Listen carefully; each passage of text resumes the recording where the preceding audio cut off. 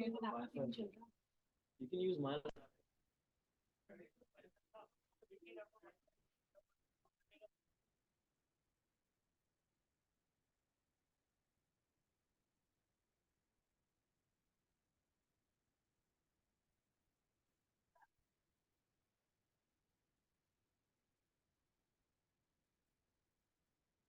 The cooperation at this Agency for Development and Cooperation.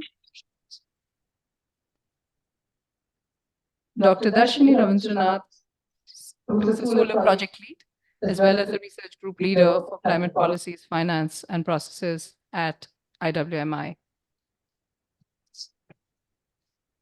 And finally, we have Dr. Alok Sikka, who's the IMI country representative for India.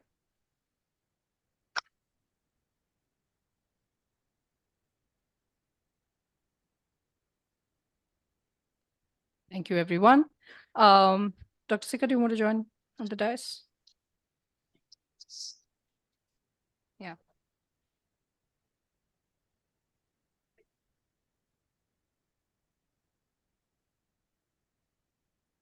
So I welcome this really august panel to invite us and to introduce us to this really important issue at hand on solar irrigation in India. So I first invite Dr. Alok Sikka for the welcome remarks on behalf of the International Water Management Institute.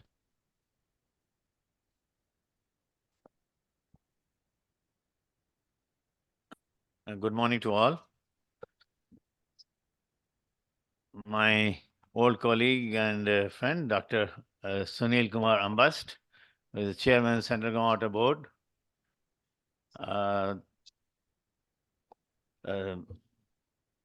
Madam Suman, who is Deputy Secretary in the Ministry of Natural and Renewable Energy Resources, MNRE. Madam Gitu Joshi, Advisor, Ministry of Finance. My former colleague from the council, ADG Dr. R.K. Singh. My colleague Darshini, and most importantly, Divya Sharma, who represent here the SDC, and this particular project, which we are going to be sharing with you some of our insights today, is funded by SDC, and it is not that the Divya and the SDC act just like only a funding agency, but they work like a good equal partner with all the scientific and the technical rigor. So that's why we just don't treat them as a funding agency, but also as an equal technical and the scientific and the scaling partner as well. And so this is, I'm not going to take much time because I know that we are a little bit late already. And Shreya has made my job simpler by telling what is this solar all about, solar irrigation project. So what I would just like to mention here is the purpose of this particular meeting today, and just a little bit about the fact that this particular project is the 4th year in running, and because of the COVID in between, of course, there were certain hiccups because we couldn't go to the field, and so that's kind of things. And here, this particular solar irrigation project is operational in 4 countries. It's for South Asia. It's India, Nepal, Bangladesh, and Pakistan. My colleague Manora, I must welcome my colleague Manora, who is a country representative Nepal, who is here, and also Mr. Santosh ji from APC, who is over here. And I also am happy to see in the audience Dr. R.C. Jan, who was the ex-chairman Central Groundwater Board and who has been associated with this. He is also a member of the CPMC. So this particular project, as I said, is in the 4 countries. And every year we organize the national forum. Of course, it's the first time that we are having it in person, face to face in India, because earlier we couldn't have that. And today what we will be talking is only talking largely about the India, because we have had our Bangladesh forum last week, which I think went on pretty well. And here the purpose is that we are working in the project called SKY, which is Surya Shakti Kisan Yojana in Gujarat. Now you may ask that why it is that SKY, because the very genesis of this particular project is that our objective is to work together with the government programs and the policies. And when we started in 2019, 2018, that was the program. Of course, KUSUM was there in the beginning, but because that was already a mature program in running, so that was the reason that we wanted to start with that. And so today, my colleagues will be sharing with you some of our insights from that, and particularly more from the impact assessment and the learnings which we have had. And the another important things which we all know is becoming pretty much a point of debate is if the solarization of groundwater happens at much higher pace, is it going to be detrimental for groundwater? So how the groundwater sustainability is going to look like with this boosting up of number of SIPs? Because as we know, of course, the India, and particularly the India has a large target. And as we know that India is really one of the leading countries in the solar irrigation sector. And thanks to the government of India and Suman and the others in the ministry.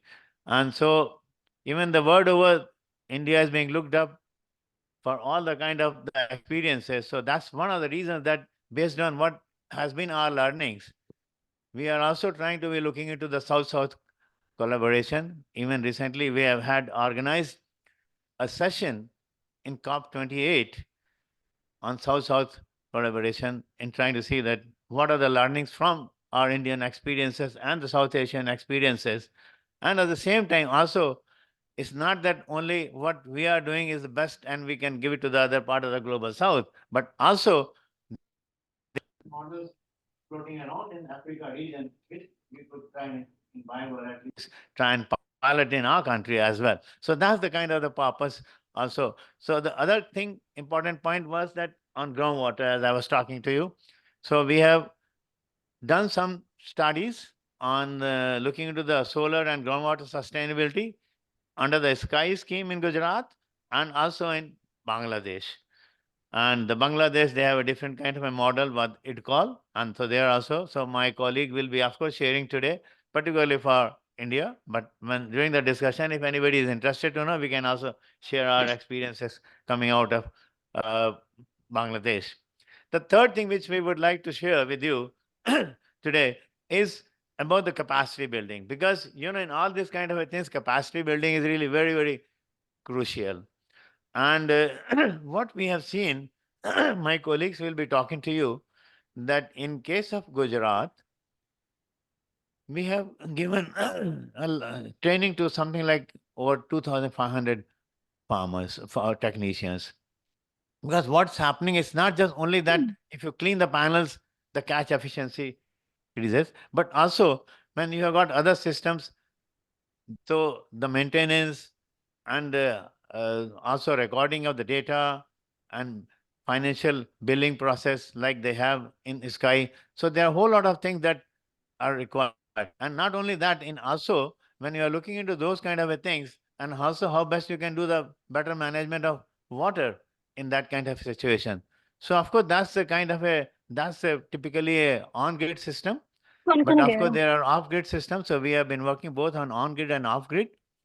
And when I talk of groundwater sustainability, of course, the on-grid and off-grid, they are kind of two different schools of thought, two different kind of situations. So as we go along, we'll be talking about that. So now further getting into more details and taking your time, because I leave those detailing for Darshini to talk about it after this thing. And when we go into the technical sessions, my other colleagues will be sharing with you, and we'll be more than happy to pick your mind to try and see that how best we can further improve on in this year which is left with us, and also maybe going forward. So with this word, I once again welcome you all on the dais and off the dais, and look forward to wonderful deliberation. Thank you very much.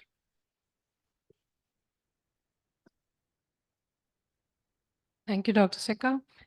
I'll now invite Dr. Darshini Ravindranath. While Dr. Sikka has already given you a broad-based introduction to the solar, to the overall idea, I thought Dr. Darshini Ravindranath could introduce you a little bit to the solar project and its technical basis, and then we'll move on to the other. Thanks, Shreya. So good morning, everyone. I'm delighted to have been invited today to provide opening remarks. I'm Dr. Darshini Ravindranath, and senior researcher and also regional program lead for the solar project at the International Water Management Institute. I won't go into too much detail of the project, but it's a South Asia-based project. So we work in India, Pakistan, Nepal, and Bangladesh. And we work under sort of three broad umbrellas. We generate improved empirical evidence, we validate innovative actions, and increase national and global knowledge and capacity. I think importantly, what we want to do with this project, after sort of generating 4 years of really interesting evidence, is to leverage the research generated to influence policy and impact. I think over the last year, globally as well, there's been significant progress made in understanding the impacts of solar irrigation beyond contributing to climate change mitigation. So it can help with energy security. It can support sustainable and resilient livelihoods by improving access to energy and improvements in food and livelihood security. And this is all sort of from evidence that we've been generating over the last 4 years in this project. I think India specifically, through very ambitious policies, such as the SKY program and then the PM KUSUM as well, India is forging a sort of strong leadership path on solar irrigation. And we hope in some way that this project has sort of supported that and will continue to support that. As we know, in India, there's approximately 9 million diesel-powered pumps and 17 million electric pumps. They're all mostly reliant on fossil fuels. And solar irrigation pumps in the last sort of few years have seen substantial increase from around 11,000 in 2013-14 to more than 250,000 in 2020, 2021. So the magnitude of change is already evident, and it's only going to get bigger. So we sort of welcome, I think IWMI welcomes this sense of urgency to find innovative solutions to these problems. And just in the past year, just in India, we've generated robust evidence on the impact of grid-connected SIPs on income levels and agricultural production. The groundwater studies, which we'll be presenting later, have shown some first-of-its-kind results on whether solar irrigation actually leads to groundwater overexploitation. And we found that very initial findings, of course, that it doesn't. And we've assessed the design of the SKY scheme, and we put forward strong recommendations, such as extending loan repayment period to make it more attractive for most farmers. We've supported capacity building efforts, as Dr. Sikka said, of more than 4,000 farmers, which have led to direct improvements in energy outcomes and have reduced energy consumption. Importantly, I think our partnership with GUVNL, Germany, and others has been of great importance to co-create knowledge and to react to policy demand. We've also facilitated knowledge exchange visits between other countries in the region, including Bangladesh and Pakistan. And we hope to do that in the future with other countries from the global south. And we've got some exciting new activities planned for this year, including the idea of introducing solar energy extension agents. And we're working on a community-based solar business model that's supporting tribal women in Mandla district. So I'll stop now. You will hear all of these things in more detail as the day progresses. But I think just as someone who's come in new to this project, I think I'm heartened to see sort of the results that our work has over the past 4 years. The results have been coming through, and we now look forward to presenting some of these over the course of the day. And yeah, I very much welcome the opportunity for engaging discussions. And if anyone hears anything interesting and wants to sort of talk to us about it, please do reach out. There's a whole bunch of IWMI staff around, and we would more than welcome conversations and discussions with you. Thank you.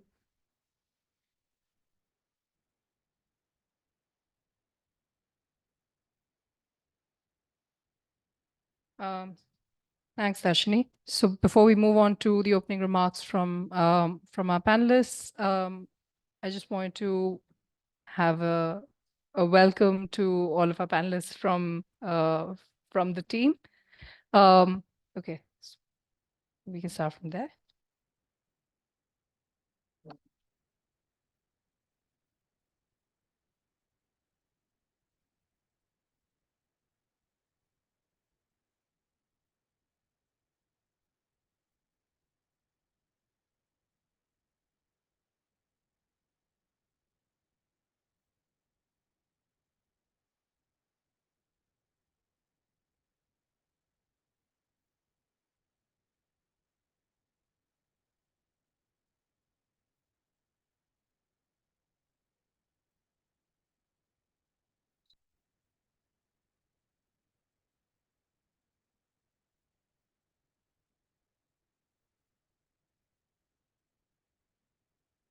I would now like to invite Divya from the Swiss Development Corporation to welcome the guests. Thank you. Thank you so much, Shreya. It's a bit difficult to say something, after everything has been practically said. We should all share our speeches beforehand so that at least I make at least a couple of points which are new and different from the rest. But distinguished dignitaries, esteemed guests, it's a pleasure on behalf of the Swiss Agency for Development and Cooperation for me to welcome you all to this national forum. The National Forum very aptly aims to bridge Science Policy Connect with a view to advance the adoption of solar irrigation in India. Of course, we have been running this project for some years now. I think you've already heard 4 countries, an immense amount of research which has been carried out. But this policy forum is not just about our project. It's not just about our results. It's about your learnings, your experiences, and how we can collate that and sharpen what is coming out of this project. So it is beyond, it looks beyond that. It also looks towards maybe finding ideas or thoughts of what we can do further. I had a speech prepared, ladies and gentlemen, which actually touched upon a lot of points. Probably Dr. Sikka has already covered. Maybe some of the other dignitaries will also mention. So I don't know. Most of the points tend to have become redundant here, but I think it's the right moment for me to say, I'm extremely pleased you all took out your time. Some of you have traveled from far. I'm very pleased with AEPC presence, especially coming to India for this forum and, looking at sharing your experiences with us. I think we really value that. Very well welcome to all of you. We've, some of us have already talked about that there is a groundwater crisis question which comes with solar irrigation adoption. That question exists irrespective of solar irrigation pump systems. Already India is one of, I think, the largest groundwater user in the world. Irrespective of which pumping system we are working with, whether this is electricity, diesel-based pumps, or solar pumps. Of course, adoption of solar will give us an advantage of shifting our energy trajectory from electricity and diesel towards a more renewable and green energy options. But nonetheless, efficient, enhancing the efficiency of water use tends in agriculture or in other sectors tends to be an objective by itself, irrespective of which energy we are working with. Agriculture will continue to be always very critical for a country like India and many emerging as well as developing countries across the world. It is a source of livelihoods. It is a source of food security. And, the importance of the sector cannot be undermined in any way. If we look at just India from 2020 to 2023, India, besides meeting its own needs and actually running a large program where a lot of food grain was supplied to 800 million people domestically, India actually exported 85 billion tons of cereal across the world. So we are not about just looking at India's own food needs, but also across the world. And really looking at options now to shift the trajectory of energy in agriculture space purely can give India an advantage of something like, shifting 20% of the energy use to a renewable energy in purely in agriculture. India is already a world leader in solar power for agriculture, so it's already has made good strides. National programs like PM KUSUM look to sort of push this agenda further. The question, of course, comes in, how can we make this model or trajectory more inclusive while also ensuring that groundwater exploitation doesn't get exacerbated? And that's the question or idea that this project was launched with right in the beginning in 2019-20 when we initiated this. And we hope that already through the project, we've had some ideas, some thoughts, some learnings, which we will share and present to you. And of course, beef up those learnings with your own experiences and knowledge. Once again, thank you so much for joining us today, taking out time and also contributing to our conversations today. Thank you.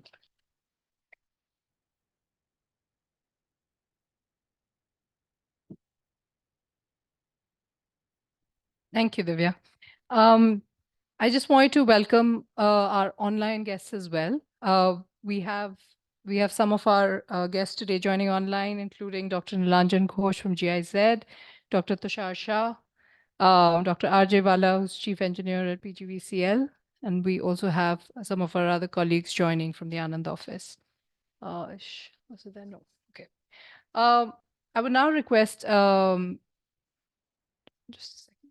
Sorry. Yeah, I would now request Mr. Suman Chandra to give his opening remarks for the session. Thank you.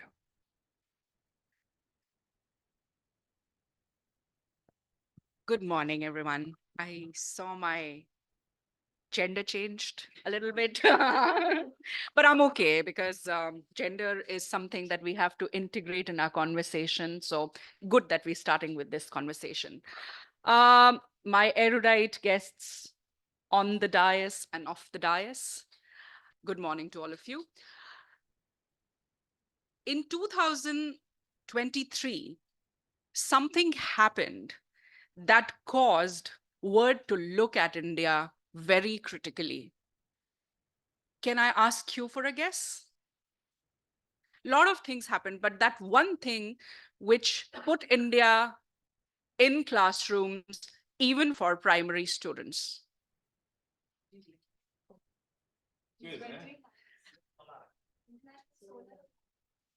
No, we became the most populous country. Oh, yeah.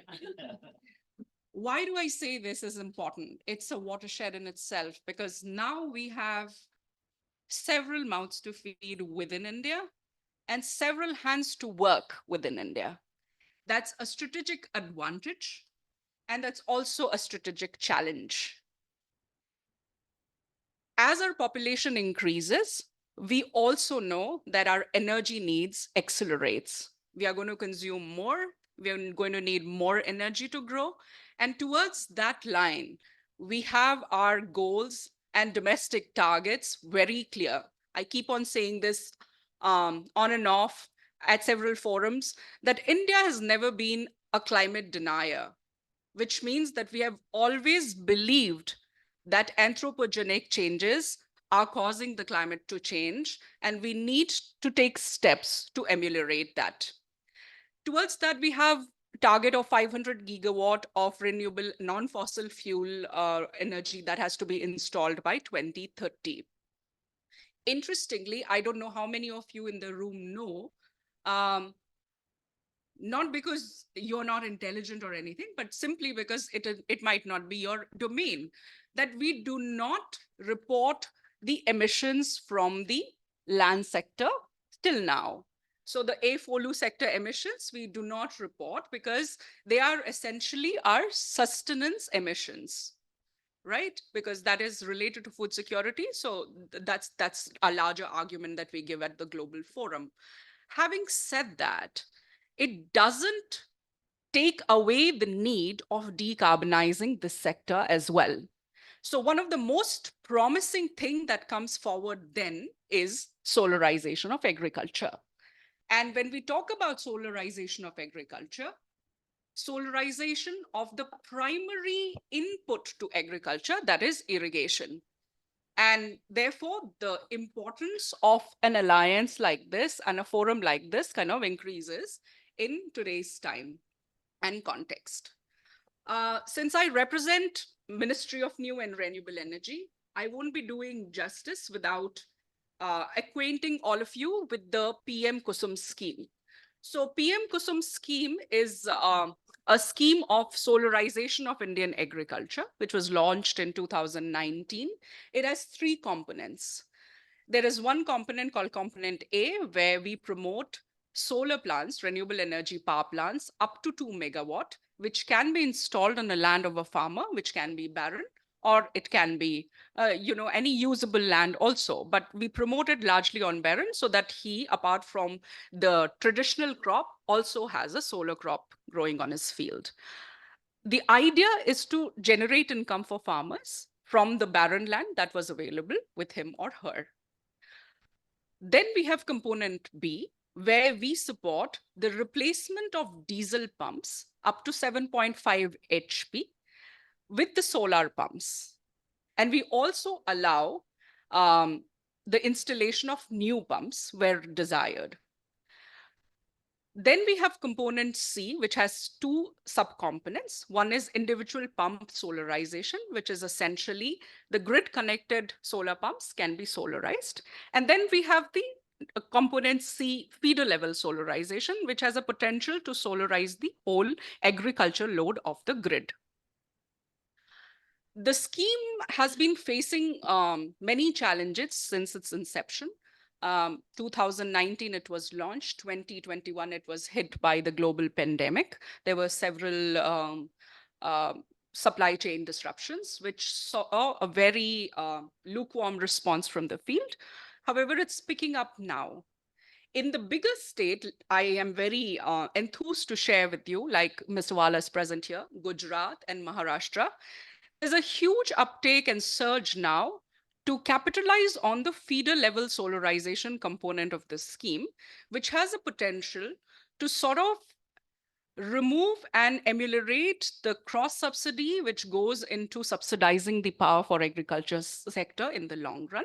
It frees up that capital in a couple of years when we recover it. And this capital becomes available for better farmer welfare measures going forward. So it's a very win-win situation for farmers as well as for the power sector. But why has the scheme not been taking off as we would like it to?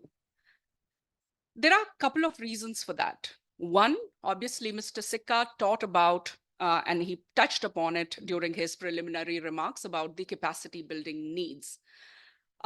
We have learned from the Maharashtra experience that with good handholding, the total potential of this scheme can be leveraged and it can be scaled up.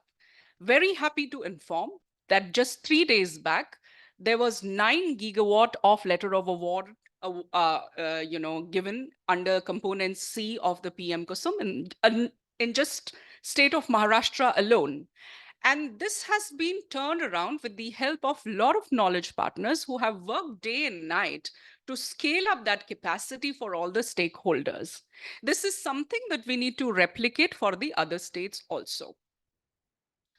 Then there is something called building investors' confidence, which Gujarat has really done very well. And Mr. Wala would be sharing that in the subsequent panel discussions. And I don't want to steal his thunder right now.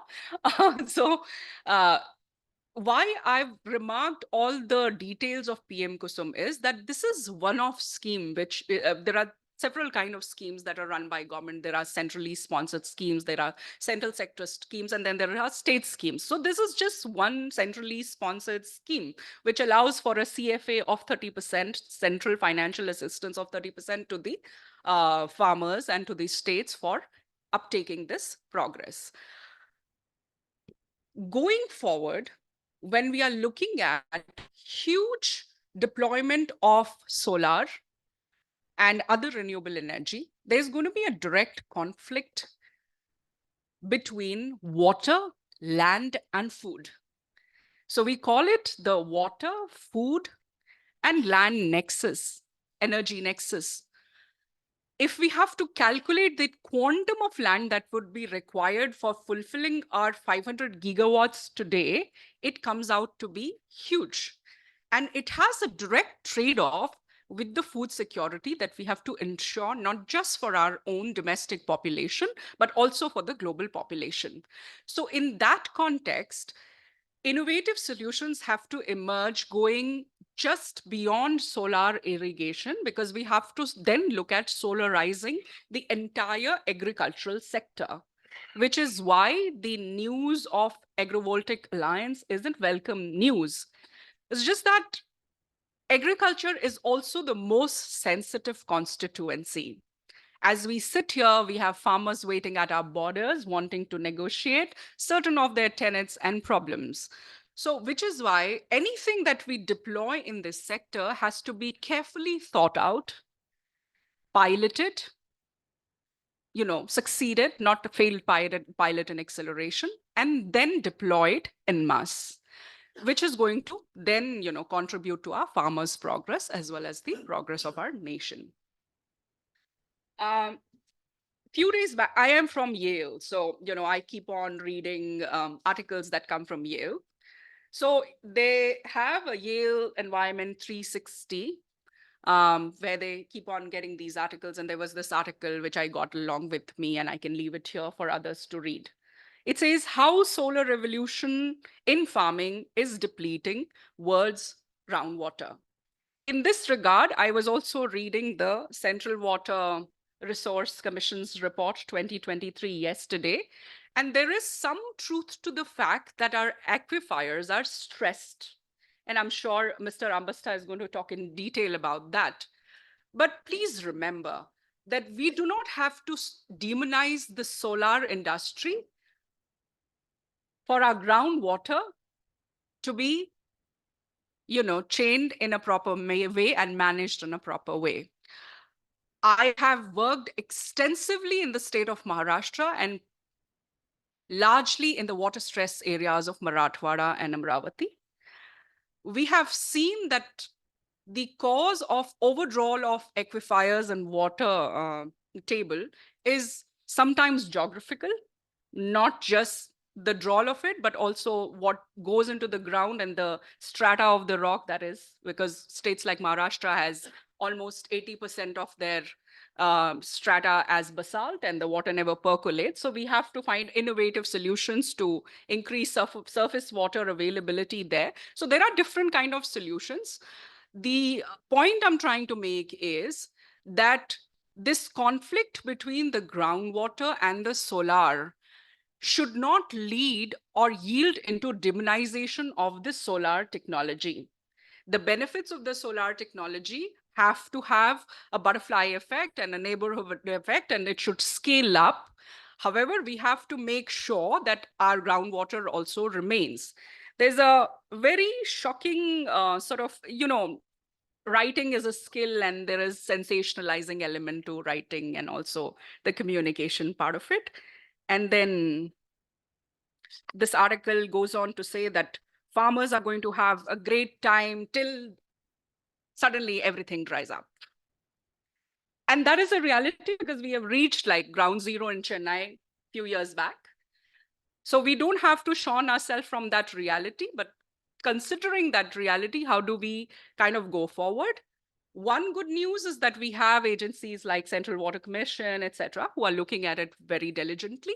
Then we also have inbuilt within our schemes like PM KUSUM provisions of not allowing the overdrawal of water in the dark zones. We do not allow any new pumps in the dark zones so that this kind of problem doesn't emerge, and we only allow for the replacement of the pumps.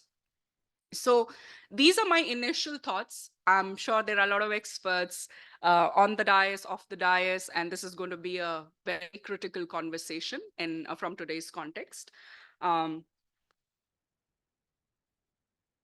just say that going forward, we need to address certain hurdles of affordability, financing, distribution, and installation of these solar equipments.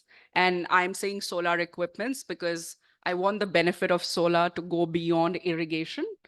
And how do we do that? How do we bring the sustainable finance within the sector? How do we hedge the risk which is currently seen, even with very stable technologies like solar? So these are the questions that we should sort of talk about: financing, affordable, timely finance, and critical gap addressing in the capacity building.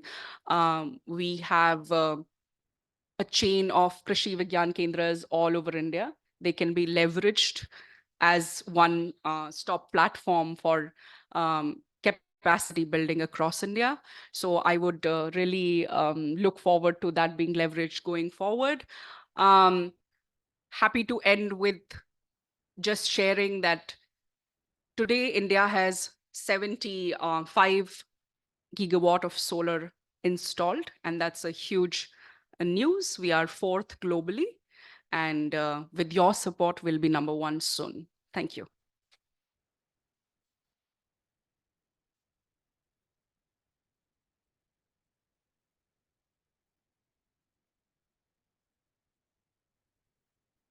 Thank you so much, Suman. Who knew the morning coffee can be hazardous for gender identities? I apologize. I would now like to invite Ms. Kitu Joshi to give her opening remarks.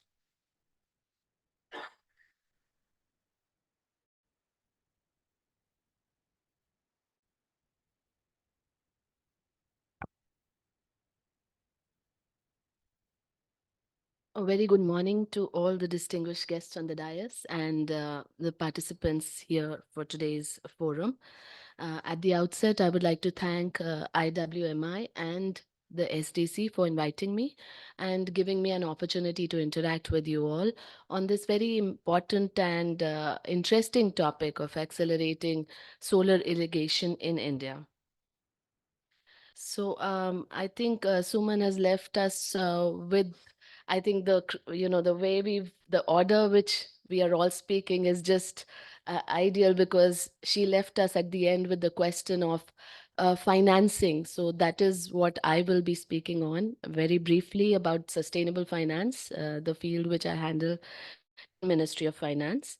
And to begin with, I have some basic facts, of course, that we are all aware of, that the agriculture sector contributes around 15% to India's GDP, while more than 50% of the population relies on agriculture and allied sectors for their livelihoods. There is a strong nexus between food security, energy, and sustainability. The basic premise on which today's discussion is planned is that agriculture sector is heavily reliant on irrigation to support crop cultivation for ensuring food security. The traditional methods of irrigation often come with significant challenges, including erratic power supply, escalating energy costs, and environmental degradation. In this context, the adoption of solar irrigation pumps emerges as a sustainable alternative to conventional energy sources. Given the environment and economic benefits of solar irrigation pumps, one of the major hurdles for the adoption of at scale is availability of adequate and low-cost finance. The upfront costs associated with installing solar irrigation systems can be daunting for many farmers, particularly the smallholders with limited financial resources. And we did hear again Suman speaking on the PM KUSUM scheme, and it is for this reason that the PM KUSUM scheme was launched in 2019. And one of its components, as she's spoken again in detail, is to include support to individual farmers to install standalone solar agriculture pumps. I would like to emphasize here that while traditional funding mechanisms are crucial, but often these are not sufficient. Innovative financing solutions are needed to bridge the investment gap. Therefore, it is imperative that we explore innovative ways to unlock the immense potential of solar energy to ensure food security and environment sustainability. Innovative financing instruments for agriculture sector may include blended finance instruments, social and green bonds, impact investment bonds, and SDG-linked bonds. While developing these instruments, it is imperative to ensure a balance between adaptation and mitigation. The topic of this forum is intrinsically linked to the concept of sustainable finance. And in this context, I would briefly like to speak about our experience during India's G20 presidency. The G20 presidency provided a unique opportunity to India for being the voice of the global South. Again, Dr. Sikka had mentioned in the morning that there is, great advantage of South-South cooperation, and the project here we are discussing today also focuses in South Asia. We also focused on people-centric approach, and among the several deliverables during G20 presidency, we did speak about recommendations on accelerating progress towards SDGs and a Green Development Pact. The G20 Sustainable Finance Working Group, which I am a part of, and I did lead discussions during India's G20 presidency on the SFWG, that for the first time expanded its scope beyond beyond climate finance to include other SDGs. And the goal was to map how financial instruments can support SDGs, particularly the social SDGs like energy, health, and education, while ensuring climate positive outcomes. During the year, we did develop recommendations for a wider adoption of social impact investment instruments, and that such instruments can help mobilize additional resources and catalyze or leverage the private capital, which is much required to complement the public spending already in the space, in the fiscal space. Further, we also developed recommendations to encourage greater private capital flows to early stage climate technologies. Now, again, the importance of capacity building for better implementation of projects such as solar, or for implementation of schemes such as PM KUSUM has already been highlighted in the morning and by other speakers here on the dais. And therefore, I would just like to highlight another outcome of the G20 presidency, which was that we developed a G20 Technical Assistance Action Plan. And this is, of course, very necessary for,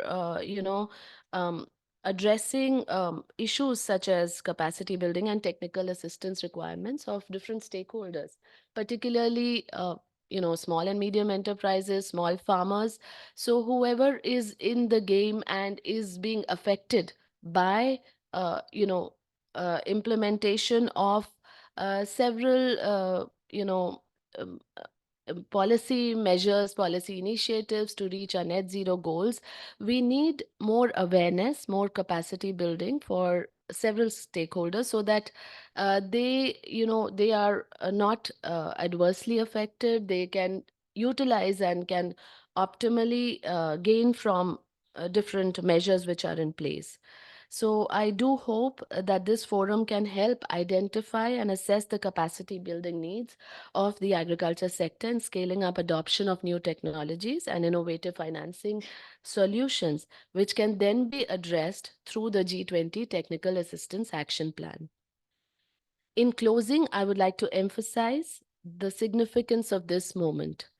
The transition to sustainable finance is not just an environmental imperative, but an economic opportunity. With the right framework, guidance, and collaborative efforts, India is well positioned to lead this transition, contributing significantly to global efforts in combating climate change and promoting sustainable development. I'll stop here, and I wish you all fruitful discussions through the day. Thank you.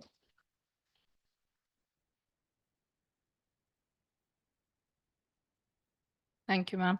I now request Dr. R.K. Singh, Additional Director General for Agriculture Extension, ICAR, to give his opening remarks.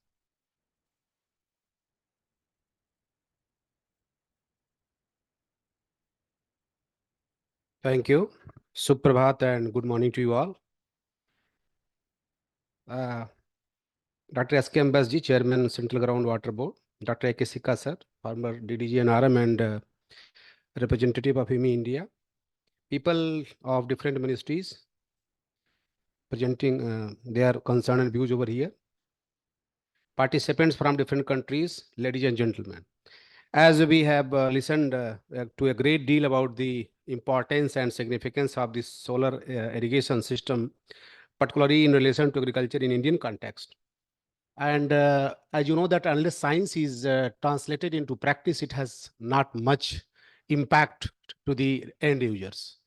And then question comes, who is going to take that challenge? The biggest challenge and the toughest task is the transfer of technology agencies. And there comes the role of Krishi Vigyan Kendra, that we call it Farm Science Center. So the KVKs across the country, we have a network of 731 Krishi Vigyan Kendras, representing to the diverse ecology and climate of the country. These are being supervised and monitored by 11 Atari Center. Means like ICR institutes, we have also 11 centers. They're supervising those. As of now, about 15% of the Krishi Vigyan Kendras have already been equipped with the one way or other way solar system, although they are not much using those solar systems for the sake of irrigation, but they are in the process of scaling up of the technology for other sectors, for example, post-harvest or other kind of things. So the question is that what is the really role of Krishi Vigyan Kendra in relation to solar irrigation system? If you go to many part of the Rajasthan, particularly another part of South India, where protected cultivation has come as an industry, KVK has been given the central role to develop the capacity of particularly the farmers and scaling up the technology which they have been provided from different, particularly the scientific institutions. So after the science has been developed by these ICR institutions in the sector of solar irrigation, or for that matter, even the State Agriculture University, those who are in the whole process as stakeholders, ultimately that science has to go to the Krishi Vigyan Kendra.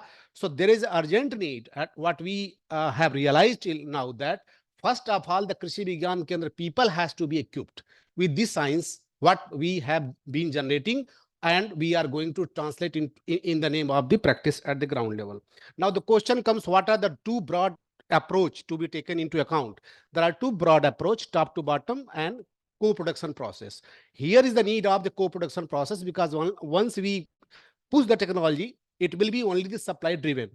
As we have learned in the case of FPO sector, we have pushed the policy from the top, but the real fruit of that FPO sector has not been realized as we are today's monitoring and observing. Similarly is the case of this sector. So we have been realizing in many parts of the dryland area that if co-production process is being taken, where all the stakeholders are taken from community mobilization to the process of integrating the knowledge with the policy and science together, then only is the possibility of taking the solar irrigation system into the real situation. Then there is a question that how best they can be taken. So we have a proposal right now. We are in the process with the ministry that some of the Krishi Vigyan Kendra are being taken as a part of training and capacity building through the ICR systems, particularly with the NRM division. They are in various forums, that what are the really key area where the Krishi Vigyan Kendra people can be provided the capacity building, that programs, because if they are well equipped, they can take that, that perspective to the farming community, and we can really harvest this whole situation. That last but not the least, I would like to draw your kind attention that there is also a strong need. For example, the Krishi Vigyan Kendras are making the convergence with the 30 department or 30 ministries in India to convert the resources or science into the practice. Similarly is the case of solar irrigation. For example, across the policy, there is a need of establishing the coherence. For example, if Amrit Sarovar plus groundwater recharge is going to make the impact on total water sustainability in a particular social ecological system. I am using the term in quoted social ecological system. How is going to take the, going to make the change on the gender spectrum?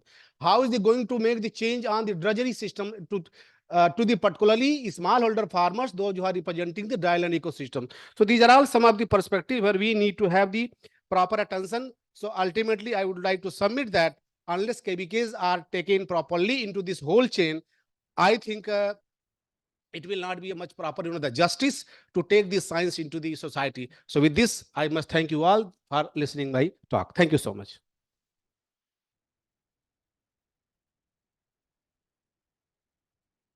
Thank you, sir. And finally, before we break for tea, we will now have the opening remarks from Chairman, Central Groundwater Board. Thank you.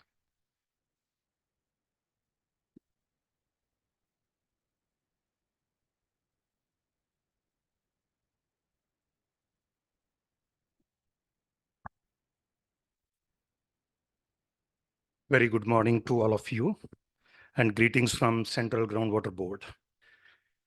Very distinguished dais and most respected Dr. Sikka, who is always a source of inspiration for me, being the former Deputy Director General NRM of ICR, all the representatives from the ministry and the participants who are participating in this very timely thought of topic. The topic of the debate which was flagged here is if we are going to accelerate the solar irrigation, what is going to be the impact on groundwater? And as per the estimate of the 2023 groundwater resource estimation, if I go by the figures that we have the groundwater resource available based on the annual replenishment is 449 billion cubic meter. And out of that, 407 billion cubic meter water is annual extractable groundwater. As of now, we are using 241 billion cubic meter, which is approximately 59.26% of extraction of the groundwater. This figure, which I'm saying, and if we classify as per the norms of the Central Groundwater Board, approximately 6,500 blocks that we assess, 74% blocks are falling in the category of safe groundwater withdrawal. When we say safe, it is 70% of the withdrawal of the annual replenishment. Then semi-critical, it is 11.63. Critical it is 3.17. And overexploited zone is 11.08%, which is more than 100% of the annual replenishment of the groundwater. When you are drawing more than that, then it is overexploited. So already approximately 11% of the blocks are overexploited. But the good thing is over the past years, especially from 2017 onwards, that these continuous efforts are being made by the central government as well as the state governments in the form of several recharge or other measures. For example, the Mission Kakatiya in Andhra Pradesh, or even our Atal Bhujal Yojana from the central government schemes. These schemes have brought some changes.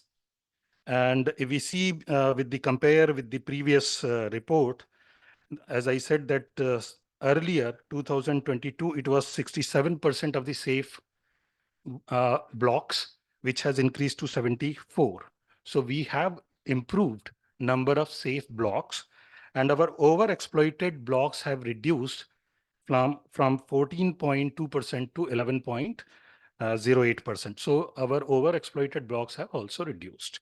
These are all outcome of several, as I said, the schemes. Apart from that, the Central Groundwater Board is also acting as a central groundwater authority where we regulate the groundwater extraction for the purpose of drinking, sanitation, recreation, industry, infrastructure, agriculture.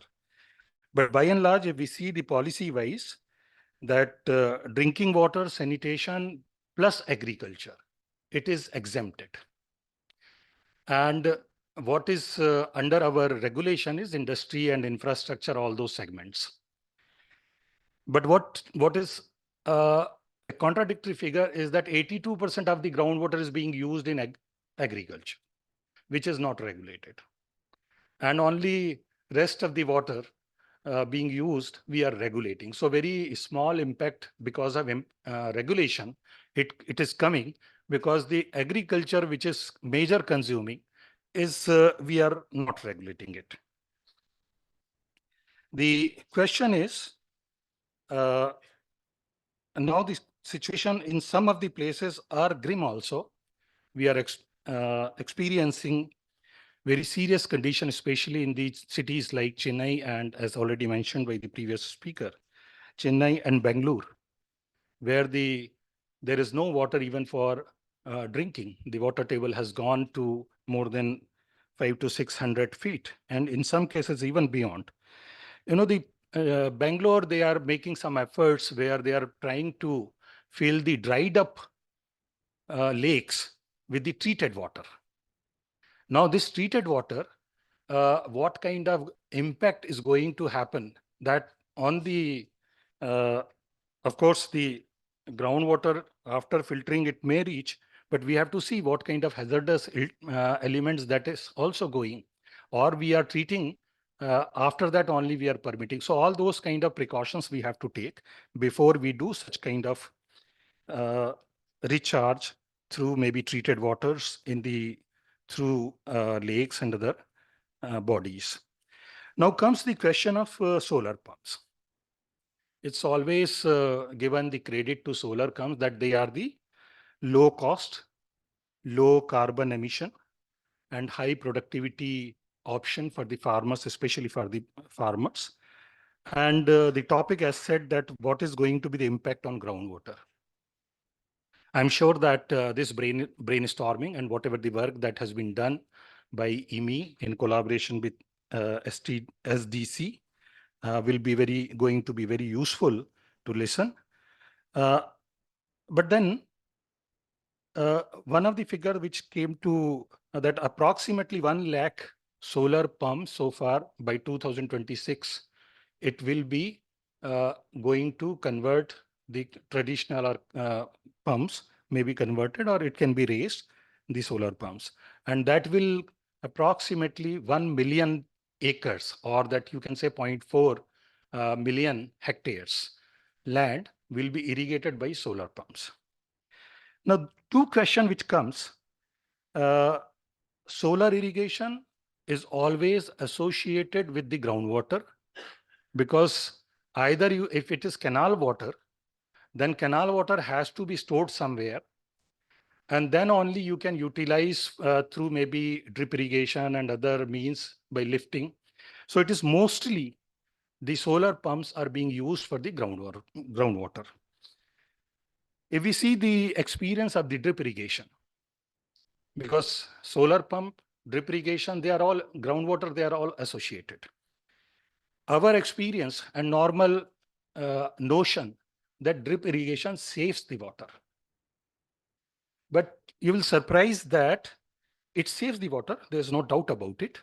But then in real terms, it doesn't save the water. Why I'm saying it?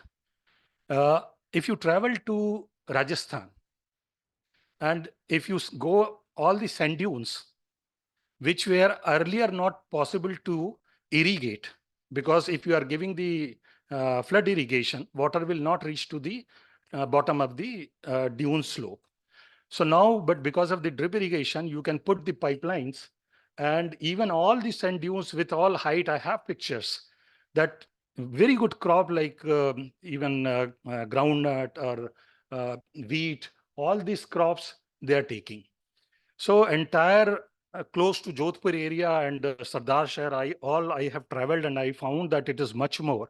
And even if there is a drip irrigation, earlier probably you were giving the lesser volume of water. With drip irrigation, micro sprinkler or sprinkler, all those irrigation system, that farmers are using more water through sprinklers, because maybe shallow depth of water, but number of irrigations are changing. So you cannot say that we are saving. Interestingly, 7 or 8 studies worldwide which has been conducted, and recently I found one review article in the journal, and I found except one, which is in Spain, where very strict regulation has been implemented. The savings from micro irrigation is not as realized as it was thought of. So similarly, this solar irrigation, when we are talking, it's good to listen everything, but then we also need to see that what is going to happen, the projections, where it will lead to us. So maybe that is the time that we should do. And my suggestion will be that if we can do maybe, or probably IWMI might have done, that some study maybe in irrigated area, which is groundwater stressed blocks, and rainfed, again groundwater stressed, and most solar power. Rajasthan is one of the state. So maybe these 3 area where some kind of pattern, how the farmers, they are converting into the solar and how they are using the water, whether they are utilizing only daytime the solar and evening time maybe again the conventional means of the diesel or electrical pumps, whether they are using in conjunction.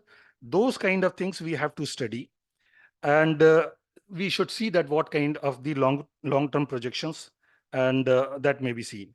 Another aspect that I see that from the energy perspective, that as very rightly pointed out, that 1 megawatt creation of the energy, land-wise also it takes approximately, very conservative, 2.4 hectare land to create 1 megawatt of energy. So it's not that it's coming out of free, though we say that it is mostly used for the wasteland. So we justify it, but it is not all the time. It is a case of wasteland. So we are probably going to, or using very fertile land of 2.4 hectare to create 1 hectare of, 1 megawatt of energy. So we have to see that also. At the same time, we also should see that if we are generating 1 megawatt of solar pumps or solar energy, and or 1 gigawatt, what is actually going to be energy that is being used to produce that infrastructure? We are not working out. It is embedded water, embedded energy to create this infrastructure. How much energy is being used to produce the infrastructure, which is actually going to produce maybe 1 gigawatt or megawatt of energy. And also the change in efficiency of solar pumps definitely will offset it. But then we have to negotiate what kind of efficiency that is going to increase, and whether we are going to, there is a trade-off in the ultimate what is being utilized to create that infrastructure and savings which is coming out of that. And last point which I feel is the very interesting point, maybe if the water table is declining by 1 meter, do we have any estimate that how it will lead to the carbon emission? Whether if it is, because the normal, if you see the rates, which are declining rates are approximately 50 centimeter to 1 meter in many of the states. So whether if it declines to 10 meter, how it will lead to the carbon emission because of the pumping energy, which is going to increase. So probably these are the some thoughts which came to my mind, and I thought maybe I would like to share it with all the participants here. And my best wishes to IWMI and all the partners who are participating in this workshop. And I'm very sure that this brainstorming, this workshop will bring some very fruitful outcome, which is ultimately gives some kind of policy. It may help us to draw some kind of policies. I am very sure. I'm very much thankful to especially Dr. Sikkaji for inviting me here to this workshop. And I'm sure that it will be very educative for me as well. Thank you very much.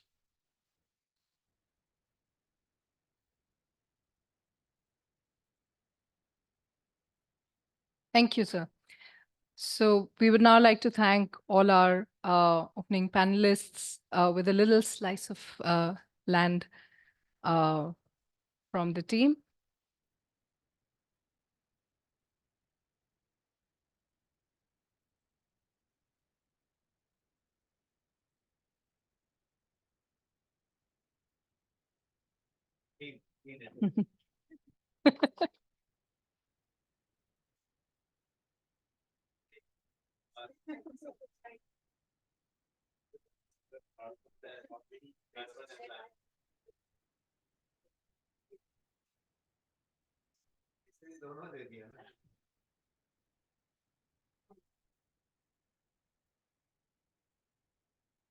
So we will now break for tea, but just before that, I would request everyone to please come in front for a photograph, and then we will all break for tea before we start this next session. Thanks.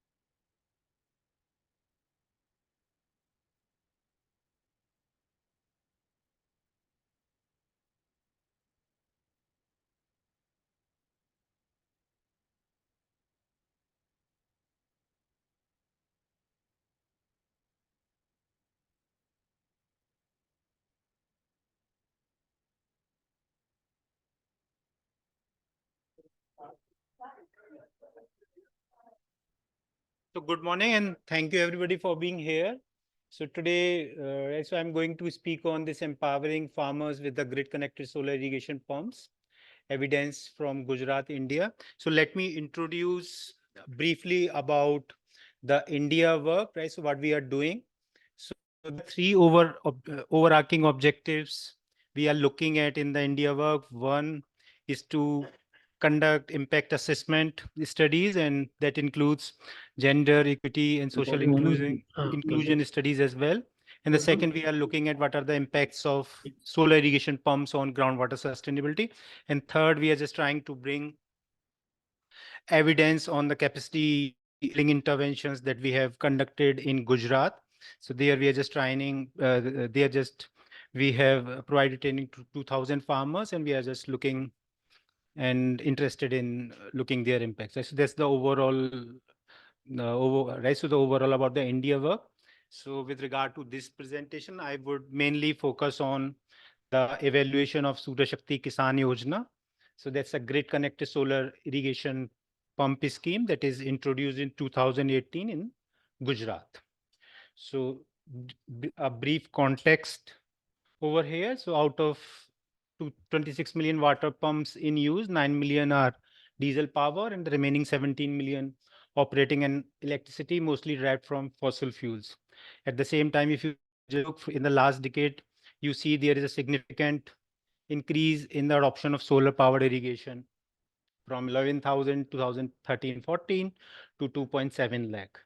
So if you just look the groundwater irrigation effects, right? So how much this groundwater irrigation emits in terms of this carbon emission. So it accounts for 8 to 11% of India's total carbon emission, right? In the effort to decarbonize agriculture, so providing clean energy access for irrigation infrastructure is essential. So their grid-connected solar irrigation pumps can play an important role and have implications for power subsidy and groundwater sustainability. So in terms of the economics of power sector in India, so you see 3/4 of the total electricity generation is coming from the non-fossil fuel sources. And if you just look at the economics of power sales revenue in India, so you see 25% energy is consumed in the agriculture sector, while it is contributing only 3% as a part of revenue. So there are two important implications. One, over-reliance on fossil fuels with adverse effects on climate change. And second, the government dependence on government subsidy with direct tariff subsidy. So to argue whether the solar irrigation pump are solution, as we already talked in the earlier discussions in the opening session, as in the opening session about the environmental power sector, groundwater effects of solar irrigation pumps. So I'm just not going into detail here, but the important to note here is that grid connected solar irrigation pumps can provide pathways to stabilize groundwater withdrawals by selling extra electricity to the grid over and above its consumption, to the grid and augmenting their income.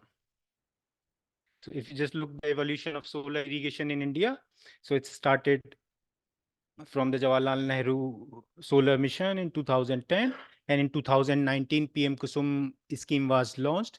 And in the morning session, Suman Chandra already spoke about this, so I'm just skipping this. Now, right, so the solarization of grid connected agriculture pumps in Gujarat. So you know the idea of the connected SIP was first experimented in India in 2015 by forming a 6-member cooperative, namely Dhundi Saur Urja Utpadak Sehkari Mandali Samiti, and by developing a microgrid with the help of Madhya Gujarat, which company limited MGVCL Gujarat India. And the key idea of this cooperative is to the solarization of electric pumps and just try to sell the excess electricity to the grid and augment farmer income. Later, the government of Gujarat come up with a full-fledged grid connected scheme in the state, where they have identified 93 feeders and solarized 4,500 farmers in Gujarat. And the key objective of the scheme was to provide farmers with a clean source of daytime energy for pumping groundwater in agriculture, as well as provide an additional source of income by selling excess solar energy to the grid. So a brief background on the technical and financial models of the scheme. So the idea was to provide farmers a capacity of 1.25 times the contracted load of the pump. Right? So here, the key point, the government wanted to provide excess capacity to the farmers so that they can generate extra electricity and they can export to the grid in order to enhance their income opportunities. The other important provision in the scheme is that those farmers who enroll into the scheme will receive 12 hours of a daytime power, while those who are not enrolled will receive 8 hours of day power. Right? So that's another distinction that government made to make the scheme more attractive for the farmers.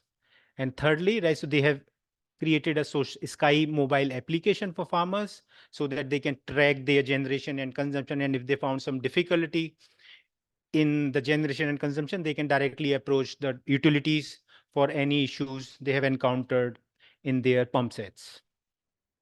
So that's a little complicated, this financial model of Sky, but I'll just try to spell out clearly. Let's see how it goes, right? So there are 3 main components of this financial design of the scheme. First, 5% upfront cost that needs to be paid by the farmers. Second, 30% central government subsidy, right? So that central government is subsidizing. And the third and the most significant component is that 60%, 65% of the loan that needs to be taken by the farmer from the banks. But here, a novelty in this SKY scheme is that the guarantee of this loan has been taken by the government of Gujarat. So in terms of accessing to financial facilities, so the rest of the farmers, the farmers' efforts, the farmer efforts are little bit lesser. And if you just see in terms of the rate of interest on this loan, it's 6% per annum, and the loan repayment period is 7 years. And feed-in tariff by DISCOM for 25 years at the rate of 3.5 per unit. So in addition to this feed-in tariff by DISCOM, the government of Gujarat come up with this evacuation-based incentives for the first 7 years at the rate of 3.5 rupees per unit, and up to a maximum of 1,000 units exported per year per HP.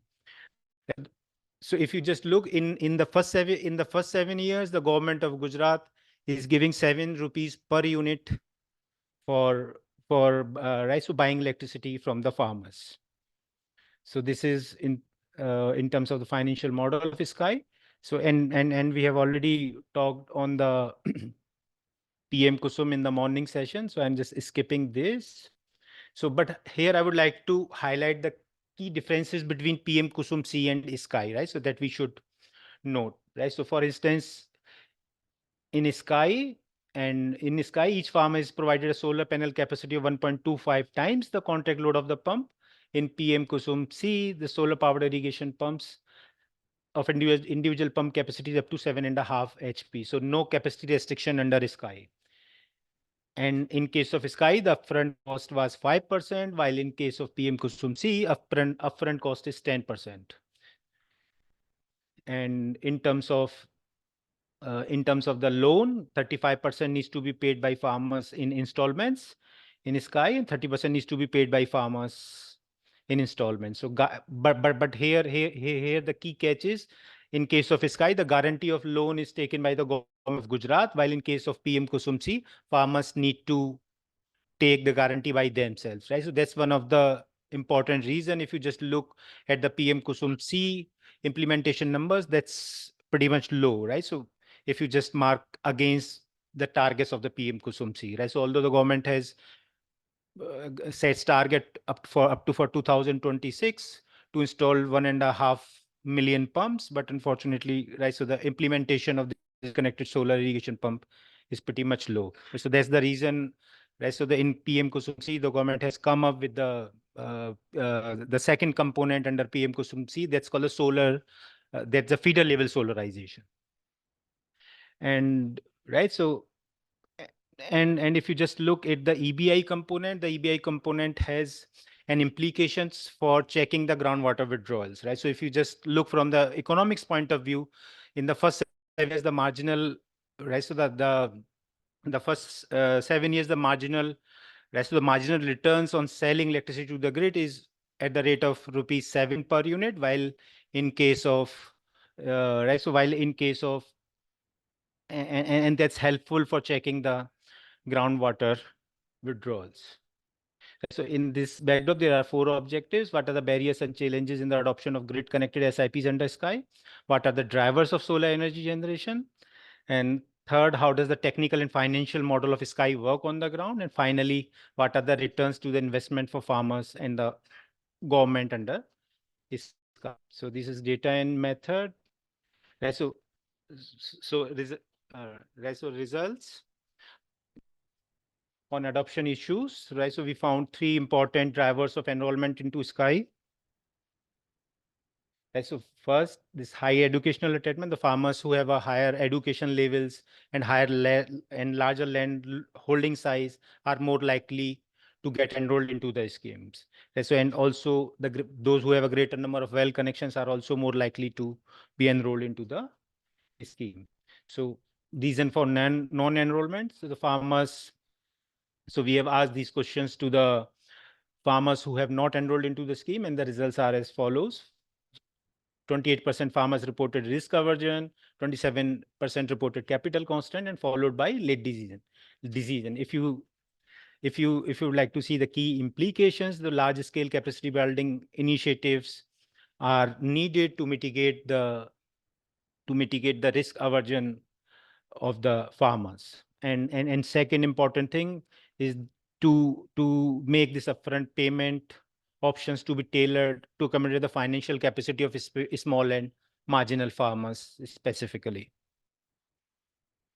Right, so in terms of the solar energy generation, we see a substantial heterogeneity in energy generation across discoms or utility. You see, for instance, for DGVCL, so when we say DGVCL, it's a Dakshin Gujarat, which company limited, MGVCL, Madhya Gujarat, which company limited, PL Paschim, and UGVCL Uttar, and that's all discom. You see, DGVCL has the right, so the 2.37 solar electricity generation under sky per kWh per day, right? And the better performance are coming from the PGVCL and UGVCL, where farmers are generating electricity equivalent to 4.01 and 4.09 respectively. Right. So, and in terms of drivers of solar energy generation, we found 3 important points. One, there is a substantial heterogeneity across discoms. Second, behavioral impacts matter. For instance, if you just do a regular cleaning of those panels, that improves your solar energy generation. And finally, learning effects. Right? So our result clearly shows that a high number of bills received at time T correlates positively with the energy generation under similar conditions. So these are the 3 key takeaways through this analysis. And here we have argued that, right, so the utility governance is one of the key factors where we see the substantial heterogeneity the solar energy generation performs across discoms. If you just look at this graph, so for instance, UGVCL have a large base of agriculture consumers, and if you see the poor performing discom DGVCL, it has a very less base of agriculture consumers in this feeder, right? So that's one, right? So therefore we argued that the utility governance matters in if you would like to check the solar energy generation of the farmers, right? So we also look at how this technical network and maintenance related issues encountered at the feeder and at the feeder level, right? So we have designed a survey of the utility officials in all the feeders, and there we found a significant correlation of these issues with the performance of the solar energy generation, as you see in this graph. Right, so now next we look at the assessment of financial and technical model of sky scheme. So the left-hand side graph clearly shows that 58% farmers are net exporter earner. So when I'm saying this net exporter earner, it means the farmer is exporting energy to the grid at the same time earning positive income despite paying loan amounts to the banks. And the second bar in the graph, this net exporter not earner. So that means the farmers are exporting to the grid, but not able to earn a positive income in the initial years, right? So these are those farmers who are exporting to the grid, but not enough so that they can earn income over and above their loan installments. And an importer only 10%. If you just look the technical performance of the scheme, that's pretty much good. If for all discoms, 90% of the farmers are exporting energy to the grid as per the expectation of the sky scheme. Right. So one of the important implication of this analysis is that we need to identify pathways so that these 42% farmers who are not earning positive income in the initial years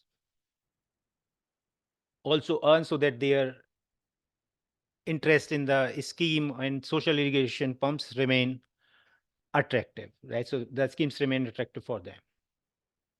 Right, so how much, right? So we have also just tried to estimate the magnitude of income which is augmented by the scheme by selling electricity, right? So what we found is, so net earnings from sky is equivalent to 38% of the net income from crop crop production in Gujarat. But here I would like to highlight an important point. You see the gross earning annually per farmer for all the sky beneficiaries 1.2 lakh, and they are paying 1.05 lakh installment for paying to the banks. And after that, they are still earning the 17,461 rupees. So that's quite significant. And it clearly shows the potential of grid connected SIPs in augmenting farmer income and increase their right. So the overall income. Right. So now we also just try to evaluate the scheme, this RISO scheme, the RISO scheme from its design perspectives. So like you see, RISO on 42% farmers are not able to earn income in the earlier years. So what we did, we just hypothesized a 10-year and 15-year loan period scenario instead of seven-year loan period scenario. So that was originally into the scheme. And what we found is, you see in the 7-year loan period scenario, the income is as is. But if we increase the loan repayment period, the income will increase up to 46,420 rupees. And that's roughly 91% of their crop income. So one of the key implication is, if you just increase the loan repayment period, that brings majority of the farmers into the positive income earner pool, and then the scheme and the SIP remains attractive for them. Right, so another evaluation we have done, right? So to evaluate the scheme from the welfare of the farmers perspective. Here you see, right, so most of the schemes are coming a one-time subsidy of 30% versus evacuation based incentives. If you see this graph, so what it tells you, so in the orange graph, this is the net present value of EBI earned in 7 years after interest rate deduction and one-time subsidy at the rate of 30%. So it clearly shows that if you just give farmers a one-time subsidy instead of this evacuation-based incentives, so they will achieve more in terms of earning income, because they need to pay, because they, at the same time, they also need to pay subsequent the loan interest to the banks and so forth. So here, and it needs more analysis to understand whether we would like to go a one-time subsidy, like in PM KUSUM, 30% from the state, 30% from the central government, or this 30% from the central plus 30% evacuation-based incentives. Although this evacuation-based incentive have implications for the groundwater withdrawals, because it gives you the opportunity cost of selling electricity to the grid. So that's one of the key thing we would like to highlight through this. And you see this evacuation-based incentive is progressing in nature. So those farmers or those utilities, those who are performing well, are gaining more from this evacuation-based incentives, and those who are poor performing farmers in terms of solar energy generation or DISCOM or utilities, they will earn less from this evacuation-based incentives, because then their likelihood of selling electricity to the grid would be lower. So this is the back to envelope cost-effective calculations of SKY here, right? So although there's a small typo here, so this is at the rate of 6 per unit economic cost. So what we found here is, if you just consider the recovery ratio of this grid connected of this SKY scheme, so 22% of the total cost have been recovered in the first 2 years of implementation. And if you just pick up this 7.40 per unit economic cost of providing electricity to the farmers, that it would be recoverable, right? So 28% of the total financial cost incurred by the government recovered in 28 in first 2 years. And if you just look at the recovery ratio of farmers' financial invest, here farmers' financial investment is those that is they are paying the upfront cost. So the farmers' recovery ratio is 40%. It means they are recovering their total 40% of the total cost in the first 2 years. So these are the key conclusion and implications. So I have already talked about, so I'll not go in detail here. But if you just look at the cost-effective calculation, that suggests that returns to the financial investment in SKY are high. So 1/4 of the financial cost has been recovered in the first 2 years of implementation. So I'll stop here. Thank you.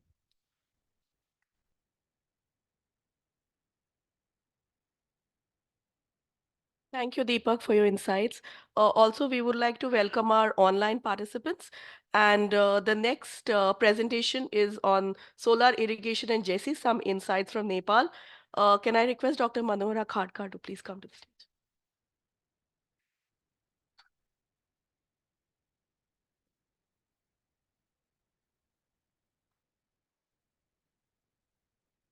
To start. Yeah, very good morning, everyone. Very much pleasure to be here. Thank you so much for inviting me to this forum. It's very much important, and main objective being here is with myself and also our government partner also here, Mr. Rai.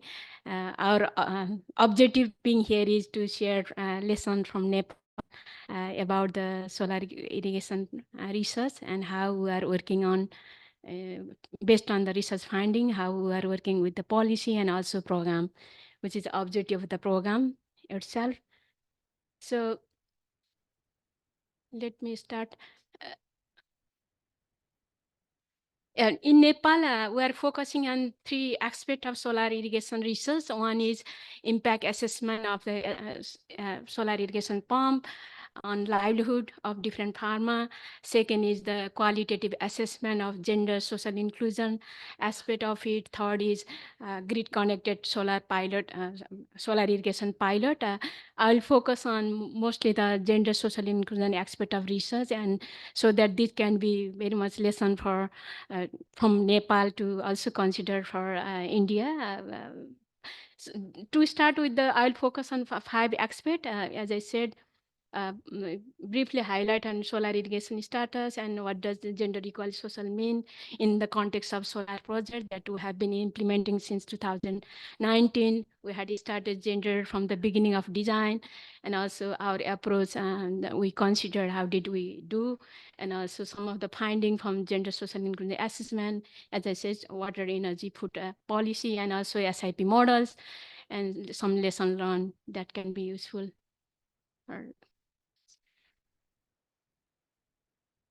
It's going, how did I do? Yeah. So briefly about the Nepal. Yeah, I need to discuss.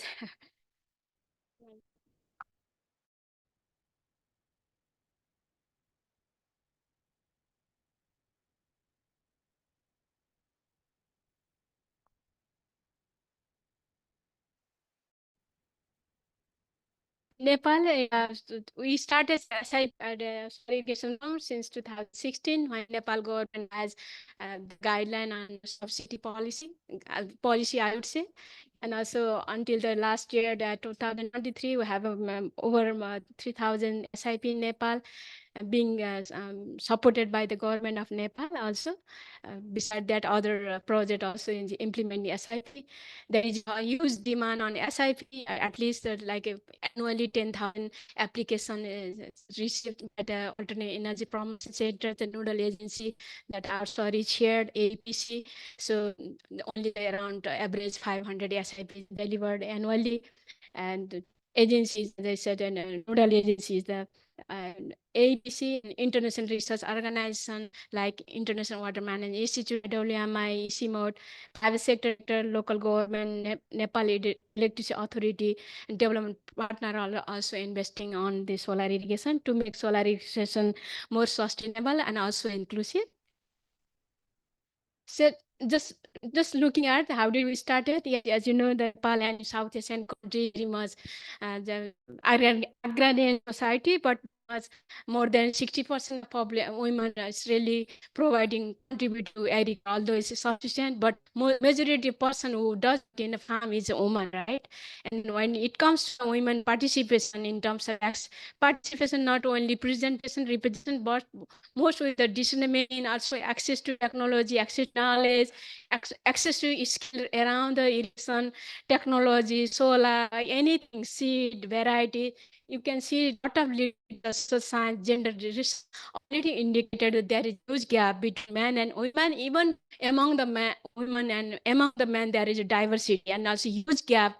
And most people who access this opportunity, access to resource, access to decision-making space, access to the, the voice who have been heard is basically who have been a political network, who have a kinship, there is a huge issue in terms of power relation issues. So we are taking this aspect during the design of our research project.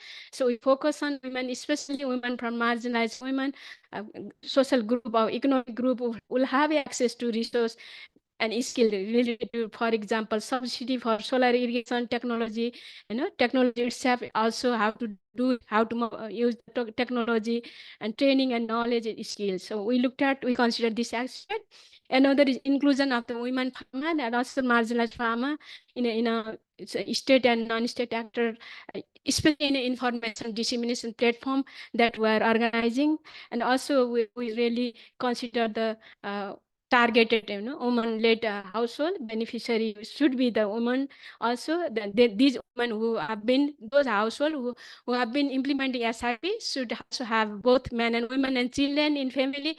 We consider how the women are considered in the decision-making process. We looked at this aspect.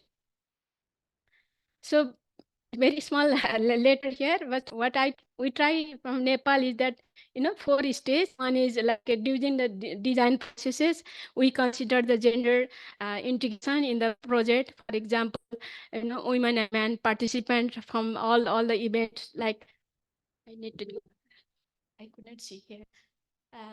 Women and men participant, speaker, presenter.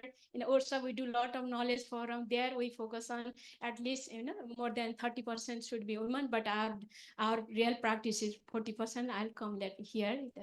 And same way the gender thematic session we do organize. We very much engage with the solar discussion boards, social science and technology, socioeconomic part of solar irrigation. And also in Nepal office, we have 5 social scientists. Out of them, 3 are gender very much dedicated scientists, researcher doing supporting on this project to make sure that JC is there. And also budget for researcher time, and then identified. I'll also engage the women and stakeholder, very really promoter of gender social inclusion. So these are we started in 2019. So here with the research, as I mentioned, we did a lot of impact assessment, few research on impact assessment solar. There we try to integrate the JC, gender methodology, in the quantitative survey also. And also we did a very much qualitative JC assessment on it. So we did a review of policy. I'll just briefly highlight, and also who access the SIP technology in Nepal. And same way the develop the technical capacity is one of the 2, although it's not very much a strong outcome, but through the capacity, we realize that capacity gap is huge. We try to develop SIP training manual so that this training is really talk about Nepali and English, what is the SIP, how to do the sort of fixes when there's some damage. So really huge interest of young people, especially women care farmer. Just highlighting because and as I said, in order to improve, to ensure any technology like solar that does not reinforce poverty or exclusion, we really need to think of from household level, community level, state, or institution level, and also policy levels. That's why our interest was to look at how to extend the policy of water, energy, food that support the solar irrigation in Nepal, Bangladesh, Pakistan, India. This case study only I present now, the Nepal and India, Bangladesh case. We did very intensive review of the policy from gender lens. So in Nepal, we reviewed the 39 policy.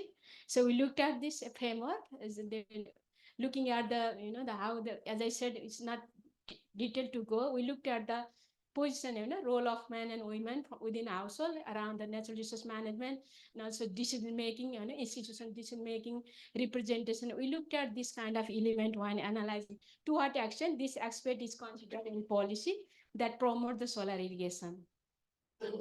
We looked at this analysis method is like which policy is more on gender aware, unaware, also harmful, or aware, or gender responsive. This is the continental, is very much qualitative approach. There are indicators, as I said, a lot of indicators to ratify what the gender unaware agriculture policy, for example, or energy policy. We did define that way. The 0 is very much blind, not blind, 1 aware, very much harmful on gender equality. 1 is more basically aware, but responsive. They are trying to understand this issue of SIP, but also solution, a bit consideration on technology reaching to the marginal household. This kind of statement or provision in policy. And transformative is very, very much high level, no? Very ideal, very much gold standard. It's very much perfect, and not creating further poverty, not creating further inequality. So this is the framework we use. Just briefly, if you look at this graph, that Bangladesh and Nepal policy, it's really the agriculture policy seems very much gender responsive. Although none of the policy we review has a gender transformation oriented. So basically all policy are very much basic understanding of gender social inclusion, but not really what's supposed to be understood by policy, and also have some sort of provision to address or empower women in solar irrigation system or the agriculture or water management system. So subsidy policy, we looked at, as I said, 2016, we have a government subsidy policy, the 60% subsidy government provide for a seed. And there also, there is not very much, although APC are a nodal agency of solar irrigation, really trying to reach out the smallholder farmer. But when it comes to the application, most of the farmer who receive the SIP are not a smallholder farmer. So the farmer who have a network, who have access to information, they are really benefiting to access. So our subsidy policy learning is that to need to really make very much effort to make a subsidy, any subsidy policy in SIP very much friendly or enable to women farmer. So beside the policy review, we also did the on the ground qualitative assessment. The 3 different model, I'll come that different model through the different mechanism of delivering or deploying SIP. We looked at the APC model, like 1 to 2 horsepower common, this is the cost. This is three agency provided also did small SIP, solar irrigation pump in Nepal in different time period. We looked at which model is really trying to reach out the farmer who does farming and also who are smallholder and also women for marginal farming households. So we looked at this different model of the SIP.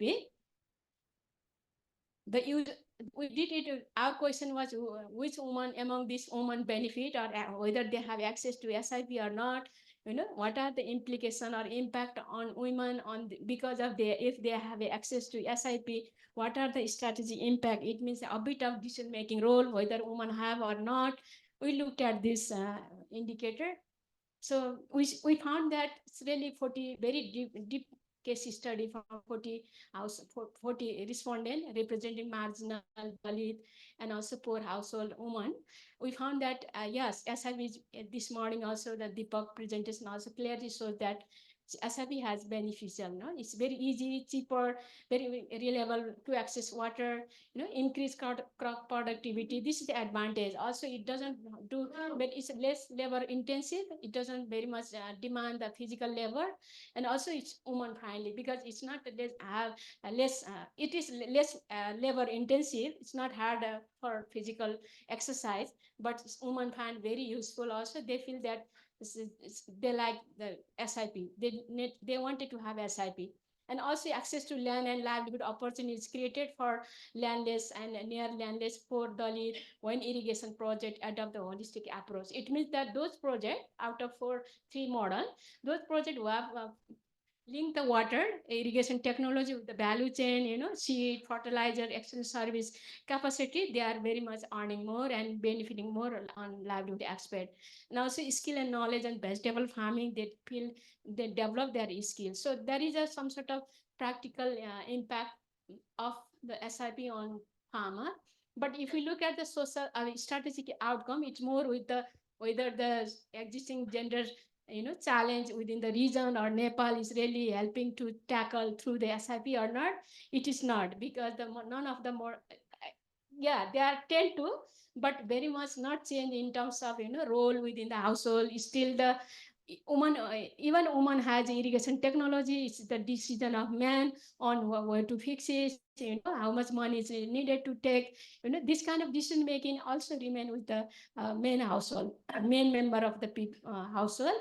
And also capacity wise, yes, more public space, man has more information on the SIP, and also public space, also participation by men.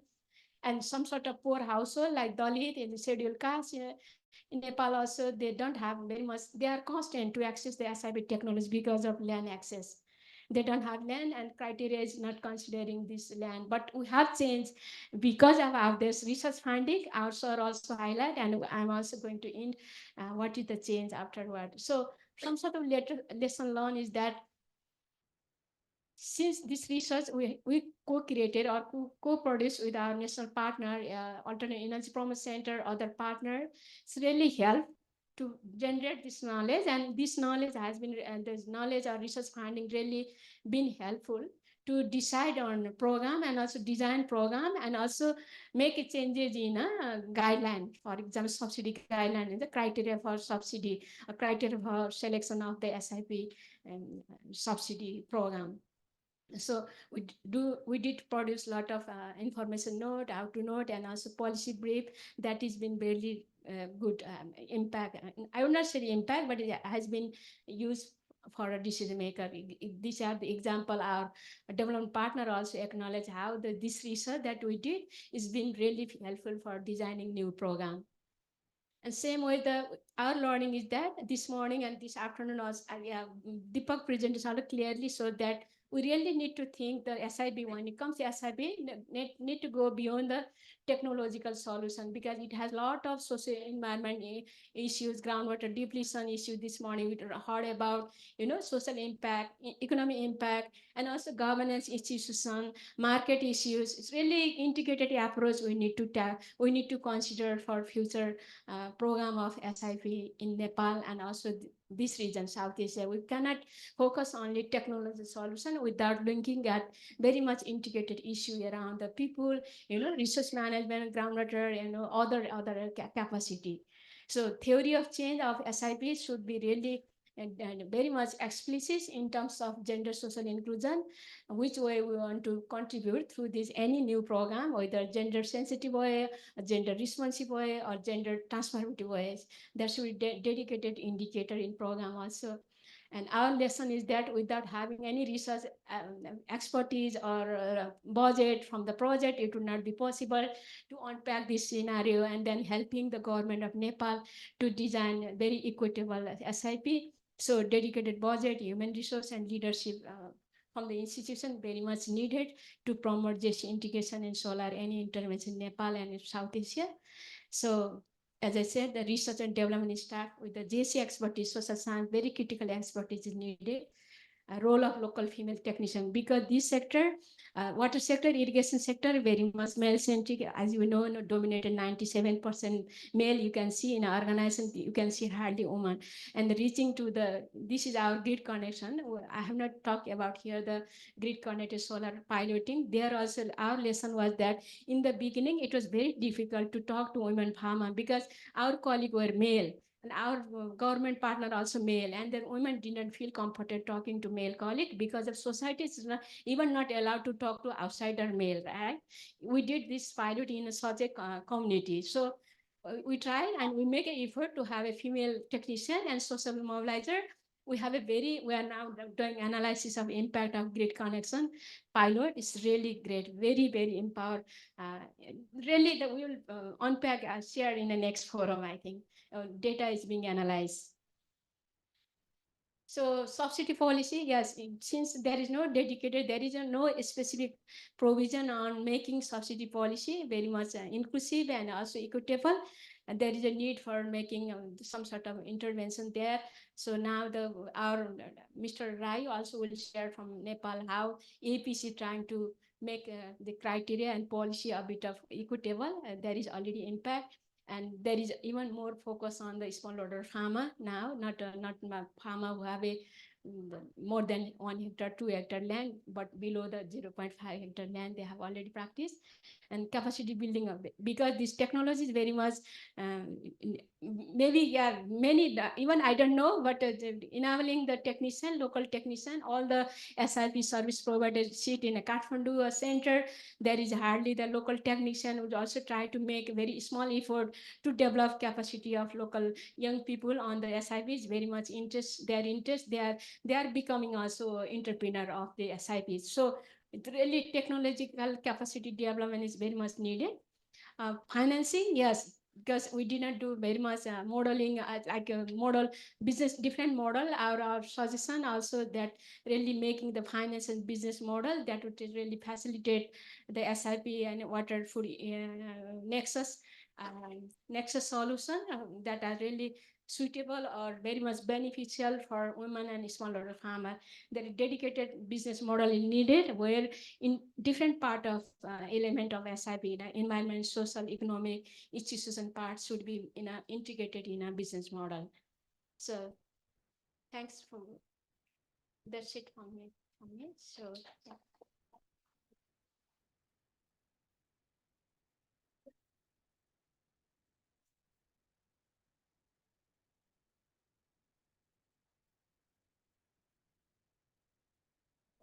Thank you, Dr. Khadka, for your insightful thoughts. We are running short of time, so we have time for like quick 2 questions. So anybody has any questions?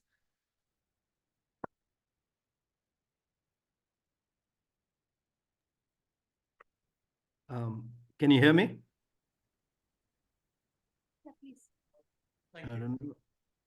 Okay. I have a question for Deepak. And Deepak, you mentioned about the comparative between scheme in Gujarat Sky and with KUSUM. And there were very good numbers there, around 17K of the total earning with farmers getting over the year. Now, that earning, which I could see, was from 2019 to 21. And we also had the pandemic at that time where the farming was less and there was almost enough a larger export. And the export was limited to around 1,000 units in per HP of the capacity. So how was the number on your evaluation for 21 to 22 and 22 to 23? Because that's where the escalation would be. So it will be interesting to know about that figures as well. No, right. So we have received the data for 2021-22.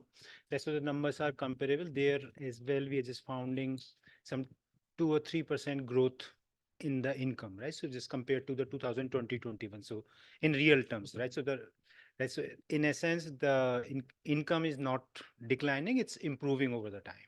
Okay. And what we have heard from the utilities, after conducting this capacity building intervention, the income is further jumped. No, so again, sorry, because you Right, so- mentioned about capacity building Right, so and increasing the in 2020-23, right, so we have conducted this capacity building intervention. So in that year and after that, right, so we are just getting some news. There is a increase in income as a result of this capacity building interventions. Right. Okay. Okay. Thank you.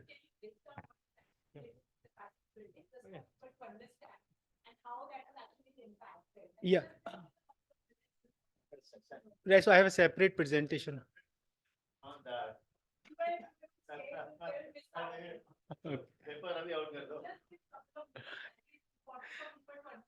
Yeah. Right, so yeah, right, so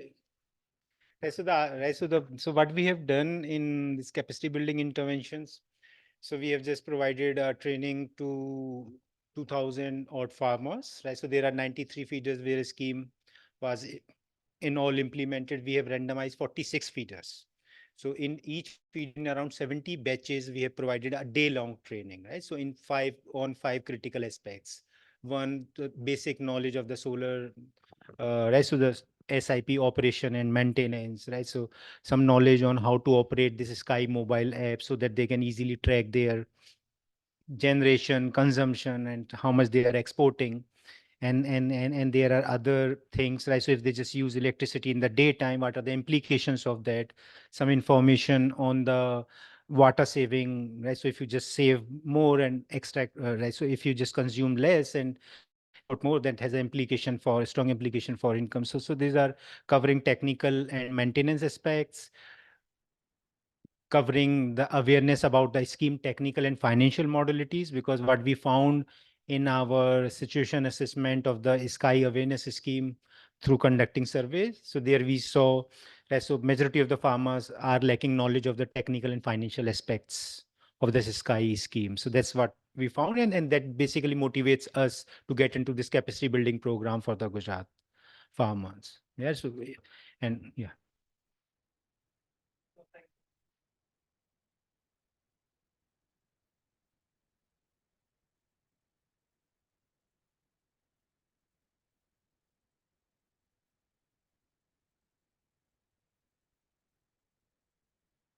Yeah, you had given a comparison of EBI versus subsidy model, and clearly the subsidy model was preferred. It was turning out to be better. Is there? Yeah. Yeah, the caveat here is that, right, so we are just looking from the farmer's perspective, right? So if, Yeah. because evacuation-based incentive have other implications as well. For instance, for the it, discount. right, so for the groundwater withdrawals, right? So because evacuation-based incentive gives farmers a reason to think and save water, because by exporting a 1 unit of electricity to the grid, they are earning 7 rupees per unit. So and then that earning they compare with their marginal returns for allocating their investment or inputs into the agriculture sectors. If they feel if they feel as they are getting more returns by exporting energy to the grid, so why they use? I would like to share some of my observations from the fieldwork that I conducted in Gujarat. The first priority is the farmer himself. He will have his own his Yeah. water demand. Second one is imperative, that is selling water to the neighbors, and those are social factors which compel him to sell. There is no, it's almost inelastic. It has to be done. And then the third priority is selling to the grid. So this is what. So what when I talk to people, they told me that as when we are not, when we become net importers, what do? We try to cut down the marginal use of water. We try to like 14 water की जगह 13 देते हैं, 12 देते हैं, so that it's a marginal impact. So this is my understanding. So I need your thoughts on this. If we were to work on the unit price of exporting power to the grid, that will become an incentive to save water, because as such, this is a third priority. As of now, it is a third one. First you take what yourself, then your neighbors, then the grid. So third से वो second पे आ सकता है, if you are able to give us an attractive price for selling water to the grid. So then, because here again, he will first sell to his neighbor because that is imperative.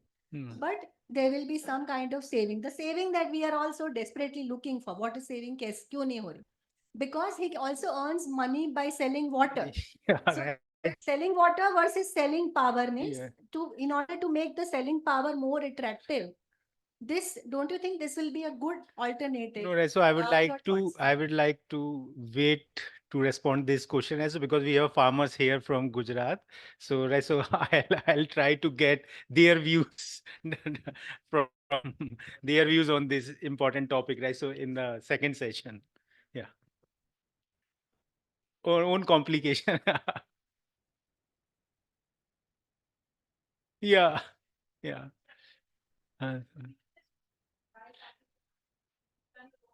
Yes, sir.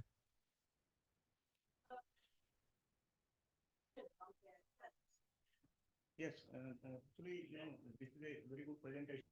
You are trying to save the cost of energy by having the solar, alternative. But the issue is like adopting to solar alternatives leads to reduction in the groundwater withdrawal. Or are there any schemes or any incentives which have been considered linking with the, this scheme, so that the groundwater pumping is also reduced? Because, if the number of hours increases 8 to 10 hours now with solar, while in Gujarat, electricity is provided for about 6 to 8 hours on a, regular power. So if the number of hours are increasing, then you see what is the incentive for the farmer? Because you see, farmer is not interested in saving that water. You see, it is basically our interest that we should be able to sustainably, maintain the groundwater resources, but at an optimal level of pumping. So, are there any initiatives or innovative idea considered by IWMI to take into consideration this aspect as well, because this is very important. Thank you. Yeah. So thank you very much, sir, for your question. So so what I've tried to so argued in the presentation, and that's the idea of the Gujarat government, and originally from this Dhundi project, right? So just incentivizing farmers to save the water, right? So that's one idea. The rest of so we are also working.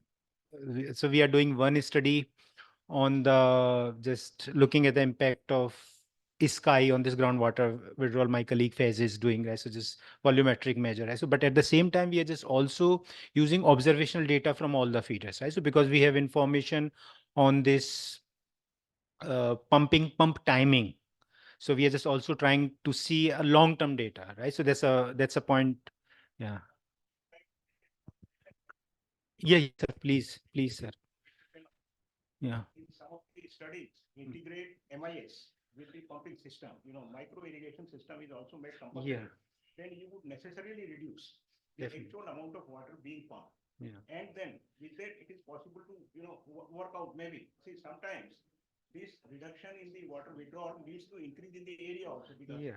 that might also happen. But then you see, if the normal things continue and if you have a, provision of some kind of sensor, possibly, this has to be looked into, that this is one of the possible options which IWMI may consider into its studies to see that aspect also. Thank you. Yes, definitely, sir. Sir, well, Let me just respond to this. I think fast this will be there in our groundwater portion, because like in Botard area, which is the hard rock area, in alluvial plains, things are different, And so in Botard area, people are going more into the micro irrigation because that saves water as well as the energy, so they can cover more. So that is happening in hard rock areas. And so I've taken already those things into account. And coming to this thing, subsidy versus EBI, as has already been indicated and you were telling, in our perspective, EBI, if as a groundwater specialist, I will say EBI is better. And yes, they have to be incentivized to the extent possible to try and attract their attention into that. So and that's something that through these studies we would like to impress upon, that, well, if this is the level of incentivization, I mean, if I'm a farmer and if I get more money by selling water, I'll do that. I'll not go for this thing. Although if selling water gets me 7 rupees and this gets me 6 rupees, I have had the discussion with a lot of farmers. They feel that even if it is 6 rupees, 1 rupee less also, they would prefer going to this incentivized scheme because they will get immediately the check paid to them. Whereas in the social relationship, they may not get even for years together, and they will say, okay, when my crop is harvested, then I'll get the money. So there are these, so these are the intricacies, even the social behavior. So I'll stop over here because the time is short. Otherwise, rest we can discuss in the groundwater session.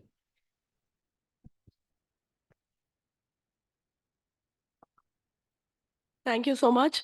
We'll now move on to our panel discussion, which is inclusive scaling strategies and policy lessons for solar irrigation in India. It will be chaired, moderated by Veena Srinivasan from Well Labs, and the panelists would be Dr. J.V. Meenakshi from IIIT Delhi, and then there's Santosh Rai from AEPC, Nilanjan Ghosh from GIZ, and Sumedh Agarwal from USAID, and Amit Saraugi from Urja Solutions.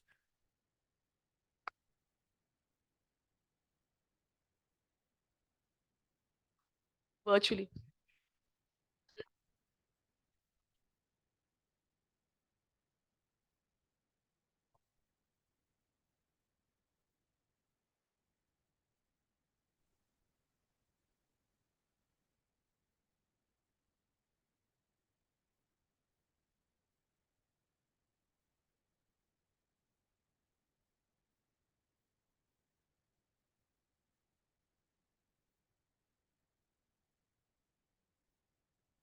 So we're running almost, I think, 50 minutes late. So I think we're going to have a shorter session than we might have liked to have just so that we don't keep people from their lunch, because I believe there's one more session after this. So the purpose of this particular session is to kind of talk a little bit about some of the policy implications for some of the stuff we've been hearing this morning in terms of innovative policy lessons that we've heard, all of the talks that we've heard. So Meenakshi, I'm going to start with you. We saw a lot of data from Deepak as well as the morning speakers on SIP adoption and the sustainability and also the differences between Sky and PM KUSUM. I was wondering whether you would be able to reflect from an economic perspective on some of the data and what we heard about the long-term concerns of regarding adoption. Thank you so much for inviting me. I feel sort of the least qualified in here to be able to talk about some of these questions. But as an economist, I can certainly point to what we've learned from the literature and perhaps some implications for the kind of work that perhaps could be done as these attempts are scaled out. I particularly appreciated the focus on cost, because I think a key driver of adoption will be the costs of adoption relative to the gains. And I mean, all of us know that. We don't need a degree in economics to know that. But a couple of nuances that I would perhaps like to see that would help answer the question, I guess I don't have an answer, which is, what is the time frame? So how long do these, what is the lifespan of these panels? What is the cost? So, you recover your costs in X number of years with a certain discount factor, because you have to discount the future as well. Is it 7 years? Is it 10 years? Is it 15 years? What's the lifetime of this investment? And what are its implications for looking at the solar irrigation scenario 25 years from now? How many cycles of reinvestment will that involve, and to what extent will the subsidy continue to be needed? I think the fact that this may not affect groundwater levels is well known. We've known this from the 1970s in California, where they had regulation. That regulation and interventions don't necessarily mean you'll conserve water. And if that is an objective, then other instruments also need to be used in tandem to make that happen. And the reason I bring that up, so this is called Jevons paradox, and this not just goes across water, but across all technologies, that technical innovation doesn't necessarily mean that the resource is going to be conserved. The other question I have, I think it's also very common that it's the larger farmers who benefit first. So most technologies tend to be regressive when they start out, and certainly from the 1960s, we've known that in India, and subsequently this will percolate to other categories of farmers. And Veena, just cut me off if you think I'm going on and on and on. But what I haven't seen is what the cost benefit stream is for a small farmer relative to a large farmer, and what implications it has for profitability, even under the ideal scenarios, once you account for maintenance costs. And I think understanding that heterogeneity across farmers will be key to understanding how to propel adoption, which is I think the question being asked. Equally, I'm not seeing much on water demand under current cropping patterns. I think if we look at the work that you had done in the hard rock areas, you did not how should I put this? The idea that these benefits are distributed equally is of course not going to hold, but also equally when people had, that was with a micro irrigation, drip irrigation intervention, farmers also switched cropping patterns. It's not just the social engagements. The fact that farmers will prioritize social relations is something that even was pointed out in Gujarat by Fishman's work. But what is the water demand, and how does that change in response to technology? How does that alter cost benefit streams? I think is something that I believe the data that you have already has it, but it seems to me that understanding that will have implications for when we think this can be scaled up, and to what degree. Thanks, Meenakshi. I think it's an important point on whether it's progressive or regressive. Also, apart from the adoption, just the kind of who gets the benefit. Tushar is here, right? Yes. Tushar, over to you. I mean, this morning we heard quite a bit on this issue of the difference in the burden and the guarantee under the difference between PM KUSUM C and Sky. And I was wondering if you would reflect a bit on just how big a burden this upfront payment is on farmers, and is that kind of a major barrier? So I think am I audible? Yes, yes. Yeah, yeah. So I think that in Sky, the upfront payment burden on farmers was actually very small. Initially, the idea was to get farmers to contribute 10% upfront, but then they brought pressure on the minister, and the minister actually slashed it to 5%, which is kind of very insignificant. I know that IWMI studies and other studies found that high initial contribution was a barrier for some farmers to join. But I think 5% was kind of very affordable kind of a contribution that farmers make. And if you compare the contribution that farmers make, for example, just in acquiring a tube well in Gujarat costs, sometimes 10 to 15 lakhs in North Gujarat. And farmers actually use their own funds, they mobilize their own funds, sometimes by, many farmers coming together to share the capital cost of the tube well. And there are tens of thousands of self-financed tube wells that are operating in Gujarat, in which farmers have made much higher contributions. So I don't really think that upfront contribution was a major issue in Sky.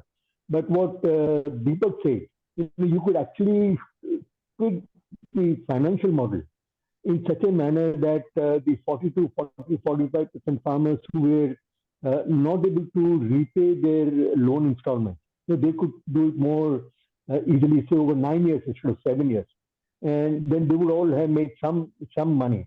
And the complaints that we hear about Sky would probably have been, but then that would have meant increased burden on the government, because then the evacuation link benefit would have been to be paid over 9 years instead of 7 years.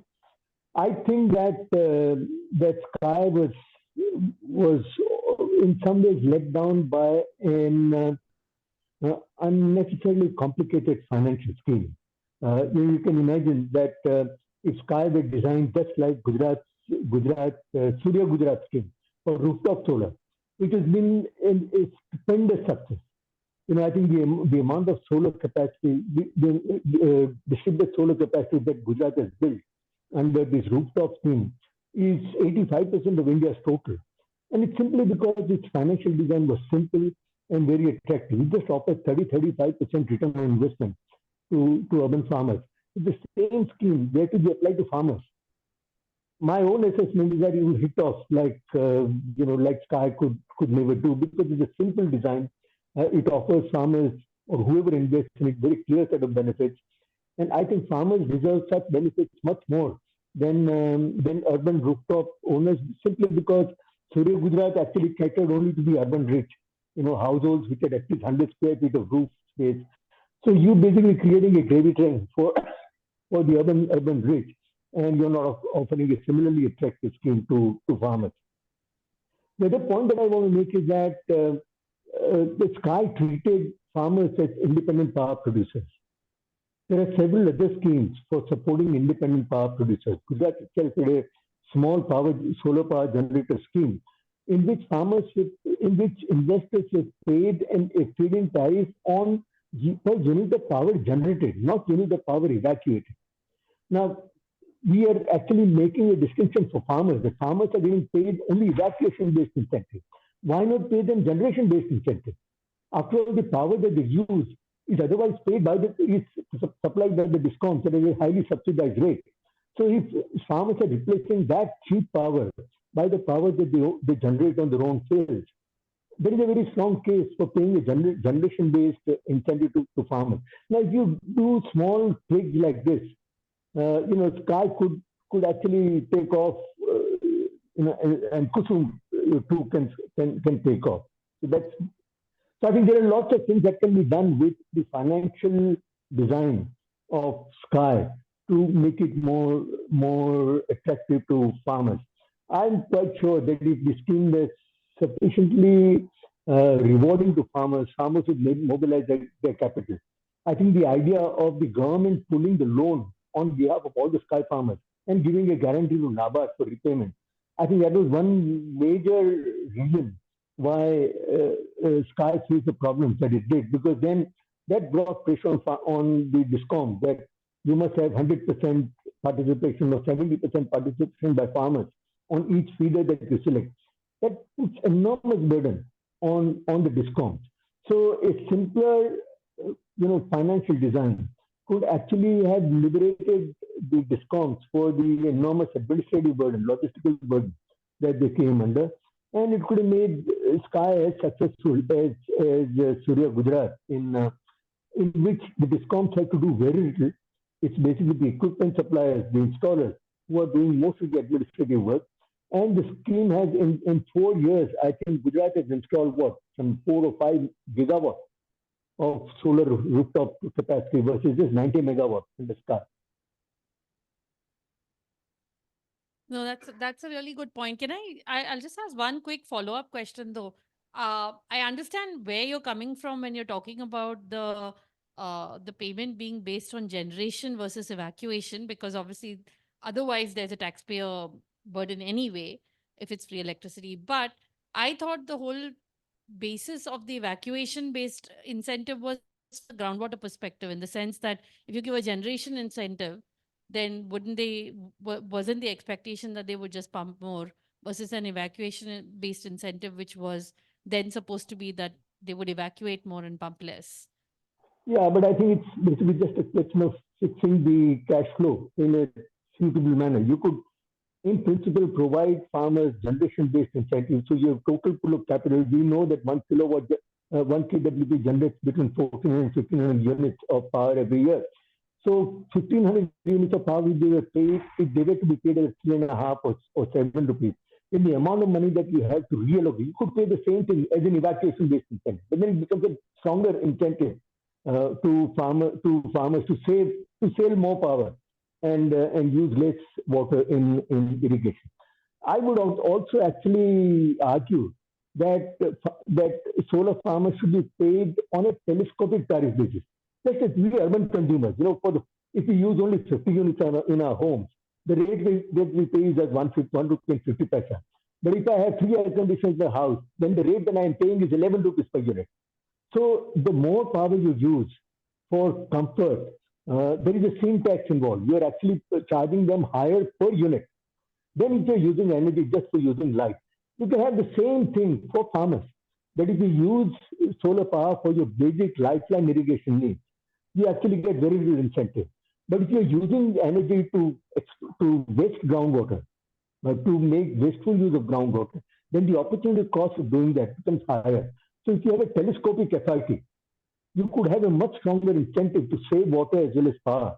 And a scheme like Sky could actually produce much stronger groundwater results, impact than the current design does. Got it. I see where you're coming from. Thanks, Tushar. In the time, Amit, I'm going to move over to you. Can you tell us a little bit about where the private sector comes in this scheme? Because Tushar talked a little bit about, yeah. Sorry, I'm sorry.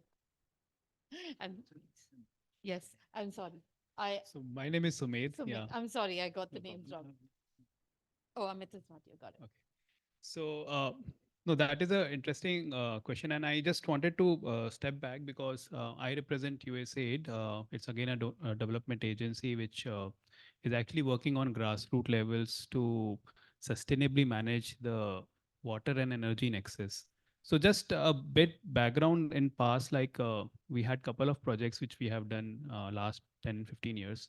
In 2010, when we started, the challenge was like we had inefficient pumps which were installed at farmers, and they were kind of using a lot of energy, and like water is free, energy is free, and it was costing heavy to the DISCOMs.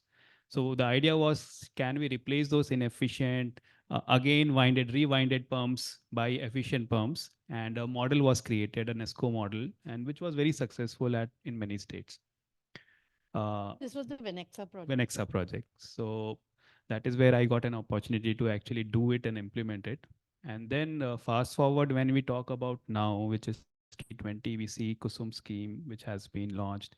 But so far the response have been tepid, to be very frank with you. And there are few things which states are doing. Say, for example, same Karnataka where the Venexa project was very successful. 1/3 of the load is irrigation load overall. And they have shifted the entire 1/3 load in the solar hours. So now how it is helping the utility is that they are not now able to, they are reducing their short-term power purchases, which is expensive power at 15 rupees, 12 rupees, so on and so forth. So the idea is that how we can, there is a clear business case for discoms if they are, helping the farmers at the agriculture side in scaling the deployment of solar.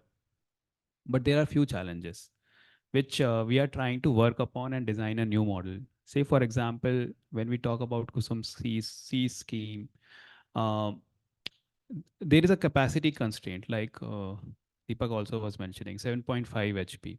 Now, there are places where 7.5 HP motor may not work, but then the subsidy is not there. Then at the same time, we have issues related to margin money, where farmers do not have margin money to pay. Now, how it can be resolved? So those challenges are where, these schemes are getting, facing a big bottleneck. So what we have we are trying to do is a kind of a annuity-based model anchored on aggregators, like what Tushar was also mentioning, that if we have certain aggregators where a tri-party agreement can be made, with DISCOM is there, an aggregator is there, and the farmers are there, that might be a good scheme to be implemented, barring 2-3 aspects, like land cannot become the only collateral, or land should not become the collateral. Equipments also cannot become, because equipments decline their rates. So these couple of aspects, if we are able to plug by having a better model where we can have that kind of aggregation happen, have a first loss guarantee scheme in place, perhaps these schemes will have a much more better, throughput, as we have seen. Yeah. Actually, I have a minor follow-up question, which is, who takes the risk if the panels kind of get destroyed because of the cyclone? Or Yeah, that's a very good question. And that question we also faced. And we've realized that it is important for insurance, insurance of such equipments to happen. Once you have this kind of a model in place, insurance becomes really an important tool. And that is where we have to so also. your schemes are, where you're doing it, they are being, like the farmer buys the insurance, or the No, the aggregator, because it's an annual model. So the recovery happens through in an escrow account, and after you have get the recovery, then only you pay the farmers. So that way we can. Got it. Got it. Santosh, can I move over to you? We heard from Manwara, and she made a really detailed presentation on the learnings from the Nepal, and particularly focusing on gender equity and inclusion. And I was wondering, and at the end of her talk, she presented a set of things which the government kind of needs to do to enable some of this. So I was wondering whether you could talk from a policy perspective on what's happening in Nepal in this area. Thank you so much. So first of all, please allow me to extend my sincere gratitude to the organizers for inviting me in this esteemed gathering of experts and specialists. Here I have been able to gather a lot of valuable and useful information for Nepal also, because the contexts are similar between India and Nepal. So many things are similar, and agriculture patterns are similar. Weather is almost similar, and the climate is also very similar. So also on behalf of Government of Nepal, since I'm representing Government of Nepal here, please allow me to extend my warm namaste and good afternoon to all of you. So coming back to your query, so yes, being putting all the efforts, despite of all our efforts, uh, for promoting solar energy, solar irrigation pumps in Nepal, especially. In fact, we have been promoting solar energy technologies throughout the country, including solar irrigation projects. But we are facing some challenges, some real challenges on the ground. So some of the challenges are also related with the gender perspective. So while promoting the solar technologies, including solar irrigation pumps, to the women and marginalized communities, farmers of the Nepal. So we are facing few challenges, and for these challenges, we have tried to develop some mechanisms to overcome these challenges also. So first of all, we have faced the challenge of how to make the systems, how to make the technology affordable to these marginalized community farmers and the women farmers. So it is really a big challenge for us because as a government of Nepal, we have limited resources, financial resources, and we are providing, as Dr. Khadka also mentioned during her presentation, we are providing 60% subsidy from the central government, and rest 40% they have to manage by their own, either farmers or the local government or the provincial government. So that is the big challenge. The financial gap is the big challenge we are facing. And to overcome these challenges, we have devised a mechanism to collaborate with the local governments and provincial governments so that they can cover rest of the amounts and the farmers can get the systems with the subsidized amount. So in that case also, the 100% of the marginalized or women farmers cannot afford even 10 or 20% of the systems. In that case, we are thinking of having some sustainable and innovative financing mechanism to promote these solar irrigation pumps in Nepal, especially for women and marginalized farmers. Considering that the government of Nepal has already very limited financial resources, and the provincial and local governments also cannot afford while we think of scaling of in large volume. So we are thinking of the innovative financing mechanism very soon. So we'll be going for that. And another thing is the mindset of the people is the most difficult thing to change. No, it takes some time to change the mindset of the people towards the technology. They think that especially I'm talking about the women and the marginalized farmers in the villages. They think that these solar technologies are high-tech technologies, so they will not be able to take care of it. So they first of all, initially they will refuse to go for it. So what we are doing to overcome these challenges, our people do go to their villages, and they'll try to convince them that solar is no more the high-tech technology. It is not a rocket science. So they can manage it in the village level. And even after that, we try to convince them. They ask us, frequently we get question, what happens when there is some problem in the pump? Whether the pump will be maintained or repaired into their level or local level or not. That is the main, another challenge we are facing. They are asking us whether they can maintain their systems in their villages also, so that in case of breakages, in case of technical problems, that pumps will be repaired soon and they will resume the system again. So that is, these two are alarming questions we are getting, where we are facing these days in Nepal. Thank you. I don't know, is Nilanjan online? Deepak? Yes. Do you know if he's online? Yes, I'm online. Good afternoon. Okay, Nilanjan, if you're there, because I'm not seeing you on the screen, but the last question goes to you because we were really, GIZ has been working a lot on large scale adoption of SIPs. And I was wondering whether you could talk a little bit about your GIZ's experience with PM KUSUM. Sure. Thanks a lot for inviting me and GIZ. We can't hear you, Nilanjan. Just a minute. Hello? Do you know what's happening? Yeah, now we can. Go for it. Great. Thanks a lot for inviting me and JIZ here for this particular session. What I would quickly highlight our experience as far as PM KUSUM is concerned. And, what we see is the challenge between equitable access and effective utilization of the asset. GIZ did a study along with KPMG in 2021, which tried to look at how are the pumps which are being supported through Government of India program being utilized. And we saw that the utilization rate varies across states, but the performance is way below what it should be. And therefore, that brought this idea of, how can we explore that the asset is utilized to the optimal level, and optimal can be different in different contexts, and also it can ensure equitable access and especially catering to small and marginal farmers. So this is something which we have now piloted. We are in the initial stage of piloting along with IWMI in a project titled AC4RL, Solar Energy for Rural Livelihoods. This is being piloted in the states of Jharkhand and Bihar, along with the partners of IWMI.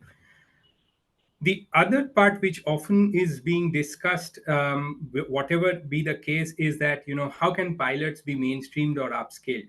And there are two sides to it, the way I look at it. One, for any pilot to upscale, there is a need for standardization. And the moment you talk about standardization, you compromise a lot on the customization. Customization based on the geographic context, based on the end user that you are catering to, based on the circumstances in which you are providing the application. So the way we look at it is that the KUSUM scheme has a provision for group-based lending or group-based models. However, this is just a paragraph within the entire text, and there is a lot to explore. So the work that we are also doing with IWMI in the AC4RL is also to test these group-based models, where we are taking women-led farmer producer companies to act as water entrepreneurs and thereby create opportunity to provide water as a service rather than the technology ownership. Now, the moment we talk about these applications, it might be relevant for a particular state, particular block, particular district, but how do we upscale that? And what we see as an opportunity is if we can bring in relevant stakeholders within the state, there is a need for these institutions to play the role for upscaling within the larger scheme like PM KUSUM. While we have seen some states looking at very innovative approach in solarization of agriculture in terms of Gujarat, as we heard, the Sky scheme, Karnataka. We had also seen some pilots in Andhra Pradesh, but these are mainly by DISCOMs and mainly looking at grid connected pumps. I think there is also an opportunity to look at more from the utilization perspective and more from the equity perspective. And that's what we think that, these models, if piloted successfully, have a potential for upscaling. I would highlight one more point and then stop. I think there has been a lot of discussion on capacity building. And the way we see it is what the state government requires in order to design customized service delivery models or deployment models is policy tools which are not prescriptive, but which supports them in taking policy decisions. And in that, we have also worked along with ICAR, Indian Council of Agricultural Research, and IWMI to design a solar pump sizing tool. Now, that is in MNRE's website as of now, but it is yet to be adopted fully by multiple states. So this is just as an example of some of the support mechanisms that can be also designed for the states to take it up based on the context, based on the circumstances, it can be used. The presentation that Deepak highlighted, there are a lot of learnings which are coming up, and these are also entry points for relevant capacity building. We have also an opportunity, we are actually working with the other CG center which is Borlong Institute for South Asia for capacity building of agricultural extension service providers. And I think the inputs from the project that Deepak had highlighted can only strengthen and build make it much more multi-dimensional for capacity building. I stop here. Yeah.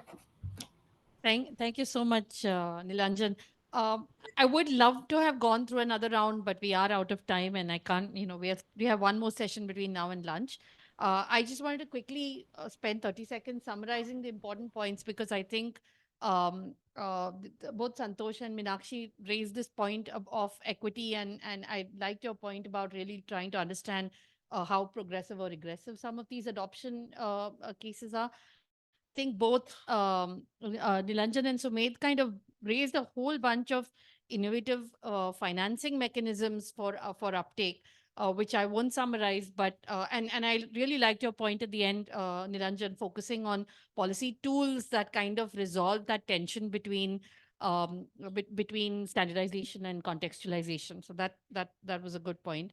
And then Tushar raised some very sophisticated set of policies, both the telescoping tariffs as well as this idea of giving farmers the entire cost of their generation, but then loading it on the evacuation. So I thought that was an interesting idea as well. With those, I'll conclude, and thank you so much for your time today. Thank you.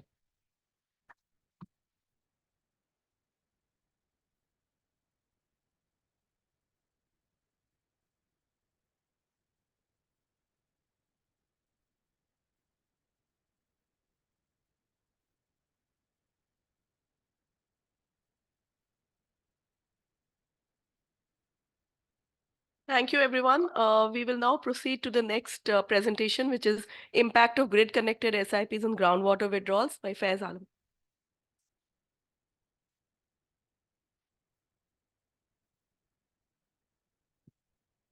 A very good afternoon, everyone.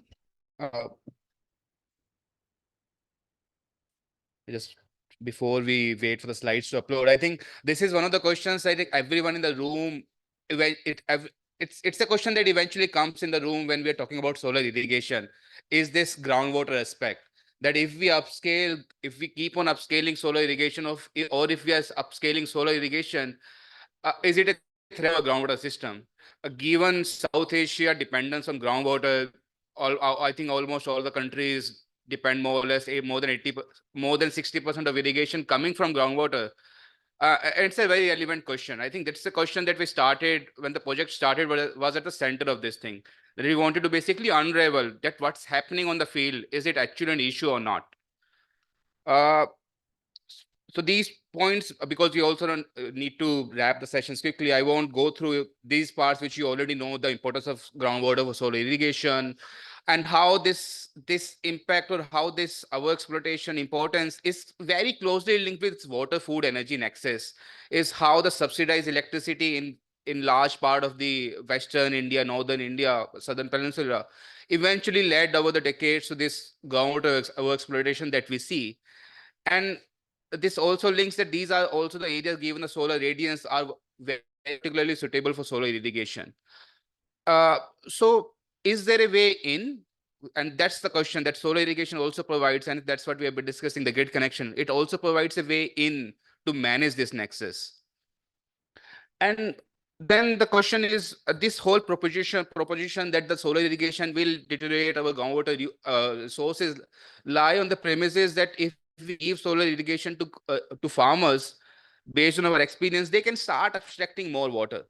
And even in broader terms, they can start using more water particularly in these ways. They can start using more water in their current fields. Maybe they're under irrigating, or they start being more inefficient.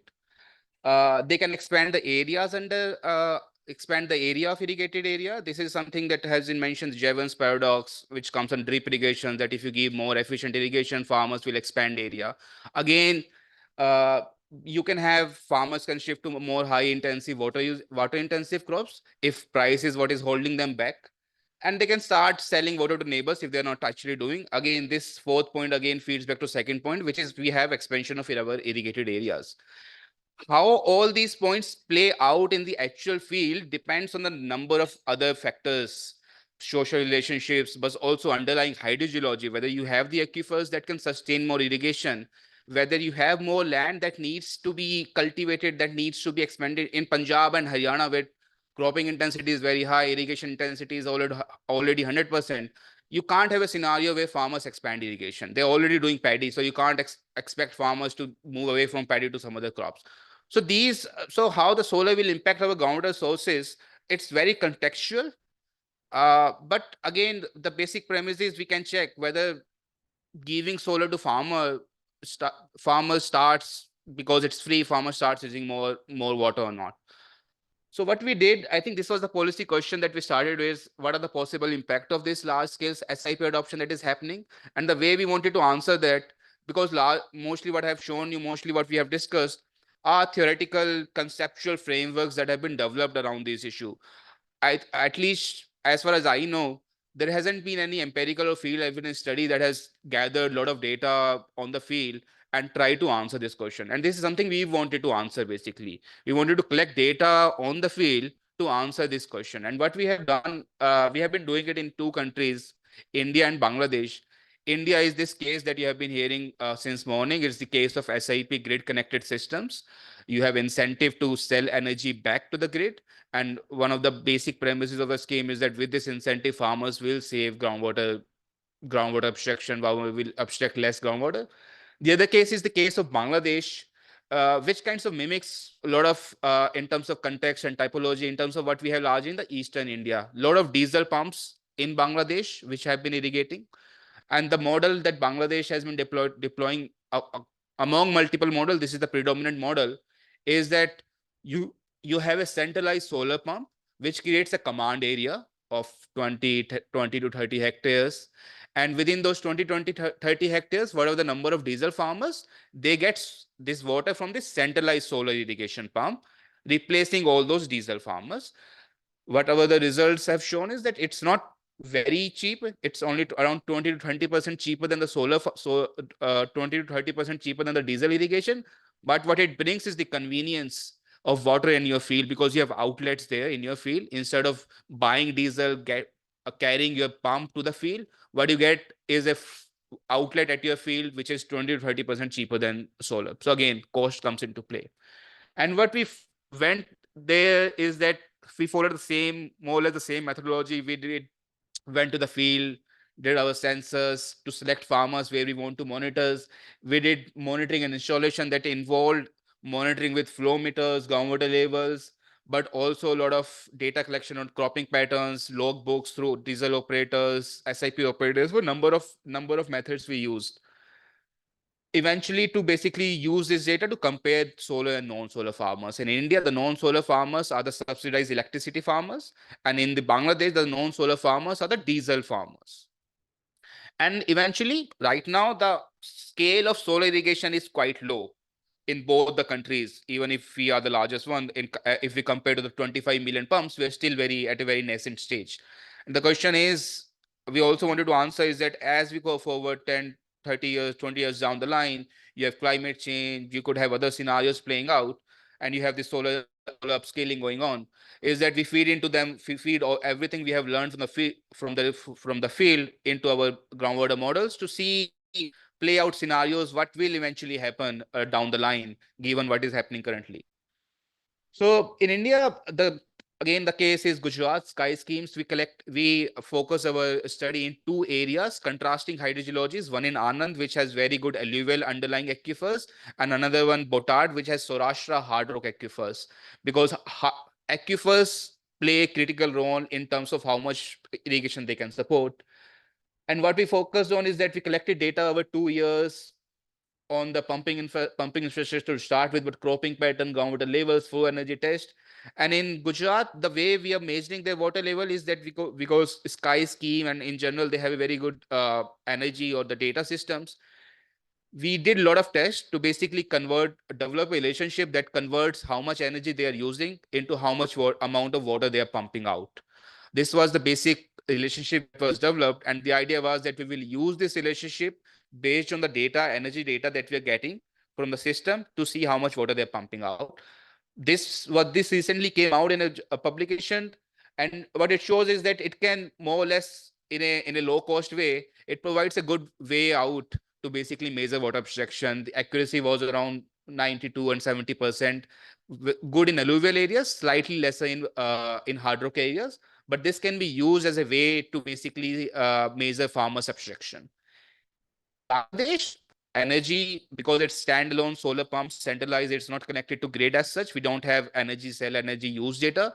So there we did the contemporary general way. We collected data on the field from around 100 solar plots and similarly 100 diesel plots using of through the use of flow meters, through the use of books.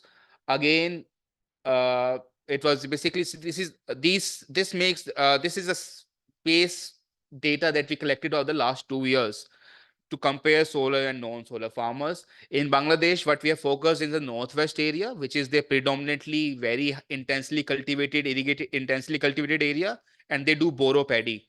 And boro paddy is one of the highest water intensive crop in the area. And what I'll go now after this slide is maybe there will be a lot of questions that will come up, but I think that's the idea from this study, is that we try to basically unravel this debate through data and based from this context. What the data shows in India, and this is I'm showing 1 year data because 2nd year data, a lot of issues in energy. So I'm showing what the 1st year data shows us is that there's differences in water application in Botard and Anand. I can't read numbers from here. Maybe you can. Is that of course Botard being a Saurashtra hard rock aquifers, the water use is around 300 mm, whereas in Anand, which is alluvial aquifers, farmers sell water also, paddy, tobacco, the water use is around 2400 mm. So this tells you the contextual thing, how in Botard, the other way to look at it is the Botard is a water limiting aquifer. It's not that farmers keep on pumping water out of their aquifers. So they are limited by the water they have. Within this limitation, within this context, they're on average, but we don't find any significant difference between water used by sky farmers versus water used by non-sky farmers. And the reason being, of course, there's large range and variance, and this large range and variance is determined by a lot of other factors. What kind of soil farmers have, what kind of which sowing dates they have, how the rainfall patterns are.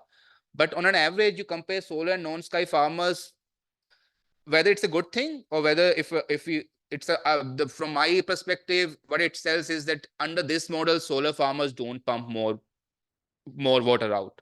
The other way of looking at it is that maybe whatever the incentive structures are there, those incentive structures are also in a way not incentivizing them enough to pump less also, at least from these results. So there are two ways of looking at it. But from this 1st year of data, we don't see any significant difference across solar and non-solar farmers. So this is what we see in Gujarat.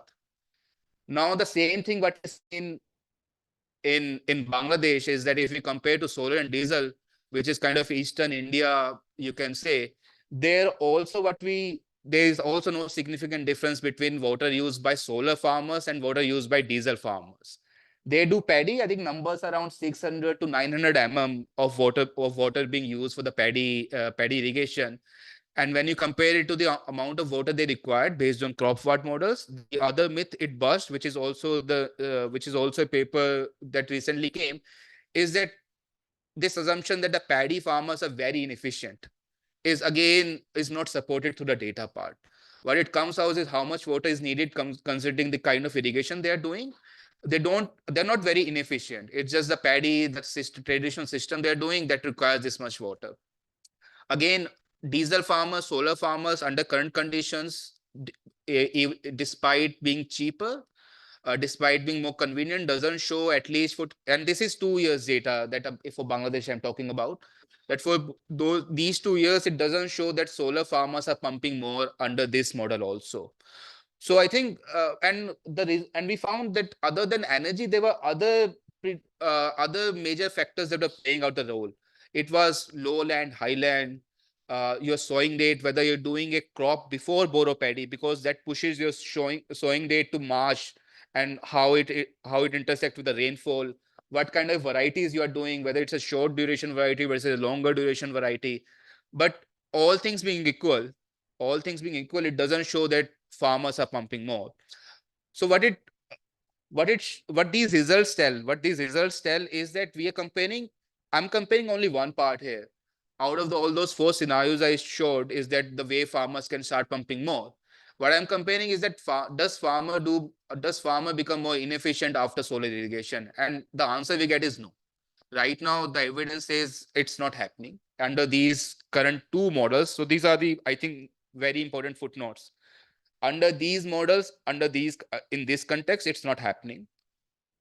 Our other colleagues, Deepak and Archisman, they have also done surveys looking whether the other pathway is playing out, whether farmers are expanding their cultivated land, whether farmers are shifting to high intensive, water intensive crops. So they have looked at those angles also. And that shows, at least in Bangladesh, there's a very marginal plus, I think plus 5% increase in boro paddy cultivation.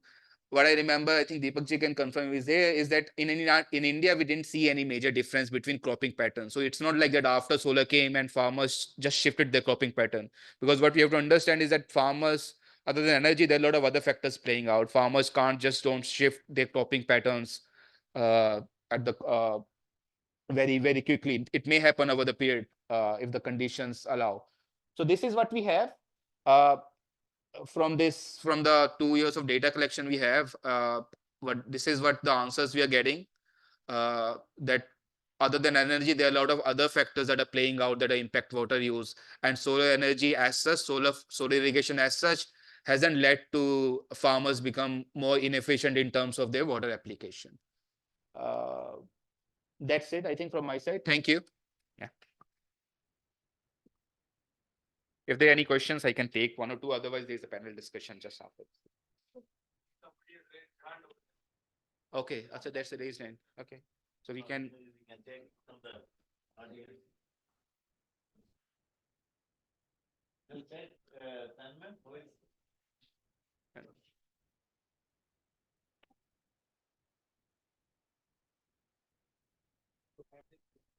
Shilpa.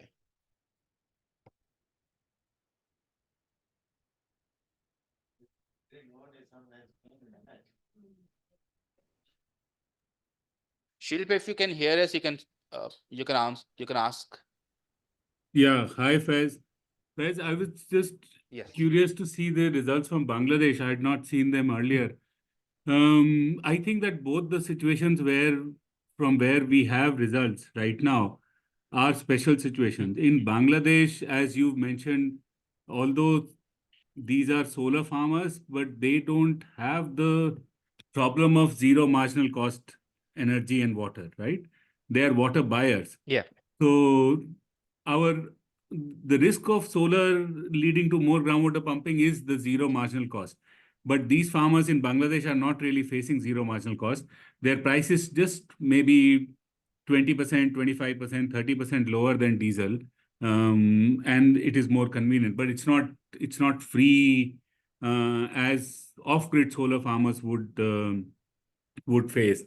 And again, the case in Gujarat is also a special case where the farmers, whether that incentive is working 100% or not, there is an incentive not to completely use their energy to pump. I think we need to also add similar data, and I think it's very good that we are doing this, but we need to also add similar data from off-grid solar pumps, where there is no such incentive and they actually face zero marginal cost power. And if we also have that data and that also shows similar results, then that would be a huge finding. Yes. True, Shilp. I think that's what I said, like very important footnote, that these results pertain to these 2 models under these 2 contexts.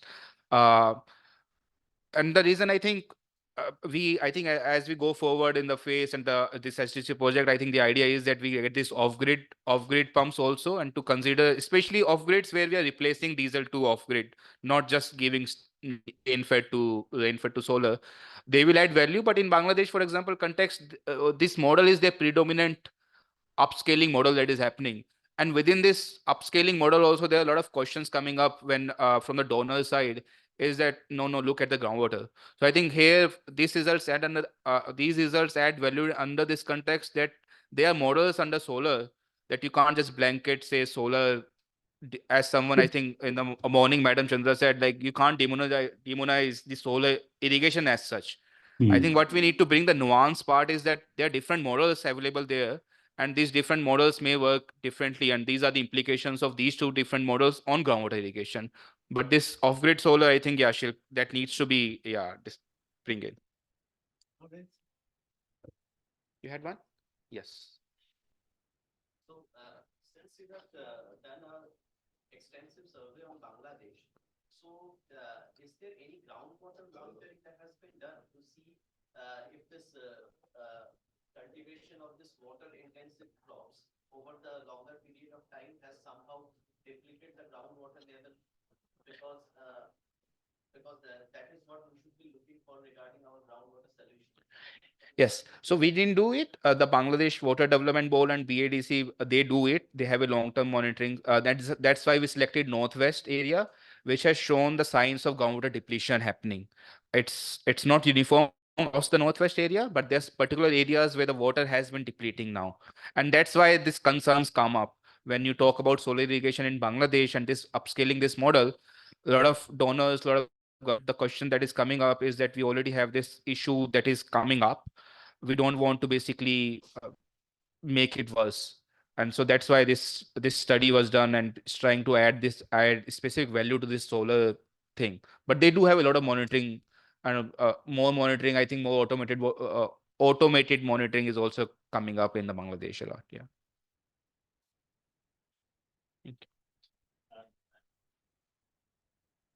Okay, so we'll be moving on to the panel discussion. This will be moderated by Dr. Sikka. Can I request the panelists, Dr. Ratan Jain, Soma Bhode, Adlul Islam, and DK Singh to please come on the dais?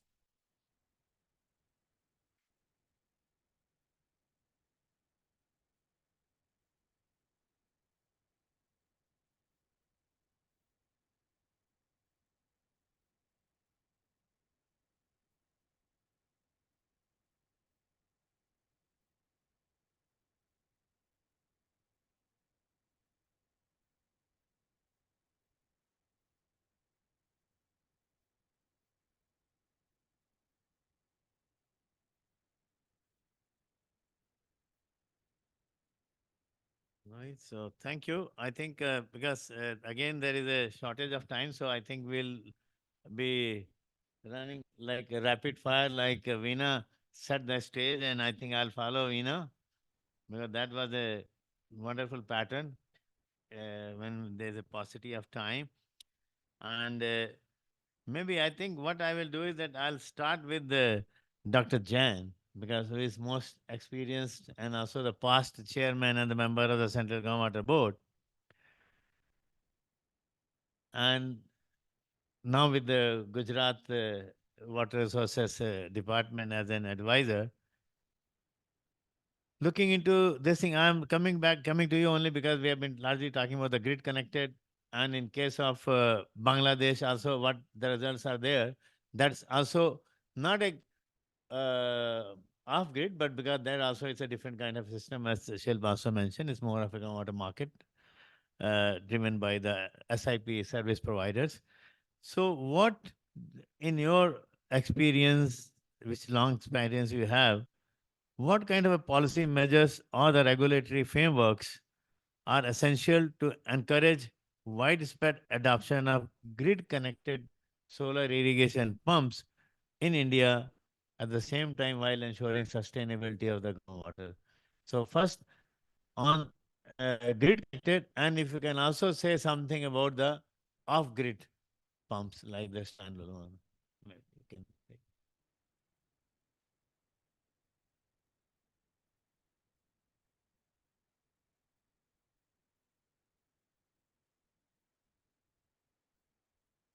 Okay.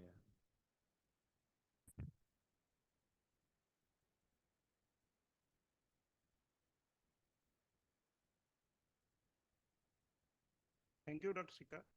Actually, this is a very vital question of adoption of the grid, supported solar irrigation practices, because ultimately, this helps in two aspects. Two important aspects of this are there. Number one is the energy subsidies which we are incurring. And number two is the cost of, having the groundwater irrigated crops. The first question is basically, when you make the cost of pumping as zero, when the energy costs are not there, then the first question which comes to the, farmers is, how about the utility of the groundwater that they are going to use? And the utilitarian aspect, if combined with the sustainability aspect also, speaks on the possibilities of demand management. Our experience in Atal Bhujal Yojana shows that the demand management is a very important tool in controlling the, the groundwater usage, especially in the areas of North Gujarat, highly water-stressed aquifers and Kutch, wherein we have given certain incentives for adoption of the demand-side irrigation through the, Atal Bhujal Yojana, and we have been able to really work out and find out the areas where there is a significant reduction in the demand of groundwater for cultivation of the crops. And this significant reduction in the demand will ultimately, have a bearing on the solar pumping also, because you really don't have to put the solar pumps into use for all the 12 hours, but maybe 6 hours or 8 hours of pumping. So that is one aspect. The second aspect is, the crop diversification, because many of the areas wherein the groundwater is in short supply are still under the intensive cropping or, high cropping, high water demand areas. This experiment has been done, and now it is being operationalized also in Haryana under Atal Jal, wherein the government of Haryana has encouraged the shifting from rice to maize and other crops. So shifting from rice to maize and other crops, giving remunerative prices equal to rice and wheat, that has also led to shifting of more than 1 lakh hectare area already in the last 3 years from the high intensive irrigation to low intensive irrigation, because Haryana totally depends on groundwater only. So that is the second aspect wherein it has happened. And the third possibility is because, as you have said correctly, and Faisal also pointed out that there are variable factors. It is not necessarily directly the solar irrigation which will ensure the groundwater sustainability, but the utilization of the water pumped through solar irrigation, if it is done in the most optimal way, like, if we can have, say, some of the crops, like, pulses, etc., on our PDS system, and then if that is, procured by the government at a remunerative price, possibly those crop diversifications will also lead to a lot of savings on groundwater, especially in the areas which are affected by, groundwater. All right, so, Thank you. so I think so you reiterate and reemphasize that the policy measures in terms of demand side management, including crop diversification, and so incentivization, because incentivization is the key to groundwater conservation. And so I think, so maybe I'll see if the time is there, I'll come back to you. Otherwise, so let's see.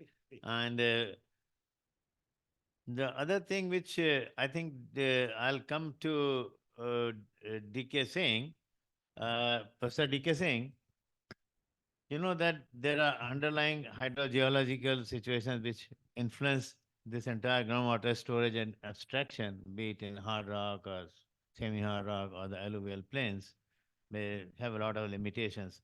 So how do you think should this be considered while scaling up grid-connected solar systems and setting particularly these feed-in tariffs, the one in which incentivizing here say 7 rupees or whatever? Thank you, sir.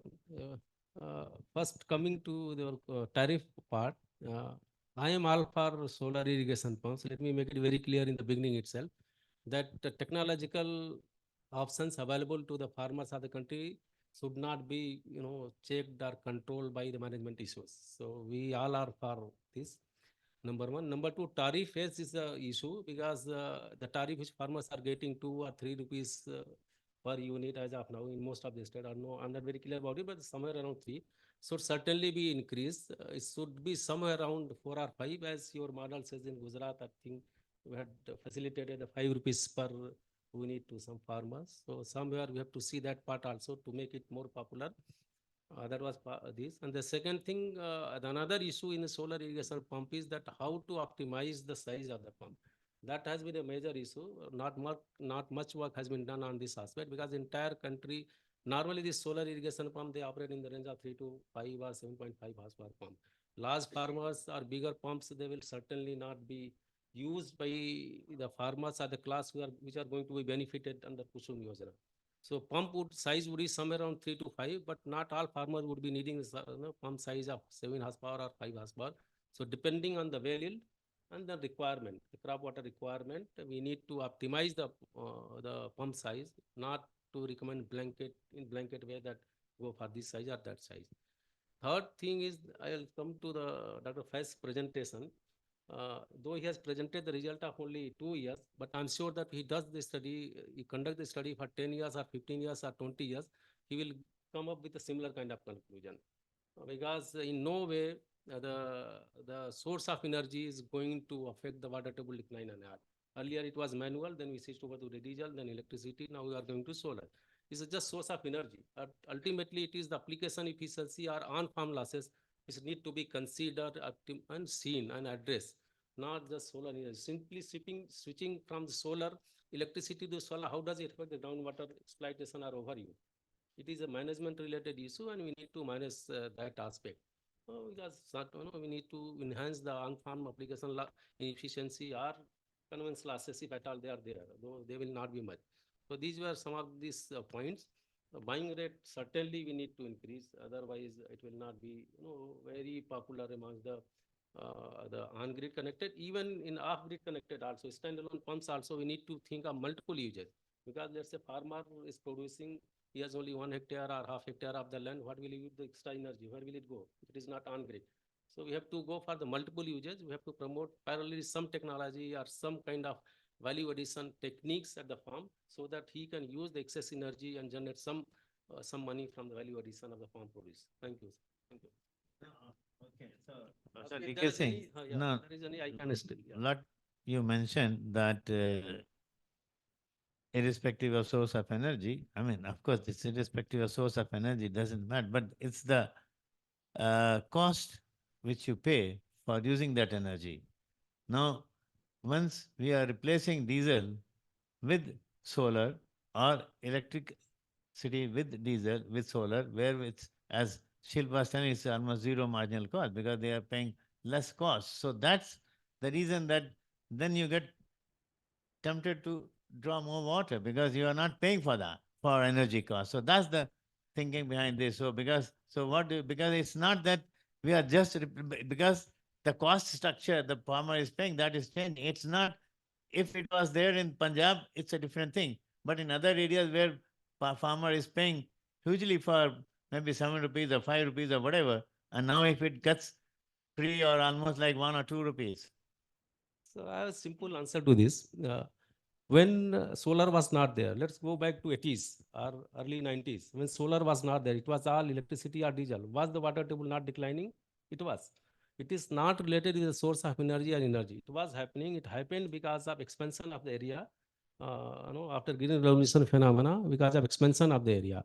So that is the reason. I don't subscribe this idea that the farmers are given free energy, or even in the Punjab also, it's not, water table is not declining because they are given free electricity. That could be one reason, but major reason is the crop they are growing in adverse climatic condition that is causing water table decline. It's not just free water energy, so that's why they are growing that crop. no, even then, let me tell you, because the free electricity was introduced only after 80s or so, maybe 90s. It's because of political reason. Farmers started growing rice in Punjab in early 70s, just after Green Revolution. It was all maize before 1970. After 1970, they started growing. Even then, when electricity was not free, they were using groundwater for cultivating rice. So it's not that just because electricity is given free of cost, they started growing rice. Rice was grown in the Punjab even in 70s also. After they switched over from maize to rice, because major area used to be in the maize and cotton in Punjab. Now it has become rice and wheat. So it was there and it will be there. The issues are different. It's not just because they are getting free electricity. In many states also they are getting free electricity, but the water table is not declining as it is declining in the Punjab. All right. So I think, yeah, these are debatable issues. We can always still debate on that. So anyway, we'll going forward to I think Mr. Soma Dev, who is from IIT. What I would like to know from you, I mean, because so far we have been talking about the on-grid systems, and when we are doing any policy or anything for the measures for on-grid system, is a different kind of a ball game. When we go to the off-grid standalone pumps, there things are going to be different. Now, if from your perspective, if we were to commission a study or do the methodology for doing this kind of a study, looking into the pumping behavior or the water table decline, in case of off-grid pumping systems, off-grid solar systems, how do you think there will be a different way of approaching this in terms of methodology or the approach? Because what Faz has said, done is for the on-grid system. But how do you visualize that if we were to do it on off-grid systems, in the standalone systems, how we should plan our study going forward in the future, if it is so? Let me first describe the timeline, how we came to this situation. So we started shifting from this diesel pumps to the solar pumps. That was our first advancement. Next, we initially the solar pumps used to be off-grid ones. Now we are trying to shift towards the on-grid ones. So our primary motive was to reduce the emission of greenhouse gases, right? From when diesel pumps was polluting the air. So shifting to some form of renewable energy. So while reducing what was emitted, now the situation for this panel is panel discussion is we are concerned about what is getting depleted. That is what is underneath our surface, that is groundwater. So as Dr. Singh was saying that previously also there was no groundwater was getting depleted, but this shifting of energy usage has nothing to do he said that nothing to do is not the correct word, has very less to do with this groundwater depletion. This is a debatable topic, because if you look into the entire scenario, then obviously groundwater depletion has risen in this modern technology timeline. So there has something to do with this innovation of these technologies, because when this cost of production of energy, when the energy which you are being charged of is getting reduced, so energy consumption is being more. And the thing is that if people are made more aware of what is the scenario and what is the future scenario would be if you are going to extract groundwater in the same manner as we are doing. So that kind of awareness is very much needed for this groundwater, sustainable groundwater solutions, because obviously this introduction of solar energy has started, the farmers have started extracting more groundwater because it has now become much more convincing for them.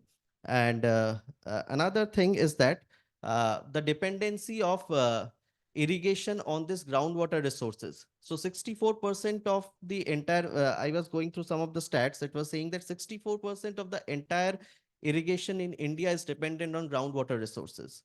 So if I go back and see what is the root cause comes up, what again Dr. Singh pointed out, is the cropping pattern. So most of the cultivation is being done in the for this water intensive crops, and which consume more amount of water, which requires water. So the farmers are forced to use use groundwater for their irrigation purpose. So this so if we go and do some policy making for this cropping pattern, rotation of crops can be one solution for me, because that may suppose a water intensive crop, if being followed by a cropping pattern which is less water intensive, that may be one possible solution. Another solution is knowing about the hydrogeology of the region. If the hydrogeology permits, then we can go for this modern techniques of aquifer recharge. So if So if the aquifer is getting stressed due to excess water extraction, if somehow by artificial means or by natural means, if we are able to recharge the aquifer significantly, then this balance can be created. And I think this solution for water depletion can be addressed in this manner. So what I am why I am proposing all these are from this from my uh, without any field experience. So I think the people present here, they are much more uh, uh, close to the ground reality, because entire of my knowledge has been based on lab experiments and my academic journey. So I need solutions, or I need the answers to these questions, or the solutions which I am proposing, how feasible they are. That should require a significant amount of ground study, some survey, and that should not be, I don't think that would be possible within a shorter period of time, because these kind of survey needs a longer period. We need to monitor the trends over a longer period of time in order to come to any decision making or policy making. So this is all I need to say. Thank you, Dr. De. And moving on to Dr. Adlul Islam. So, Adlul, you have been a strong modeler. So I'll come to you with a modeling perspective. And because you have listened to what Faiz was telling, because, right now when we are doing even in the field-based measurement studies, because there are hardly few in a village, maybe out of 100 pumps, maybe only 5 or 10 have been solarized. So even if we do the study, it's very hard to find out really impact even through ground level observations, and particularly in the alluvial aquifers. Now, in that kind of a situation, and when we have to address these kind of issues in a better, larger perspective, what do you think is going to be the role of groundwater modeling, which can play in informing and taking the policy intervention decisions and more considered policy interventions in the present and the future scenario? Yes, sir. Thank you. Actually, the groundwater modeling itself is a complex system. Groundwater modeling is really very complex system. It is not just surface hydrology. Surface hydrology is little easier, but groundwater hydrology modeling is very difficult.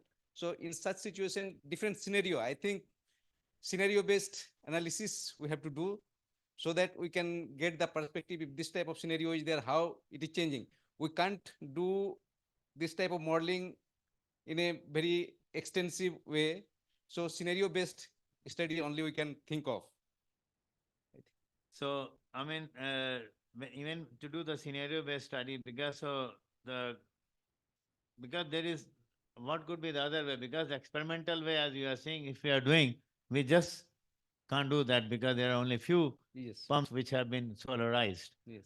So even if we do, we are not going to get the real impact. So, but perhaps the modeling gives you some kind of a simulations, and although with the scenario based, because nothing is absolute in doing the modeling.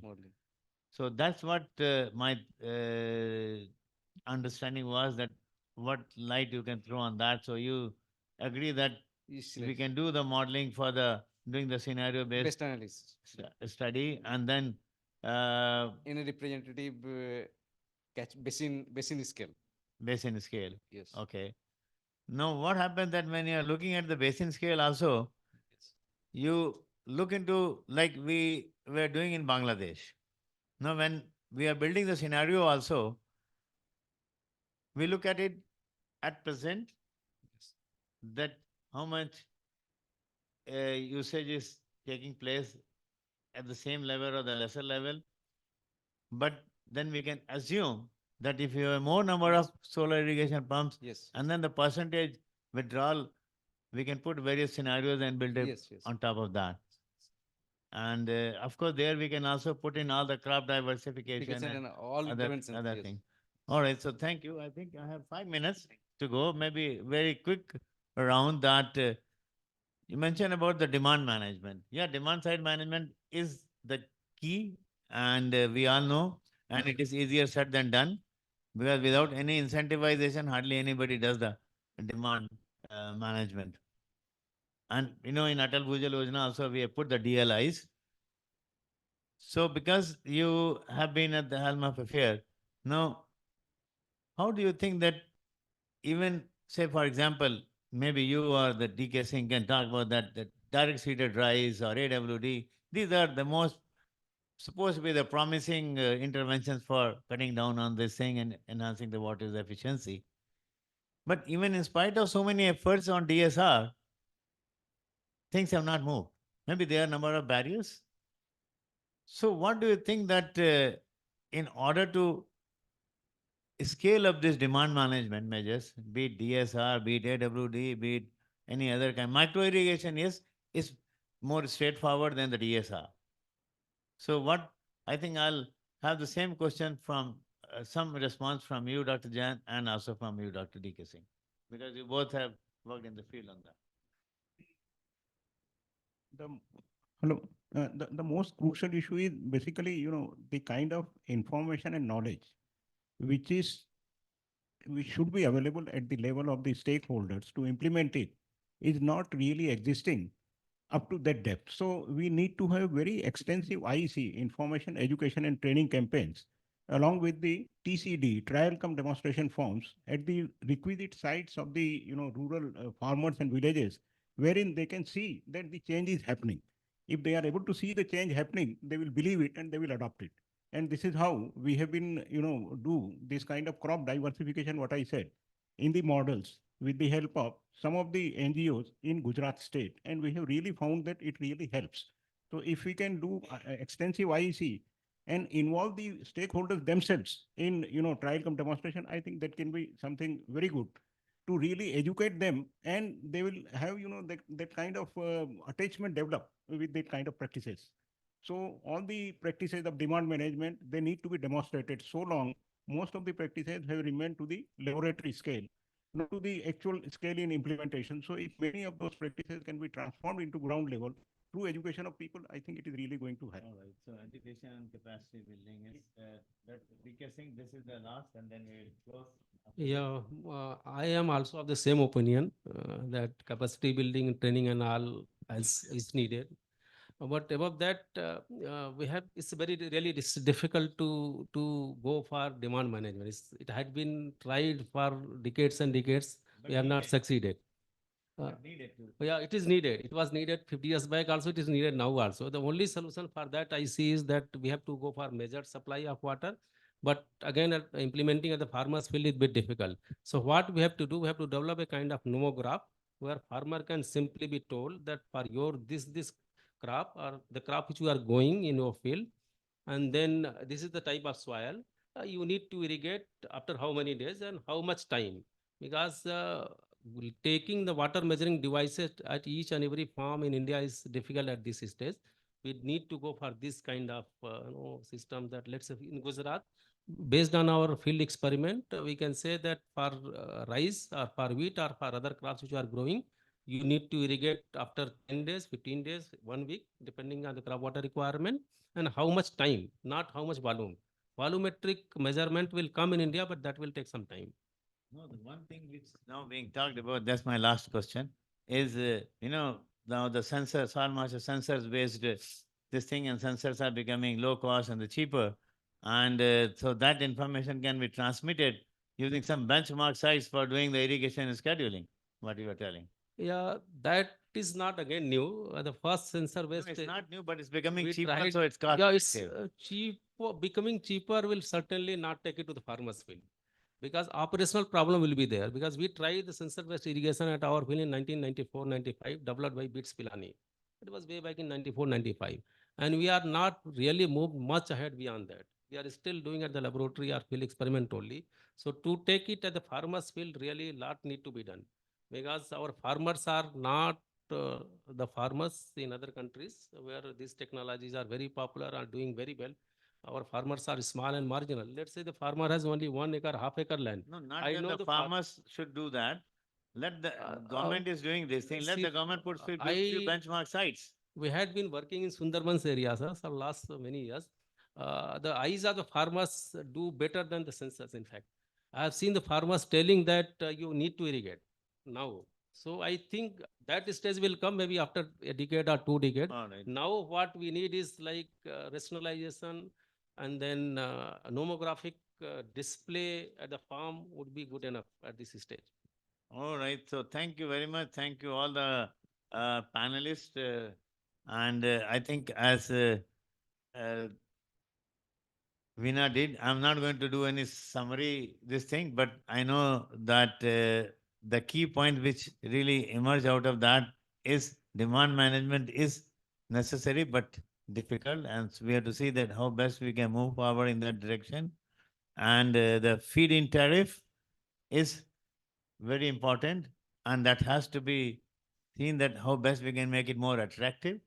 Unless the feed-in tariff is attractive, definitely it is not going to attract the attention of the farmers, because otherwise naturally why anyway. So that's the, and then the third thing is in order to make this demand management and other things happen, the awareness is and the capacity building.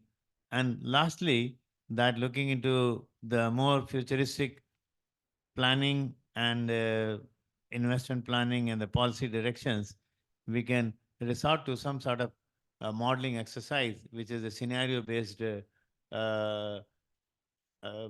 answers or scenario-based prescriptions can be given. So I think, thank you all very much. And you have truly earned your lunch, and you are now invited for lunch. Thank you. So it's a 40-minute lunch break. We should be back here by like 2:10.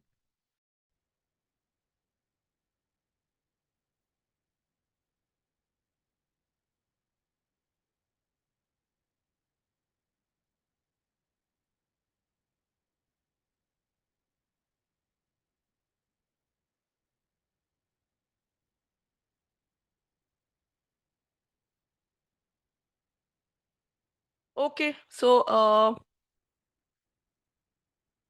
we'll start with the new next session, which is design and implementation of capacity building intervention for the grid connected solar farmers. This would be by Nikunj Uzdadia. Can I request you to come here?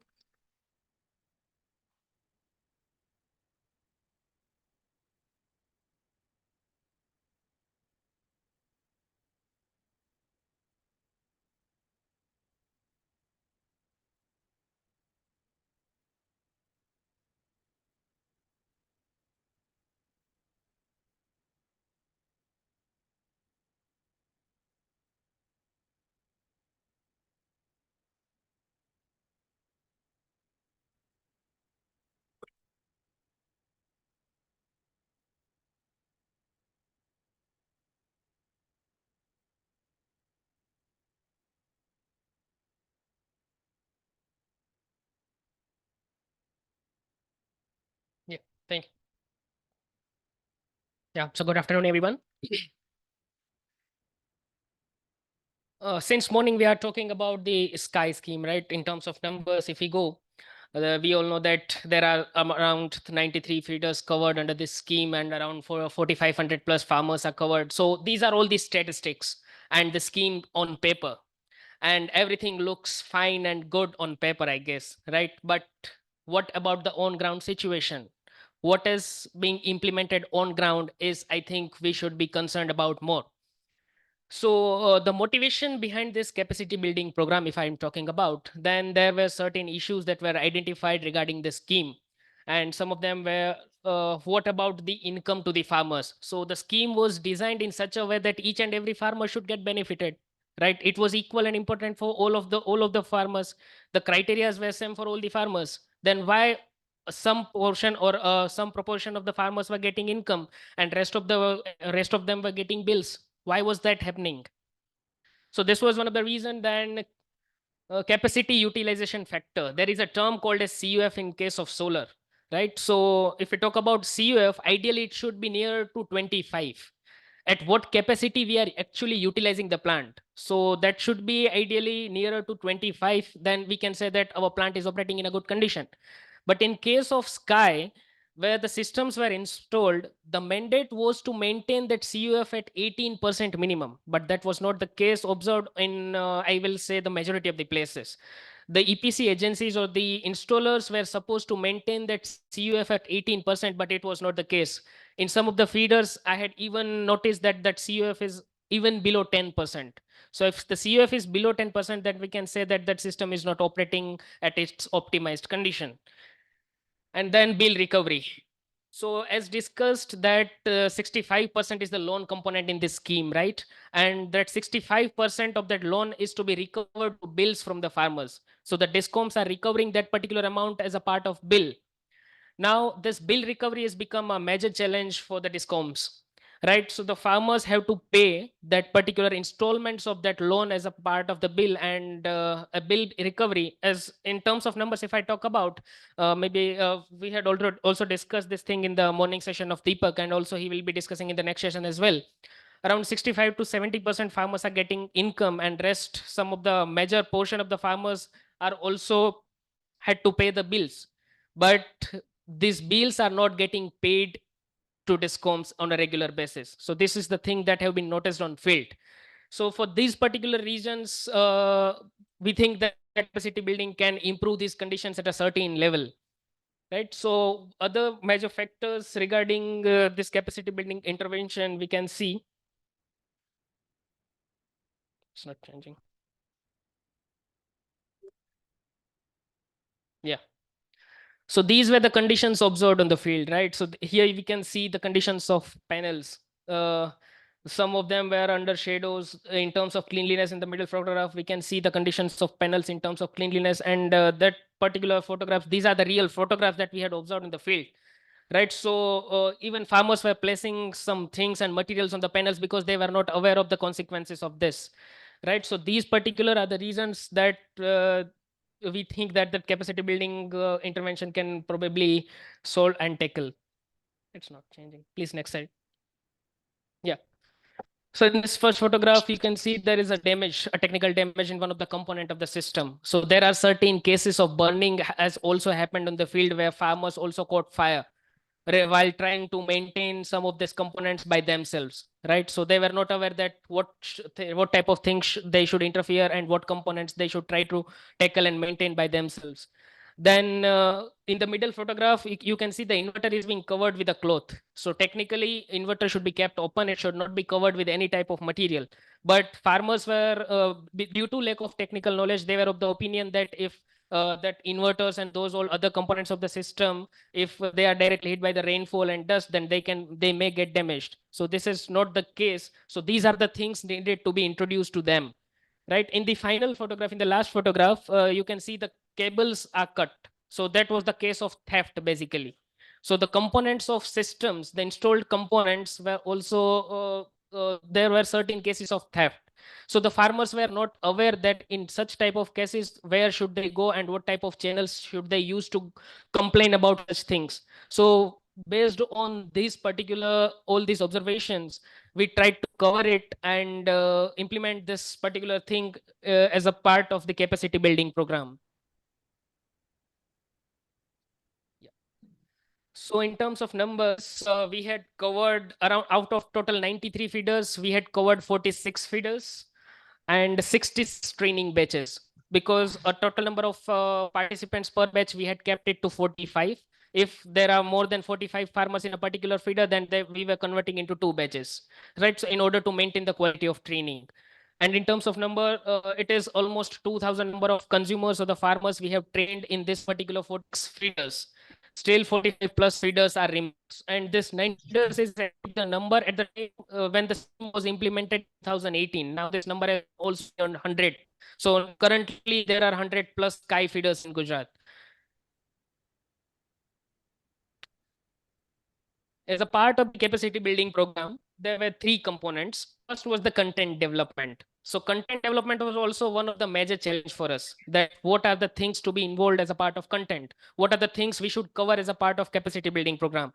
So for that, we visited some of the nearby feeders in Ahmedabad, and we tried to know that what are the actual requirements of the training? What are the things that farmers need to be trained upon? And based on those visits, we primarily developed the major topics that that should be included in a training booklet as well as a part of the session of the training.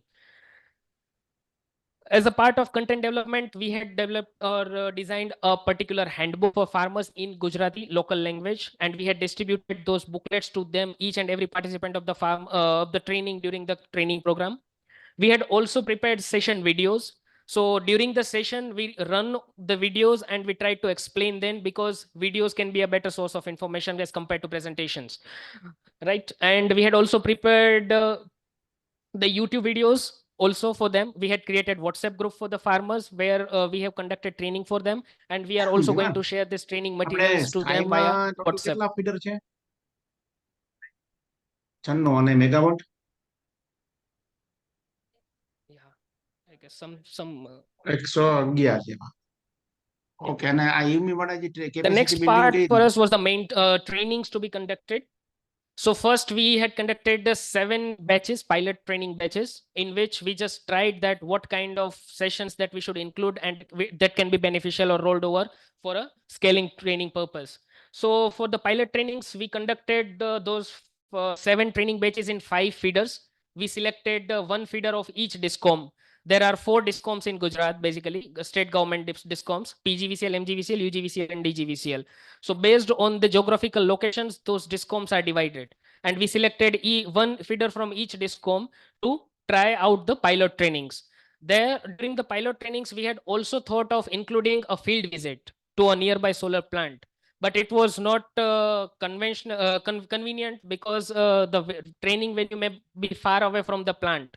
So to tackle that particular thing, then we decided that we will be carrying the components of the system along with us to the training venue, and we will explain to farmers along with the help of those components. Like we carried solar panels with us, we carried inverter with us, we also carried DCDB and such kind of components with us to give them the real hands-on practical training on those components.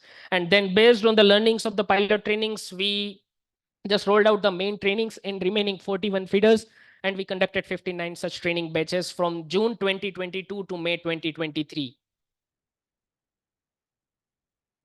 So this is particularly the cover page of the manual or the training handbook that we had distributed to farmers. And the main components of the training, the first session we had kept on the power generation, that is basically the components of a solar PV system. We tried to explain them in detail about each and every component of a solar PV system, starting from solar panels, structures, DCDBs, inverters, and along with the meters. We also tried to explain them the metering system that have been installed at their premises, that how those 3 different meters work. Then we had also focused on operation and maintenance aspects of solar PV system. That was, I guess, one of the most important sessions, because in case of operation and maintenance, we tried to include that how those panels should be cleaned, the frequency of cleaning, and in case of minor faults, how they can identify minor faults if they are occurring, and what are the complaint channels that they should follow in case of minor repairs and maintenance of the system. And then we had also included the financial implications. As per my experience, farmers were not at all aware about the financials of the scheme as well. Not only technical, they were also not aware about the financial terms of the schemes, right? They were of the opinion that 60% direct subsidy is being given to them, but that was not the case. 30% was the direct subsidy and remaining 30% was EBI, but they were not aware about it.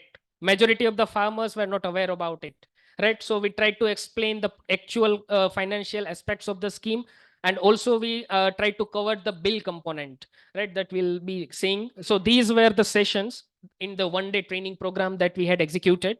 The first session, before starting the actual session, there was a pre-training survey that we had conducted along with the Germany team and IWMI team. That pre-training survey was to basically accumulate the knowledge that what kind of knowledge the farmers are actually having about the particular solar PV system. Then as a part of the main training sessions, the first session was on components of solar pump system, that I have already explained. The next session was on operation and maintenance. Then after the break, we had also covered the usage of Sky mobile application. Surprisingly, I will say that more than 70% of the farmers were not aware that there is a kind of mobile application for them that they can use and track their generation. So we installed that particular application in their mobile phones, and we taught them that how to use that particular application. And the final session was on the reading the electricity bill. Electricity bill of the farmers, it's a too complicated thing in itself, right? Even as an engineer, even as an educated person, we might have to think and we might have to focus to study it in a particular manner, to understand that in a well-defined manner. So they were not able to understand what are the terms mentioned in the bills properly. So we tried to cover and explain them each and every terms in details about the electricity bill. So these are some of the findings during the implementation of the training program.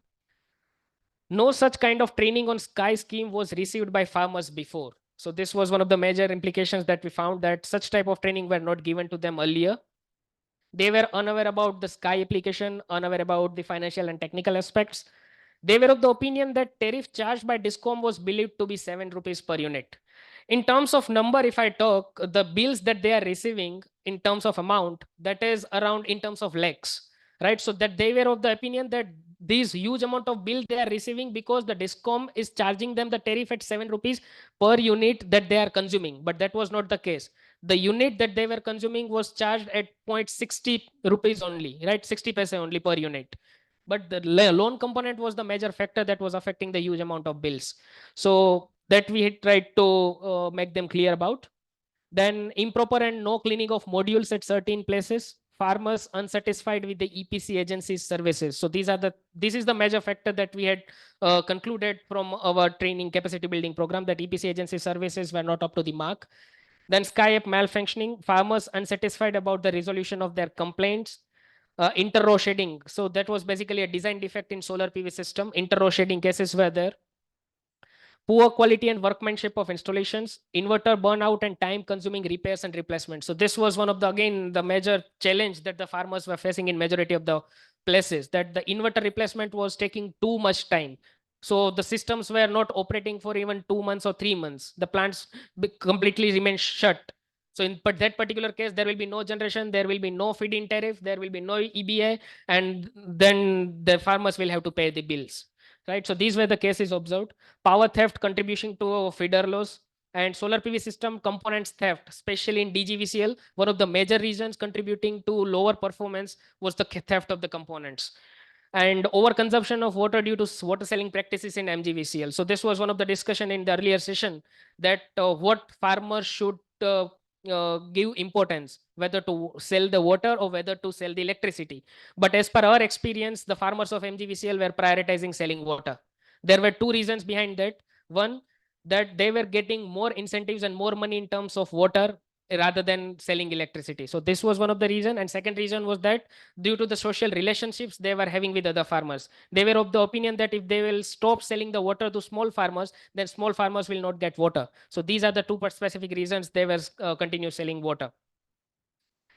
The qualitative impact that we had observed on farmers' approach, this is the sudden, we can say that the on the spot reactions that we had observed at some of the space training locations. As I had mentioned that at several places we had to conduct 2 batches of training on simultaneous days, right? So on the next day, very next day, we were able to observe some of the things, right? That improvement in module cleaning trends.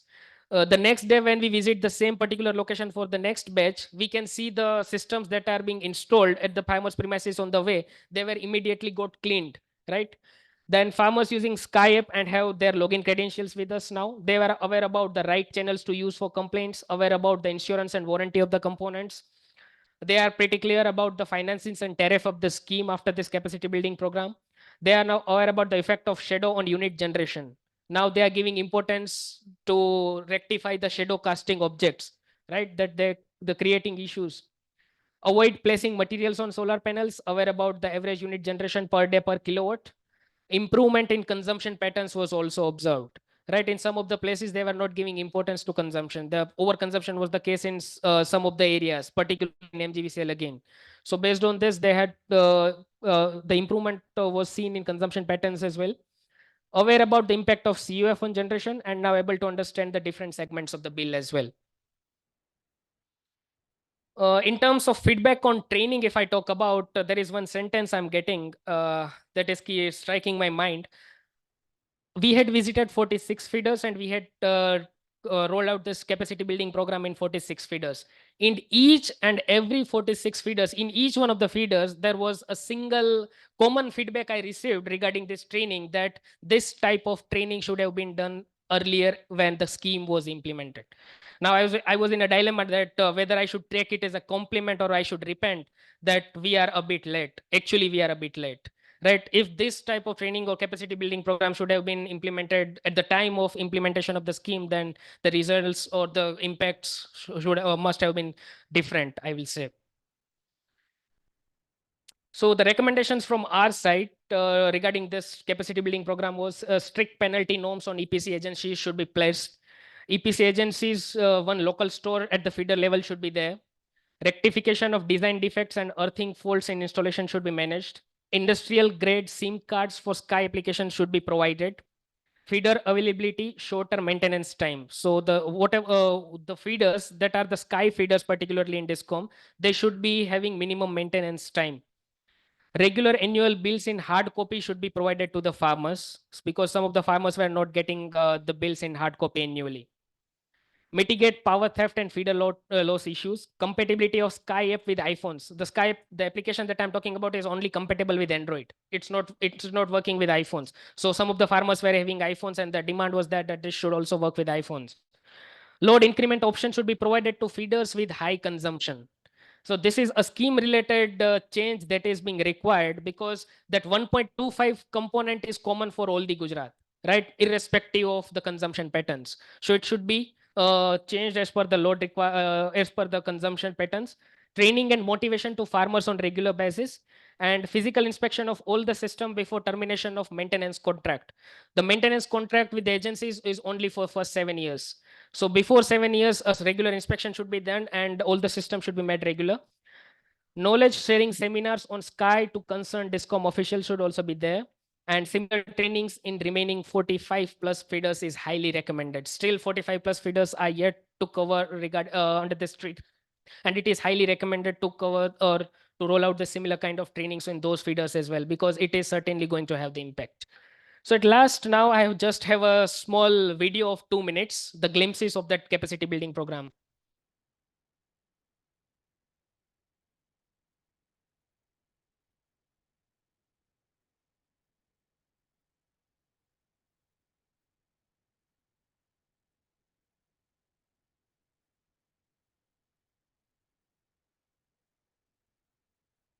So this was the pre-training survey of the farmers.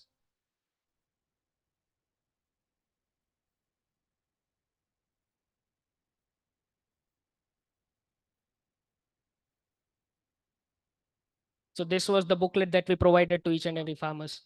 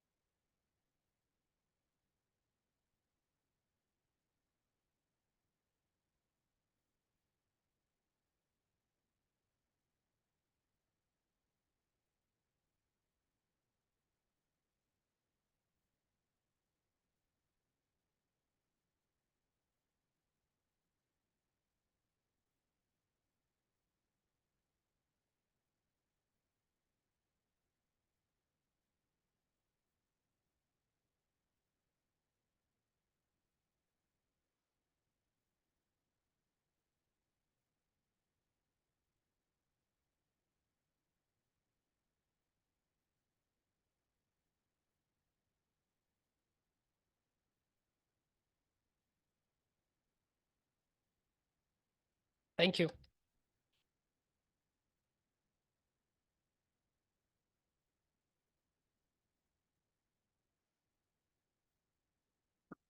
Thank you, Nikunj. We'll now have the next session, which is impact of capacity building intervention designed for solar farmers on solar energy generation, evidence from the RCT by Dr. Deepak Varshney.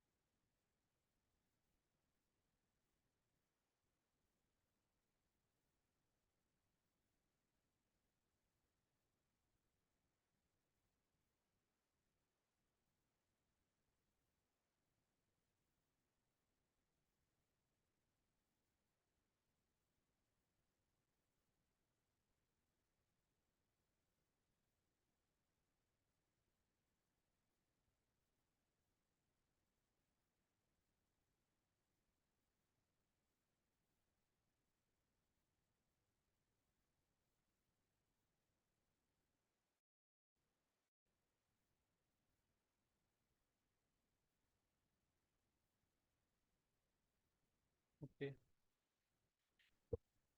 Okay. Thank you, Shivani. And thank you, Nikunj, for doing my job easy. So you have already motivated well in terms of why training is needed, specifically in Sky scheme, right? So and you have talked all about the training material, right? So that we have implemented during the program. So that's good now, right? So I would like to directly get into the impact assessment, quantitative impact assessment of the capacity building intervention or training programs that we have done for sky farmers in Gujarat, right? So this is, I'm skipping. So, and this is I have already covered in my morning presentation. So here what we have done a quick survey of scheme awareness, right? So before conducting the training, right, so we have implemented a very short module, 5 to 6 questions, where we have just tried to assess the current awareness of farmers, what they know about the technical model, what they know about the financial model, and what are their behavior in terms of cleaning and maintenance. So, and if you just look at the statistic on the screen, it clearly shows that 30% of farmers correctly responded to the ratio between panel size and the contracted load among all the discounts if you just compare. So there's one of the key technical specification of the sky scheme, and what we found, only 13% farmers know correct about it. So initially not too much care about that. And second, right, so we have just tried to assess whether they are utilizing the Sky mobile app for monitoring consumption generation and using for putting any issues in their panels or for anything else. So there we found only 20% of all the farmers were found to be aware of this app's existence. And even those who are aware, half of them are not to log in on their mobile phones. So those kind of things were there.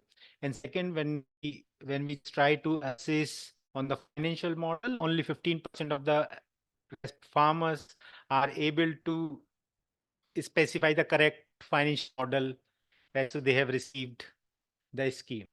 And in terms of cleaning and maintenance, 40% of the farmers are cleaning once in a week. So these are kind of things where we have started with for doing this capacity building intervention.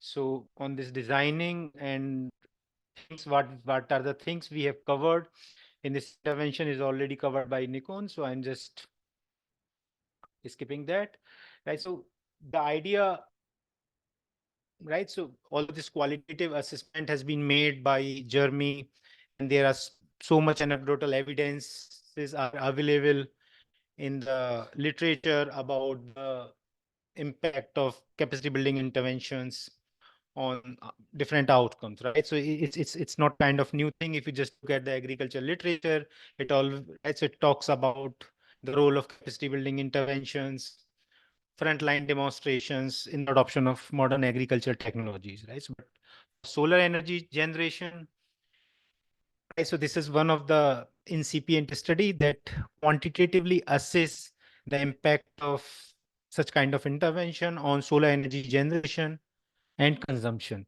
When I say generation, right, solar energy generation, the energy generated through those panels, and when I am saying consumption, the energy used for the irrigation purposes.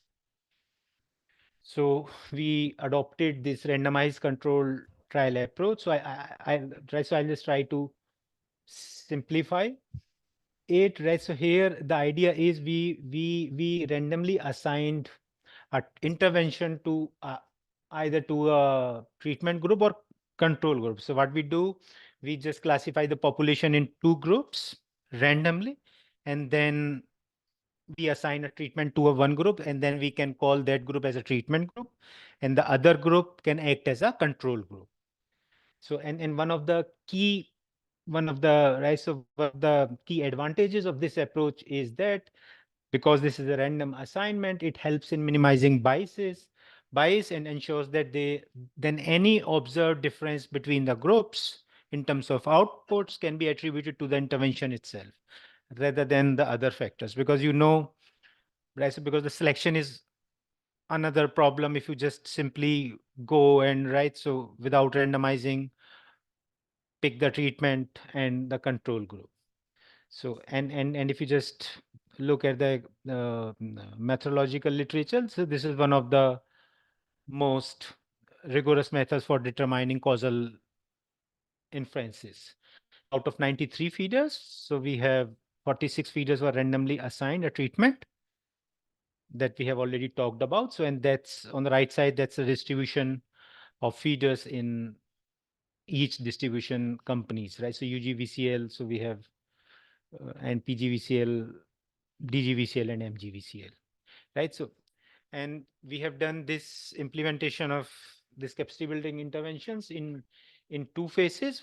In first, right, so we have covered 5 feeders and we have implemented training in 7 batches. And in the second phase, that is the main training, so we have covered 41 different feeders in 59 training batches.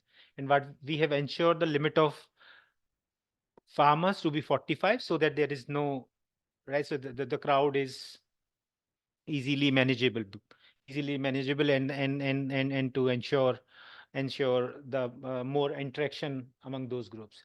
The blue graph tells us the participation rate, right?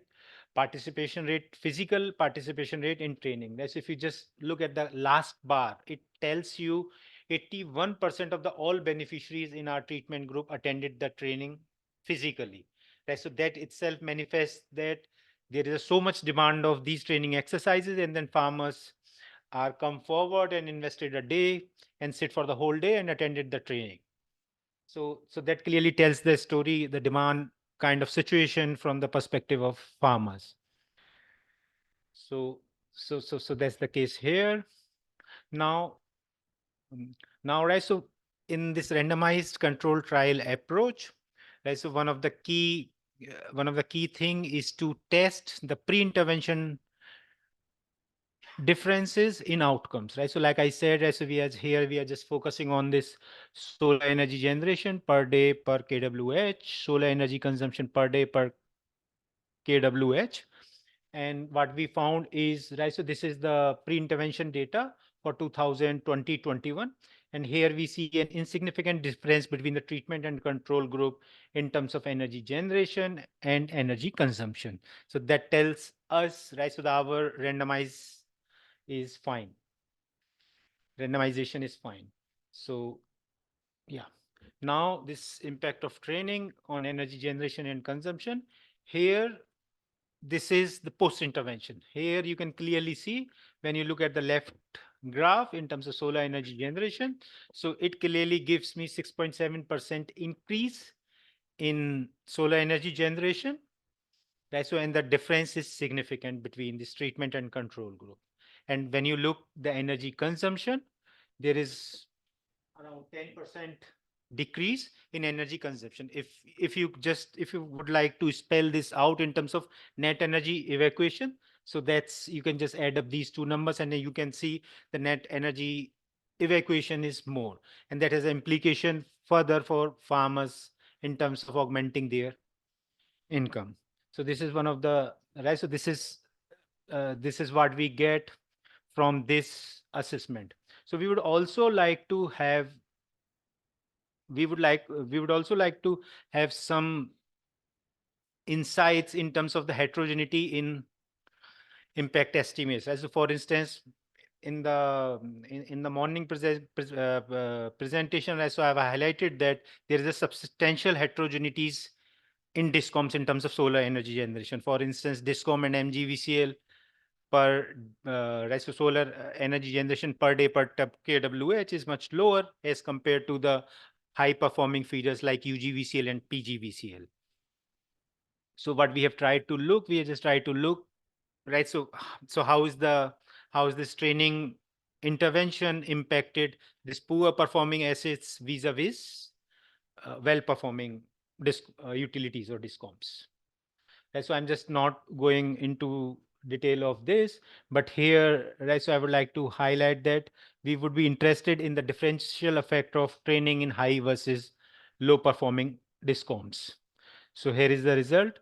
So first for the generation per day. So our analysis reveals that the impact of training in terms of growth in solar energy generation in low performing DISCOM is 20% higher compared to the high performing DISCOMs. So what it tells you, these low performing DISCOMs are benefiting more through this training intervention as compared to the high performing feeders or DISCOMs, because they already have some base of all these knowledge and things. So right, so if you just think of implication of this finding, right? So if you would like to prioritize your investment or strategy to whom to reach, so we should start with, right, so those who are poor performing or right or lower on the ladder, right? So this is, so I've already talked about the summary and implications. So our point is that capacity building of solar farmers should be a part of a strategy in designing farmer level SIP schemes. So here, I would like to stop and looking forward for question and answer, if any.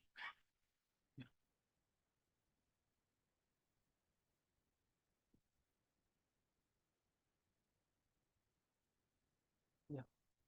Yeah.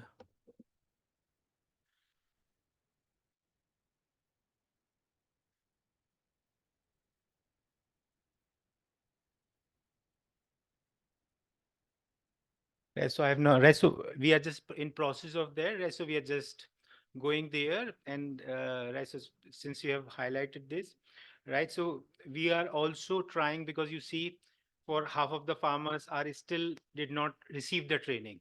So what we are doing, we are randomizing again, and because we have all the materials ready prepared by Jeremy in terms of the 5 videos for each module, and we have a training booklet in the local language. So we are randomizing again within right, so within with those group who have not received the training. So we are just trying to see and identify the cost effective ways of information diffusion, right? So we would like to, right, so that's work in progress, but we are just also keeping this cost effectiveness issue in mind, and right, so just we are working towards that. Yeah, but in terms of the cost and benefit, right, so this cost implication of this thing, so we haven't done so far, but definitely we will look into that. Points to make. What I gathered from Gujarat study presentation is that the improvement in the performance, improvement in knowledge, it was tested immediately. That is what you mentioned. Now, like I am myself a teacher, what I would like to tell you is that there is likely to be a difference if you test immediately post your delivery and you deliver after a considerable period of time. So there is a case for resurvey. I definitely think that you should do it again. So that is one thing. Another thing I would like to know if there was some need assessment done, or was it completely a top down? Germany had prepared and you had delivered.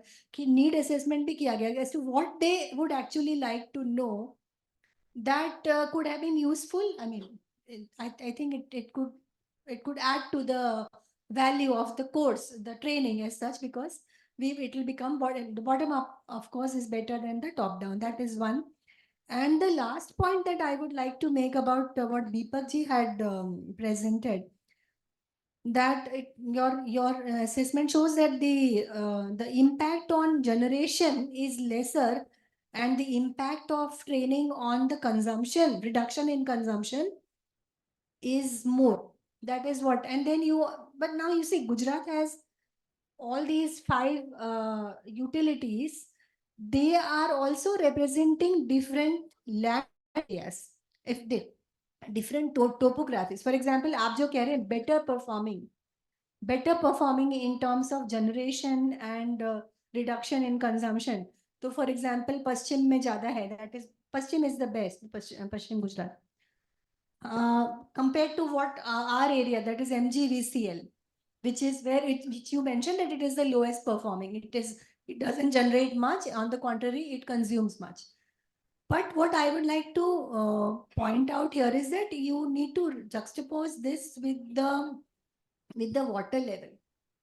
You see, in some areas, water level in the ground itself is so low that solar power becomes a lucrative crop. But in areas where this is not the case, for example, in our area, the central Gujarat area, where it is water abundant, and therefore you don't need to really cut down on water, electricity consumption and hence water consumption. There you will find this is a natural, obvious result that they would not like to, they would like to generate power, but they would not like to reduce consumption of power. So then they become poor performing according to you. But that is because of their peculiar status as a water abundant region. So this particular model, impact of training, it cannot, what I think is it should be seen differently in terms of the topography of the region that you are studying. So is tarah se it cannot be a fit for all solution, because what Paschim Gujarat people do and why they do it will be different from what was in say central Gujarat do and why they do it. So that, and then the training itself can be the training can be changed according to the needs of these two different topographies altogether. That's what I think. Thank you.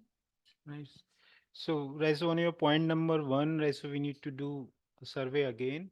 So, fortunately, we are working with GUVNL and we have access to this solar, right? So, this SCDM portal, right? So, that gives us a daily frequency data on generation, consumption, and evacuation, right? So the whole series is with us, right? So that's our job, is to see, right? So what should be the immediate effects? So we are in the process because these are kind of the short-term effects, right? So because you see the reference year is 2022-23, and we have started training in June 2022 and till November 2000. Yeah, right. So, but we need a year or so, right? So just year or after, right? So we would like to see the long-term effects of that, right? So that's one. Or in terms of how do we sustain the knowledge with the farmers?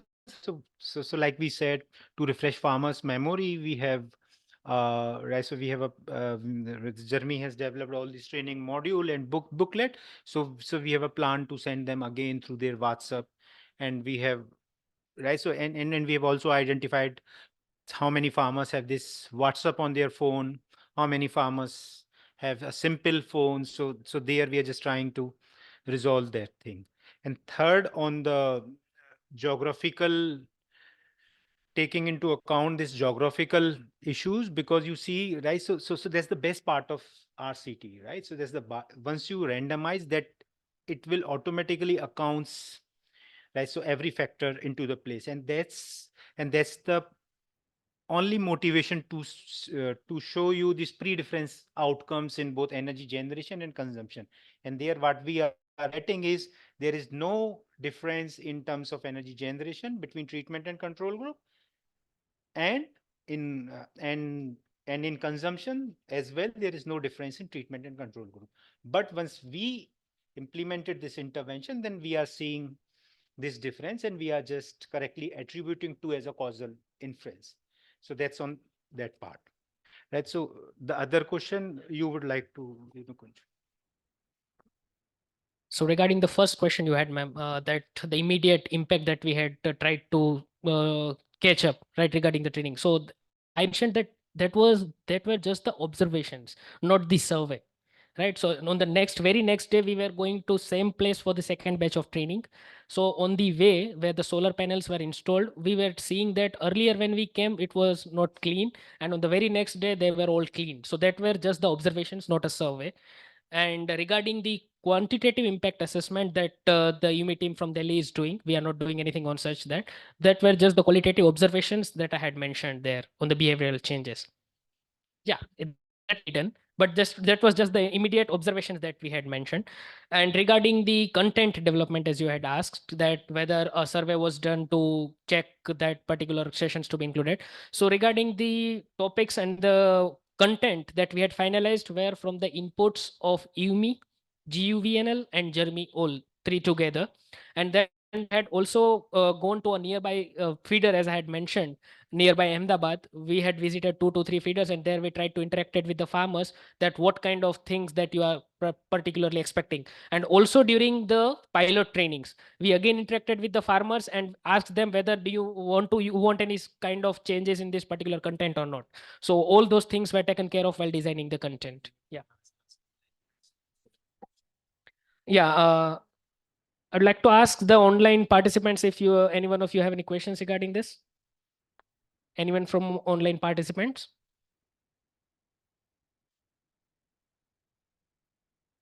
Right.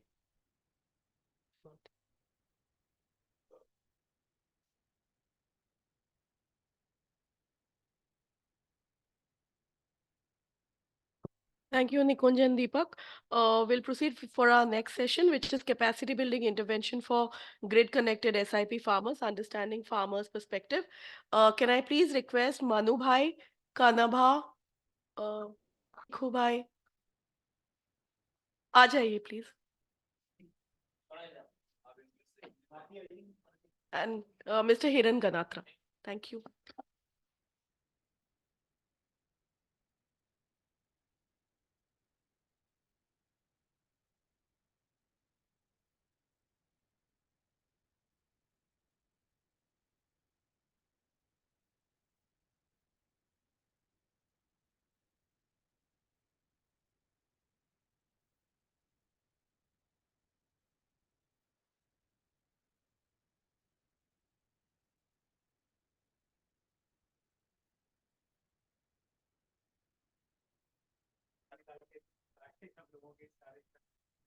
Thank you, sir.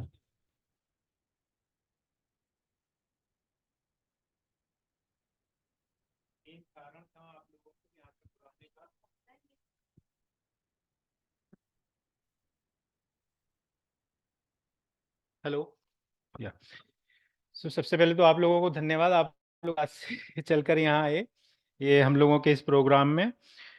तो मैं हिरन जी आपसे शुरुआत करूंगा, पहले 2 minute आप अपना introduction दे दें और फिर बाकी सब लोग अपने नाम और कहाँ से फीडर से किस गांव से एक का इंट्रोडक्शन दे दें। फिर असल में कुछ मैं सवाल जो पहले सेशन में भी लिए गए थे, सब लोगों ने पूछने की कोशिश करी थी, तो मैं भी चाहता था कि फार्मर्स अपना पर्सपेक्टिव कम से कम लोगों को बताएं. So I have noted down and then I will check with you. Okay, sir. Thank you, Deepak. Myself, first of all, H. Ganatra, Deputy Engineer, PGVCL, Rajkot. मैं राजकोट से आता हूँ. पहले तो मैं ये जो प्रोग्राम हो रहा है कैपेसिटी बिल्डिंग, उसके लिए हमें जो इनवाइट किया है, और इसके लिए हम पहले तो धन्यवाद करते हैं उसका. और हमारे जो PGVCL ने हमने सभी यहाँ पे भेजा है, इंक्लूडिंग 3 फार्मर्स. PGVCL रिस्पेक्टेड वाला सर एंड उनकी टीम को मैं बधाई दे रहा हूँ कि हमें यहाँ पे एक मौका दिया है वो गुजरात का और PGVCL का रिप्रेजेंट करने का स्काई के लिए. तो इसके लिए धन्यवाद कह रहा हूँ. उसके बाद वो जो स्काई फीडर है, इसमें मेरा सब डिवीजन मेटोड़ा सब डिवीजन है. मेटोड़ा सब डिवीजन में हमने PGVCL में से first highest consumer 66 numbers of consumer. The feeder is one of the highest having a highest consumer in Gujarat and charged on 31st December 2018. We have started in 2018 with the 66 consumer, and in 66 consumer, they are 43 numbers of consumer are getting the rebate, including installment, and rest of 23 are not getting not getting rebate. The main cause of this is the selling of water. सुबह में जो madam ने बताया था कि selling of water और solar का जो है उसका जो रेट की बात कर रहे थे वही है. और वो ज़्यादा पियत जो बोलते हैं इरिगेशन, वो भी one of the reason behind it. Our farmers are doing very much cleanliness and maintaining a cleanliness of solar panel. We are alternately visit all the farmers, including side by side, about and giving also the knowledge about the maintenance of solar panel and how they are getting the all the rebates and benefits. Thank you very much. हमें यहाँ पे जो दिया chance इसके लिए thank you sir. हम बाकी लोगों को अपना अपना नाम और गांव बताने के लिए, और कितने HP का कनेक्शन है.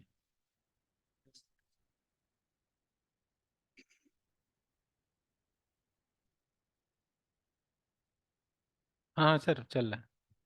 मेरा नाम भिखू भाई डांगर है, हरिपुर गांव है मेरा. ओके. और PGVCL मेटोडा है, गणोत्रा साहब इंजीनियर. हम सोलर सिस्टम में प्रमुख था. अच्छा. वो भी हरिपुर का है. अच्छा.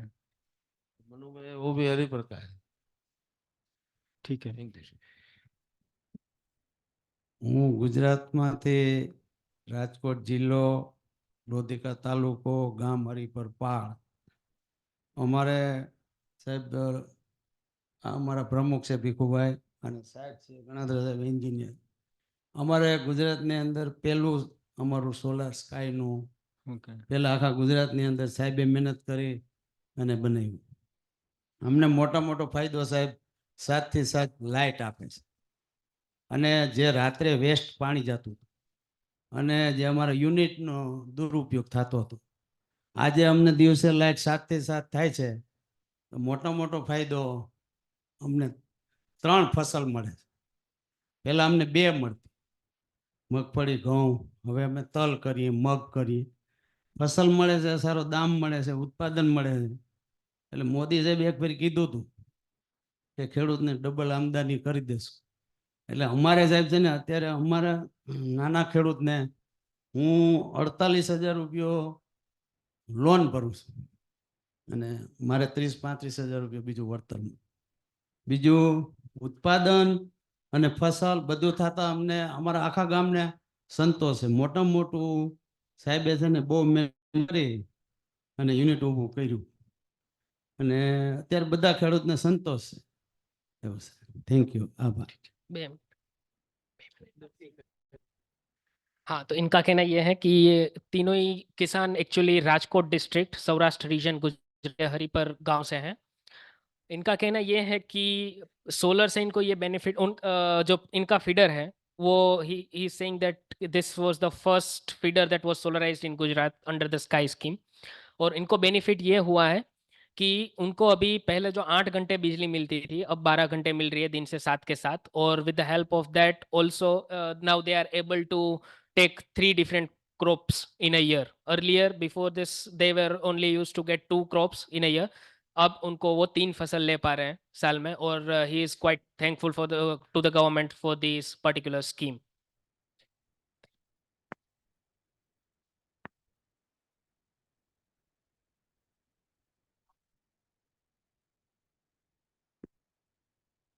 મારું નામ છે મનુભાઈ સગનભાઈ રાઠોડ, ગામ છે હરિપરપાળ, તાલુકો લોધિકા. અમારે આ બધું ખેડૂતને બધું સારું થઈ ગયું છે. અમારા ગામ પૂરતું બધું અત્યારે લાઇટ અમને 8 કલાક મળતી હતી એની બદલે 12 કલાક લાઇટ મળે છે. અમારું ઉત્પાદન સારું છે. 3 પાક લઈ છે, કપાસ, ઘઉં, ચણા. અને ખોટો પાણીનો અમારે જતો, ખોટી અમે વીજળી વાપરતા નથી. ખોટો પાણીનો બગાડ થાય તો વીજળી બગડે એટલે એ બધું અમારે સારું. ठीक है।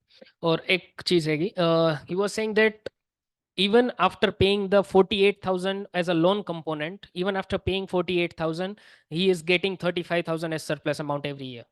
So 45 plus 48 plus 35 can be said as a net aggregated income, including loan component. अच्छा, आपके अनुसार जैसे अभी हिरान जी ने बताया कि कुछ किसान ऐसे भी हैं जिनको असल में चेक नहीं आ रहे हैं, रिबेट नहीं मिल रहा है, तो ऐसा क्या कारण है कि आप लोगों को आ रहे हैं उनको नहीं आ रहे? उसमें है ने सर એની અંદર થોડુંક વાવેતર એ લોકોની જગ્યા મોટી હોય અને જે અત્યારે હોર્સ પાવર જે આપણે 10 નું હોર્સ પાવર હોય ને તેની મર્યાદા હોય. તમારે માની લ્યો કે 100 વીઘા જમીન છે તો તમને વળતર ન મળે સાહેબ. ટૂંકી જમીન હોય તો મળે, કારણ કે તમે અત્યારે અમે ઘણા ફેરી જીઈબી ના બરોડાથી અમારે A to Z ઓફિસરો અમારે ત્યાં અમારા ગામની મુલાકાત લીધી. અમે કીધું કે થોડુંક અમને આમાં હોર્સ પાવર વધારો. એ તો હવે આખી પોલિસી હોય એ પ્રમાણે થાય. એટલે નથી મળતું એનું કારણ એમ કે જગ્યા થોડીક વધારે હોય છે, કારણ એ હોય છે. अच्छा, एक सवाल और है मेरा कि स्काई आने से पहले और अब में कुछ आपने फसलों में बदलाव करा है कुछ क्योंकि जैसे भी आपने कहा कि अब आपको 12 घंटे बिजली मिल रही है, पहले 8 घंटे मिलती थी, तो इससे कुछ फसलों में बदलाव या कुछ उत्पादन में, प्रोडक्शन में कुछ बढ़ोतरी, कुछ कृषि में आपके में क्या बदलाव आए? इसमें क्या है साहब, इसमें पहले शेड्यूल ऐसा आता था, रात को लाइट आता है, दिन में आता है, दोपहर को आता है। अभी मेरे को फायदा क्या, 7 से 7, 7 बजे सुबह से शाम 7 बजे तक मिलता है। इससे 8 घंटे जो पानी मिलता था वो हमको 12 घंटा मिलने लगा। इससे हमको 3 फसल हम लेने लगे, आमदनी भी हमारा अच्छा हुआ। फिर हमको सुबह में दिन में हमको काम करने में भी अच्छा मजा आता है। पहले कौन कौन सी लेते थे फसल? पहले हम मूंगफली के बाद हम गेहूं लेते थे, अच्छा, फिर कपास लेते थे, तो 3 फसल नहीं होती थी, 2 फसल। अच्छा, 8 घंटे लाइट मिलती थी तो 4 घंटा और बढ़ गया। ठीक है। और एक चीज और, तब आपको इस पे सोलर पैनल में कुछ खराबी आ जाती है, कुछ तकनीकी दिक्कत आ जाती है, उसको कैसे आप लोग असल में टैकल करते हैं? डिस्कॉम को कॉल करते हैं, एजेंसी को कॉल करते हैं, या क्या या लोकल कुछ टेक्नीशियन मौजूद हैं जो आसपास अभी करते क्या हैं? है साहब, ये एम्बिट कंपनी ने हमारा सब संभालता है। फिर पीजीवीएसएल भी हमको बहुत मदद करता है। वो हमारे स्थल पर आता है, फोन करता है किसान को, आप आ जाओ, इधर इतना ध्यान रखना, नीचे ताप नहीं करने का, बच्चे को नहीं जाने देने का, फिर प्लेट को ऐसा टच नहीं करने का, सफाई का सब। जो ये कंपनी भी हमको आती है रहती है, पीजीवीएसएल का स्टाफ भी पूरा हमको सहकार देता है। नहीं, पर असल में ये तो असल में आपके फीडर की सिचुएशन है, ठीक है ना? शायद मुझे जब मैं गया था एक फीडर पे मैंने देखा था काफी इशू हुआ था। अब निकुंज जी, ध्यान है आपको कि सोलर एजेंसी के लिए, तो उसमें असल में एक कोई एजेंसी था, उसका परफॉर्मेंस ठीक नहीं था, तो उसके लिए आप क्या करते हैं, डिस्कॉम को बात करते हैं, कैसा करते हैं? क्योंकि एक का हमारे को तो साहब जो ये एक हाँ, एजेंसी है इंडिया ना, लेवल दूसरे फीडर में था, हमारे एजेंसी में राजकोट तो में ही था, प्रॉब्लम नहीं, आपके में नहीं है। वो अच्छा है ना, वो उसका जो कर्मचारी है ना, वो स्थल पर आता है, हमको फोन करता है, हमको बुलाता है सब किसान को, फिर सब मार्गदर्शन सफाई बताता है, हमारे को तो संतोष है। क्योंकि फीडर का मैं नाम भूल रहा हूँ, तब मैं कहता वहाँ काफी हमारे देवगाम फीडर में तो सब अच्छा मडली नहीं, वो हमको हाँ, पता है। मडली में असल में कुछ सोलर एजेंसी का इशू था ना, तो जो किसान काफी कंप्लेंट कर रहे थे, पीजीवीसीएल का तो कुछ नहीं था, पर वो एजेंसी की बड़ी कंप्लेंट कर रहे थे, टाइम पे नहीं आते, वो नहीं आते। तो आप तो मतलब आपके यहाँ जो कंपनी है वो ठीक काम कर रही है? हमारा तो साहब है ना, जो ये गणात्रा साहब का बहुत मदद है, फिर अभी हमने जो फॉर्म का, वो एजेंसी का क्या नाम, अभी फॉर्म भी है नहीं नहीं, अभी ये घर के लिए बनाया है, घर के आप घर ना फॉर्म ना भी, हाँ, वो उसमें भी हमारा गांव 100% साहब ने इतना मेहनत किया है ना, जो इसमें भी मेहनत किया है, अभी जो चालू होने वाला है उसमें भी हमारा गांव का साहब का हिसाब से बहुत अच्छा काम है। एक्सक्यूज मी सर, वो बोल रहे हैं जो पीएम सूर्यघर मुफ्त बिजली योजना की बात कर रहे हैं, अभी जो नई लॉन्च हुई है, इसमें अभी जो हमने है ना, मेटोडा सब डिवीजन में 750 रजिस्ट्रेशन हो गए हैं, इसमें हरिपर के सबसे ज्यादा है, वो बोल रहे हैं। अच्छा, एक असल में ना, जैसे सुबह के सेशन में पानी को लेकर बड़ी बात हो रही थी, ठीक है ना, कि सोलर स्काई आने के बाद पानी का उपयोग ज्यादा हुआ है फसलों में या कम हुआ है, ठीक है ना, तो उसके ऊपर असल में पूछना ये चाहता हूं मैं कि अब आपको दिन में बत्ती मिल रही है, हाँ, ठीक है ना, ठीक। पहले दिन और रात में बत्ती मिल रही थी, हाँ, ठीक है ना, तो दिन में बत्ती जो मिल रही है, इससे आपका जो पानी का यूज है, इसका इसमें कुछ बढ़ गया है। अच्छा, हमारे तो सब क्या है, हमारे हमारे बगल में न्यारी डैम है बढ़िया, हाँ, उससे हमारे गांव में तो कोई पानी का प्रॉब्लम नहीं, अच्छा अच्छा पानी है, हाँ। એક જ મિનિટ સાહેબ પાણીનો બચાવ તો એવી રીતના કરવાનો હોય, પેલા છે ને પાણીનો બચાવ નહોતો થતો, પેલા માન લ્યો કે રાતે આપણે લાઈટ આપતા હતા, 8 ઘંટા 8 કલાક રાતે દે, 8 કલાક દિવસે દે, ત્યારે રાતની લાઈટ હોય એટલે ખેડૂત છે ને એમાં 5 વીઘા પાવાનું હોય ને તો એ 2 વીઘા જ પીએ, એનું કારણ તમને કહો, ગારી રસ્તો હોય, હુઈ ગયો હોય, પાણી રેડું મેકીને તો ગારી હોરું પાણી પીવું છે, અત્યારે પાણી બગડતું નથી અમારા કોઈ એટલા વિસ્તારમાં, અમને જેટલા સોલાર આપણે પ્રોજેક્ટ નાખ્યા પછી અમારે ક્યાંય પાણી બગડ્યું નથી, નકર ખેડૂતને શું કે રાતને ઉજાગરા થાય, અટાણે અમને 12 કલાક લાઇટ આપે છે, 12 કલાક લાઇટ આપે એટલે અમારા દિવસે બધું પી જાય છે, બરાબર, તો એનો કોઈ મતલબ અત્યારે શેઠને પાણી બગડવાનું, એટલે વીજળી પણ બચે, પાણી પણ બચે, અને આરામથી અમારા 3 પાક આવી જાય છે, એના માટે અમારે બહુ સારું થઈ ગયું, ખેડૂત હોઈ ગયો એટલે પાણી બધું સાહેબ ગારીને વહી જાય। So regarding the over exploitation of water resulting from the solar, जो डिस्कशन चल रहा था सुबह, इस पर्टिकुलर चीज में इनका ये कहना है कि जब सोलर नहीं था, स्काई नहीं था, तब उनको रात में मिल रहा था पानी 8 घंटे, तो रात में उन लोगों का प्रैक्टिस ऐसा था कि वो लोग जाते थे, मोटर चालू कर देते और चालू करके वापस आ जाते थे, तो फिर कितना पानी जा रहा है, जब तक पावर है यहाँ पे तब तक वो पंप चालू रहेगा, वो फ्लडिंग होगा और पानी भी वेस्ट होगा, तो वो उनका प्रैक्टिस रात को रहता था, वो पूरी रात वहां पे नहीं रुकते थे, इसलिए that was resulting in a water waste. अभी उसकी वजह से अभी क्या, स्काई में तो दिन में पानी मिल रहा है, तो they are particularly regulating the water usage, जो पहले वेस्ट हो रहा था पानी, now it is not the case in case of sky, right? So this way he is saying that the water over usage, it was used to be earlier when the sky was not there, but now after the sky has come, it is regulated at a certain extent, so water wastage is not a case. अच्छा, एक आखिरी सवाल, आपके गांव में जो आपके feeder में लोग हैं, तो सबसे ज्यादा एक साल में किसको चेक मिला है और सबसे कम किसको मिला है, ऐसे गांव का बताइए अपना नहीं। हमारे गांव में अभी 66 ग्राहक है। हाँ, सबसे ज्यादा किसको मिला था और सबसे कम किसको मिला? मेरा अभी 23 आदमी को चेक नहीं मिला है, 43 को चेक मिला। वो तो बताया उन्होंने, पर जिनको मिला उसमें सबसे ज्यादा एक साल का चेक किसका था? वो मेरा होता है। मेरे को ज्यादा मिलता है। चलिए वो मत बताइए, और सबसे कम किसका होता है? अच्छा, चलिए कोई बात नहीं, चलिए thank you very thank much, you. Thank you आप हमको साहब इंग्लिश नहीं आता अरे इसलिए नहीं गीता में इंग्लिश बोलना। मुझको भी नहीं आता इंग्लिश ऐसे क्या है सब लोग। Thank you very much sir, यहाँ पे हमको बुलाया और ये इंट्रैक्शन हुआ। Thank you.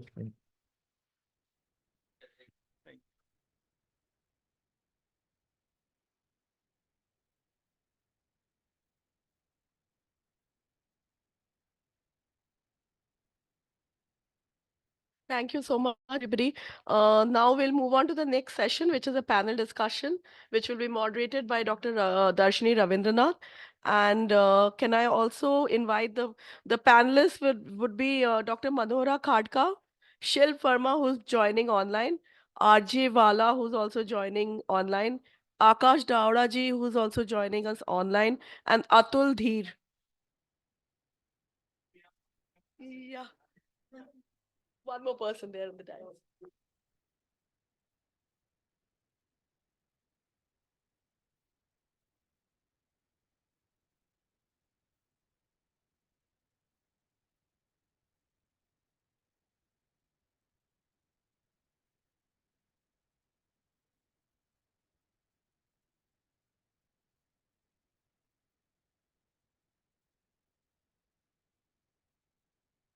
Hello, everyone. Aware that this is the last session, so we're already a little bit behind on time, so we try and keep it short. But it is, despite it being last and us keeping it short, it's quite an important topic and that needs to be thought about. And it's, we've heard a number of presentations about the significance and the importance of capacity building, the necessity of awareness and knowledge in facilitating the adoption. As we've seen, there are, in a lot of the countries that we work in, we have a lot of strong political motivations already on solar irrigation, and adoption needs to catch up. So for effective utilization of solar irrigation systems and to achieve all of the outcomes that are set out in a lot of these policies. So I'm really grateful for all of the panelists who are here in person and also online for joining us today. I will quickly, I think Shibani's already introduced them, so I won't do that in the interest of time. But perhaps I'll put a question to each of you, and then we can sort of have a little bit of a discussion at the end on outcomes. So I'll start with Mr. RJ Wala. He's Chief Engineer at Paschim Gujarat Vij Company. Mr. Arjula, is there a possibility of integrating regular training on the operation and maintenance of SIPs into solar schemes for individual farmers, with the solar implementing agency being responsible for it? So if you can sort of shed some light from your experience on this, that would be great. Thank you. Hello, good afternoon, everybody. કેમ છો ડાંગરભાઈ, સરપંચશ્રી મજામાં, પ્રમુખ? Okay. So happy to see you all again. Regarding the question, there are two aspects. One, the farmers is responsible for their usage and generation, and other is the agency. So in our contract of the Sky scheme, there are 7 years of O&M contract. So agency is responsible for maintaining the CUF, and if is not able to maintain the CUF, we will penalize them. But some agencies are doing well, some are not, and some farmers is also doing well, some are not. So ultimately, we feel that the loan part, actually the sovereign guarantee given by the state government, because of that, the farmers are not in a position, I mean, not in a state of mind to take the ownership of the reducing consumption, increasing generation by way of cleaning of the panels. But anyway, because of this capacity building program, we are able to increase that part from, let's say, earlier before it was 70% of farmer who are getting the benefit. Nowadays, they are more than 70% in the commercial settlement. actually we observed that 93% of the farmers are actually injecting into the grid after meeting their consumptions. But due to the loan component, the amount is reduced to the 70%. Okay. Okay, thank you very much. I guess, sorry, just one quick follow-up to that. There was some discussion about potentially, having context-specific training. And I guess from your experience, is that something you think that will help? And if yes, what sort of areas do you think implementing officials would need that extra training in?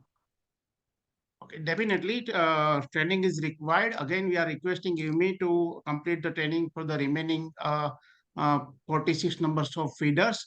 IWMI, and with the help of Germany, they imparted training on the 46 feeders out of total 96 feeders. The aggregate capacity of the Sky scheme is 111 megawatt in the Gujarat. So half of the training is completed, and we desire that if we can do the training for the remaining portion, it will be very grateful for us. Okay, thank you. Thank you very much, Mr. Archivala. And it's a nice segue into Dr. Akash Davda from Germany. I guess my question for you is, how can digital platforms and technology contribute to better dissemination of information and knowledge about SIPs, particularly in remote areas? Hi, good afternoon, everybody. Thank you for this opportunity to represent my views, and it has been great attending this forum since some time. Regarding the digitalization, so what we did is, so since morning the discussions have been happening on what has been done by the collaboration of GUVNL, IWMI, Germany, and other stakeholders. So I'll not say anything about that. So we did a lot of trainings, and all these trainings were offline trainings. And we also saw that many of the farmers had this Android based phones. Some of them had iPhones also with them. So it's not the same old scenario now that with digital platforms, with digital content, you cannot reach to to all the corners of the country. Yeah, there can be some limitations, I understand, but if not the farmer himself or herself, his family members, his son, the younger people in the family, they definitely would have this Android based phones. And so populating this material through SMS, the links in SMS, links in WhatsApp, it makes a great chance for everybody to create awareness on this solar irrigation, solar pumps. There are other channels also. So nowadays, when we also go to rural areas, we understand that everybody is very well versatile with the technologies. At least one person in the family knows how to operate a particular technology, and he or she would be interested. So I think it is very, very important to go with the digital format. So once we do the training offline, we give with the booklet, we do the presentations, we maybe do practicals, we make them understand. But ultimately, what you see may be forgotten in a couple of days, and you may not remember down the line after, say, 6 months or a year. So it is extremely important for them to, one is to have something in the hard copy. But hard copy, unfortunately, has the limitations of that they can only just see the photographs and read, while in the digital content, they can also see the videos, they can recall what has been taught to them, and the same can be replicated. So I definitely feel that digitalization of this kind of awareness programs, the content, and of course reaching to all the participants through this digital media and digital platform is very, very important, and that it only adds to the success of any scheme where awareness is the key challenge, knowledge is the key challenge.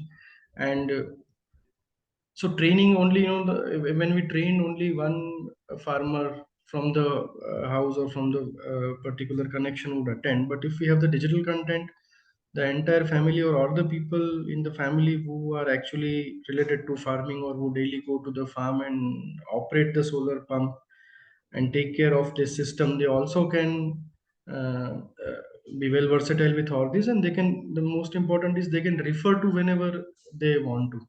So I guess digitalization is one of the key aspects uh, to deliver this awareness platforms.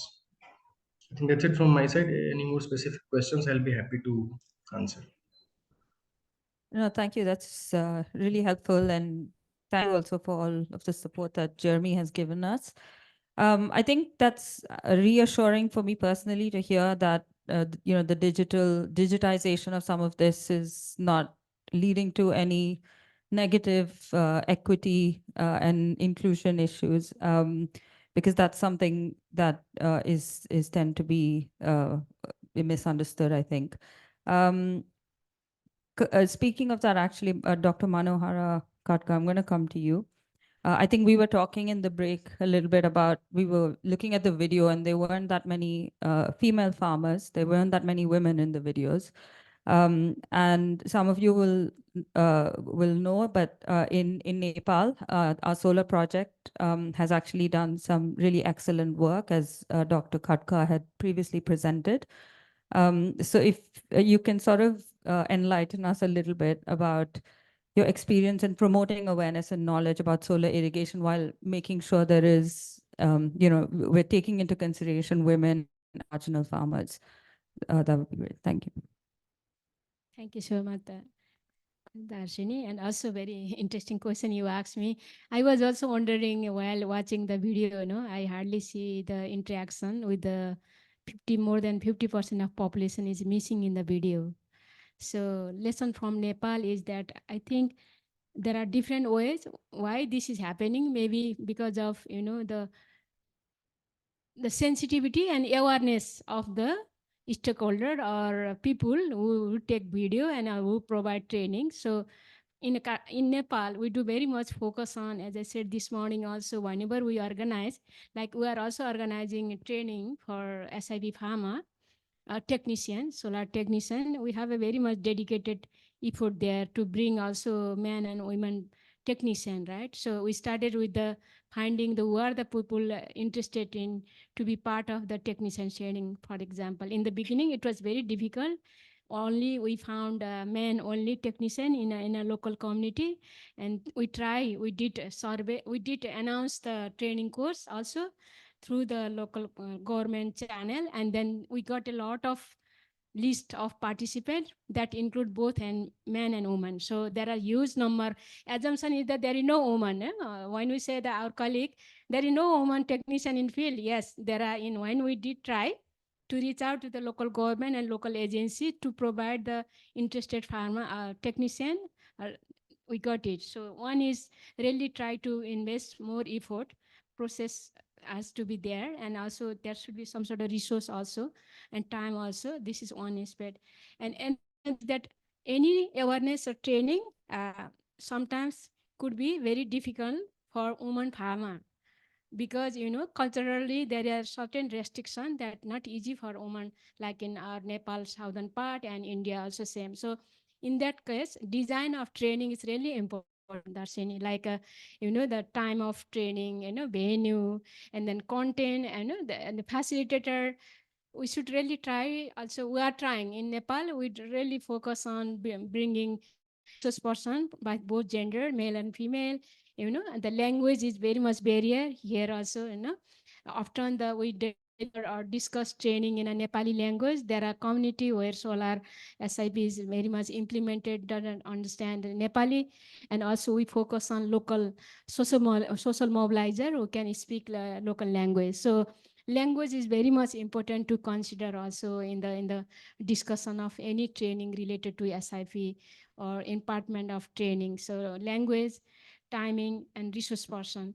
And third point is that most of the awareness and SIP awareness related to SIP or any discussion, the there is hardly the resource material. That's why through our research, we try to develop very simple manual on what does SIP, what is SIP, how it function, how can farmer also do some sort of techno fix, some sort of if something break, and then farmer or technician can also do locally, right? So we provide very much developed also manual, very much simple manual in a Nepali and English still, but still a long way to go to the manual on the Maithili for example.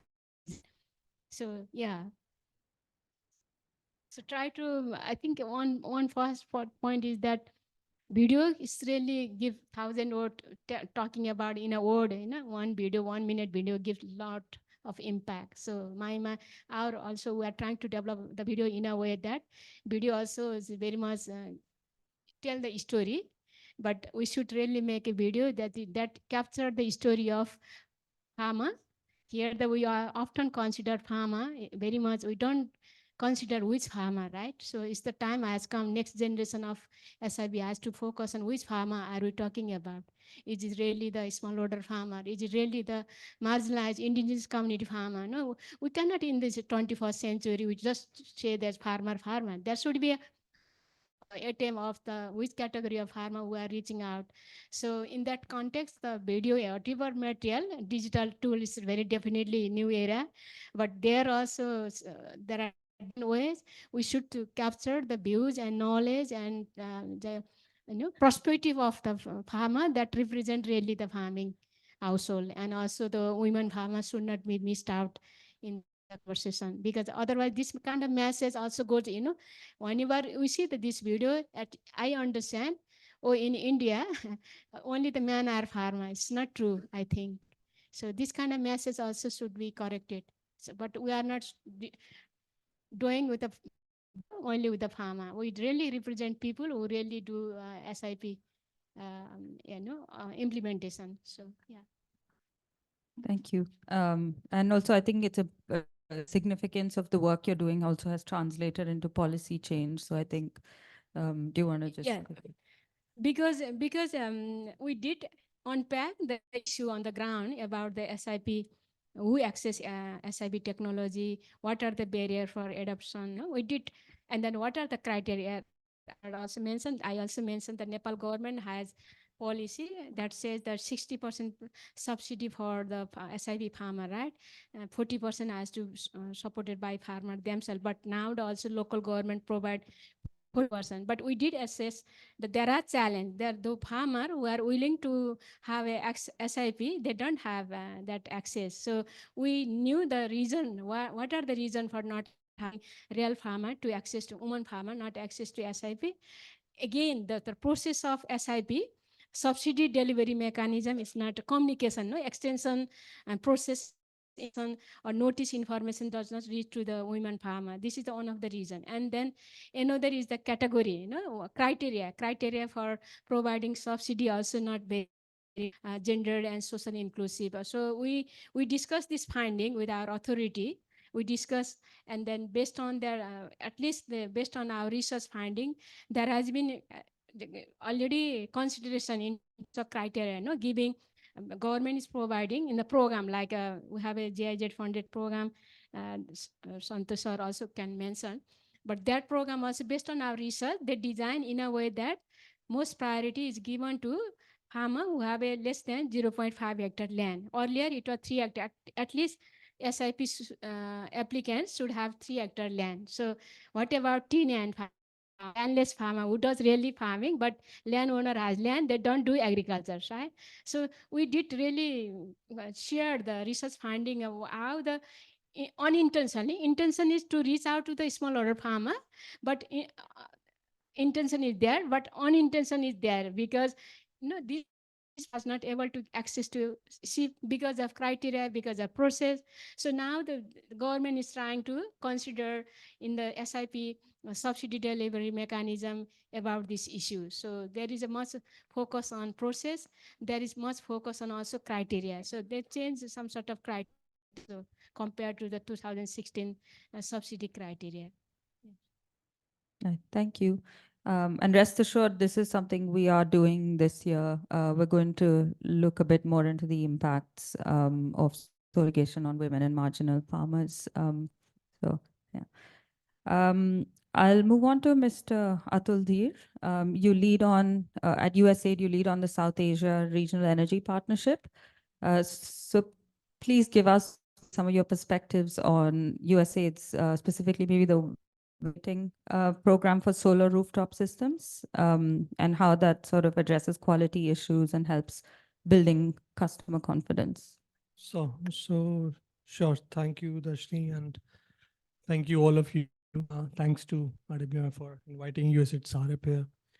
So I'll talk about 3 points, I think, which I'd like to cover about the vendor rating that comes first. But coming on to perspective, there are 3 key things which are to be looked upon when we try to deploy anything, any kind of technology at mass into the market. We call it as ARA. We talk about affordability, reliability, and acceptability. So when we talk about affordability, we talk about generation-based incentives. We talk about 60% kind of an incentive which Nepal is giving or 30% India is giving. We talk about feed-in tariffs, which could be more lucrative. So that makes like the technology more affordable when we are scaling at mass. Then we talk about reliability, which comes to the bigger picture. When something is already on the ground, how we look at reliable, how we look at the overall scheme of things of quality, performance, and more monitoring it if working down the line. And wherein we at USAID SAREP look at renewable technologies where policy has a picture to play, but there are different things which one should look at when they're deploying technology on the ground. So we see capacity building in 2 ways. One is the kind of technology, the capacity building we talked about today. We are directly giving trainings and knowledge to the beneficiary itself, how they should perceive technology, how they should take care of their own systems to make them more optimized, perform better as per the overall scheme of things, why they did install the particular technology. Other thing is on the research part, how we look at how we can develop policy advocacy for capacity building of the policymakers. That is also important. So there are 2 kind of capacity building we should look at. So where the research part, which we whole day about a lot of data, a lot of learnings, and I think there the thing comes into picture, how this data and learnings could be fed into the policy in certain aspects. And that's where capacity building should be looked upon. But yeah, coming on to the quality and safety, I think that is one of the major areas which USAID SAREP has been looked upon. And when I say this, I have Dr. Akash Davda here, who has been a partner in this whole journey of USAID. So for last 3 years, when we talk about solar PV deployment, we identified working on various studies with the NREL lab in the US as well. And we looked upon what are the key challenges in India when a technology like solar is deployed. So policy has a different picture to play, incentives are a different picture to play, but there is also a problem with the kind of BOS which is being deployed as an asset. So asset plays a bigger picture here. Then we analyzed where the problem lies, and we tried to analyze the overall scheme of things, which is the major component of a deployment, where the design aspects of a system lies. What are the challenges in operation? What are the challenges in operation maintenance of some technology? And we designed a framework called as a vendor rating. Today, the challenge is when there are bigger schemes announced, everybody wants to be into the deployment phase. They want to do open businesses. They want to actually take the benefit of the implementation of things, but there are majority of the implementers who are not even knowledgeable about the technology and what they should look at. So in the smaller region and the subnational level in the local areas, you will find installers which are not even knowledgeable enough about the technology, what they should look upon. And that's where this vendor rating framework comes into picture. To make a proof of case, what we did was for distributed solar, we did an assessment of 50 assets in Gujarat, and Germany was one of the partners in doing that with USAID. And we looked upon what are the different solar power assets and how are they performing, plus what was the quality of the installations which were done in terms of every component of the BOS. So when you talk about solar panels, cables, what was the design, how is the overall scheme of things done? And on those lines, we analyzed that the biggest problem we are facing is everybody is talking about reducing the cost, but the performance aspects have been neglected overall the while of things. And that's where the vendor rating program was designed for distributed solar. Many of you might not be aware about it. Vendor rating program was designed alongside of discussion with the Ministry of New Renewable Energy, is implemented by the CII GBC. And we have around 100 vendors rated. And with the new scheme coming in for 10 million roof being deployed, Ministry is looking at to how they can incorporate this as part of the scheme as well. Similar things would be very important for a distributed asset like solar pumps, because the consumer segment we are targeting is not aware about the technology, and wherein they depend on the deployer or the installer itself to give them the clear picture of the proposal and what quality as per the standards which have been deployed. So I think that's where one should look at. The quality assurance is something which is important to look at the life of the overall system for 25 years, not just defining technical standards. Technical standards can define an overall standard of an asset, but that will not define the performance. That has to come through a proper design, maintenance, proper operations. And that's what I think we should look at. And we have been looking at USHR. Yeah. Thank you. Yes, I think the importance of quality, or because all of the capacity building, all of that is not going to work if the product and the quality of the product itself is not strong. So yeah, definitely sign off on that. Last but not least, Shilp Varma. He's senior researcher at IMI and deputy country representative as well. Shilp, you have a lot of experience of working on solar energy, particularly in different parts of India. So can you share a little bit how traditional knowledge sharing mechanisms, such as farmer cooperatives and community meetings, can be leveraged to improve awareness and knowledge of SIPs, and specifically on some of the programs that we're doing? Yeah, thanks, Darshini. Actually, when the IMI Tata program started with solar pumps and we worked with farmers in Dhundi, one of the first challenges that the program faced was of finding a good technical partner to work with us. Almost everybody we talked to had experience and expertise of doing rooftop solar, which was grid connected. But we struggled to find a partner who had done grid connected systems in the rural context or in the irrigation context. And I think that is where the root of the challenge is. Wala Saab also mentioned that even Sky had created a system where the COF, maintaining COF was the responsibility of the developers. And then some developers have maintained it, but it's very difficult to enforce such high COF standards because, and from the developer side also, they say part of the reason why COF can go low is how the farmers treat the systems. And they are not always either incentivized or aware to handle the systems to the best of their optimal efficiency. So one thing that we had done actually with support from SDC before this solar project started, and when Sky was just starting to roll out, in 10 of the feeders, we had actually organized the farmers into cooperatives. And we had got these cooperatives formally registered. Now, our idea was that these cooperatives can act as intermediaries between the farmers, member farmers, and the developers, as well as member farmers and GUVNL or the local electricity utilities. And they could also take up a lot of the kind of transaction costs of reaching out to each individual members who may not have all the knowledge or expertise or experience of working with solar systems. I think some of those kind of challenges were overcome by GUVNL. I think Dr. Davda also mentioned through the use of digital technologies, but some challenges remain. And one thing that we wanted to do was to capacitate these cooperatives to kind of take on a growing role.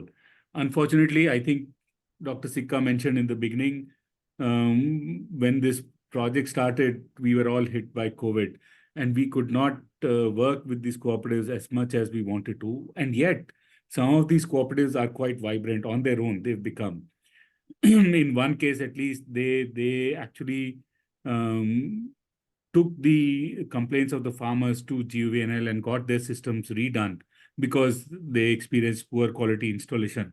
So I think that going forward, it might be interesting to go back and revisit these cooperatives, compare. I think one of the early ideas was also to see whether the 10 feeders where we have these cooperatives, just as we are seeing whether the feeders where capacity building training was given, is their performance any different from the others?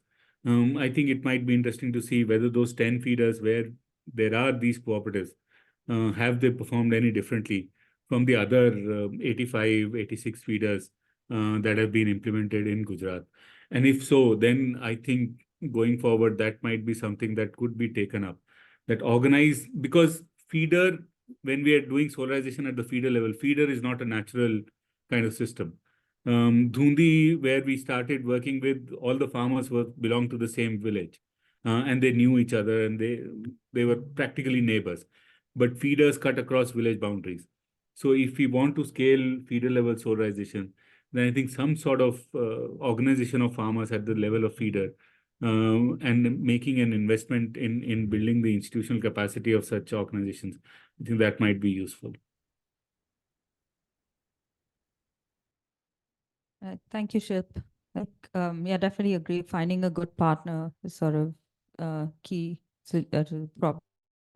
I think that's something we've been lucky in our project to have a number of excellent partners. I think we're probably running short on time. So I think I'll just quickly summarize. I think we had some really interesting discussions. I think essentially as the agricultural landscape is evolving, integrating a lot of these sustainable and innovative technologies is going to be increasingly important. So I think these are sort of capacity building awareness and knowledge of how to properly use these technologies and how to integrate them so that we have sustainable agricultural, food systems is going to be critical. And we spoke now a little bit about the importance of digitization and how that has been helping farmers and the wider families, bringing them together. We spoke about the importance of bottom-up thinking in designing and development of programs, specifically thinking about women and marginal farmers and incorporating them into the design rather than bringing them in at the end. And integration of sort of operation and maintenance training in our SIP capacity building programs, the quality of installation and assurance in having sort of reliable technologies that we can support. And finally, as Shilp said, finding a good partner and sort of working through that. So thank you very much. This has been to all the panelists and to all the listeners as well. This has been a really invigorating discussion. Thank you.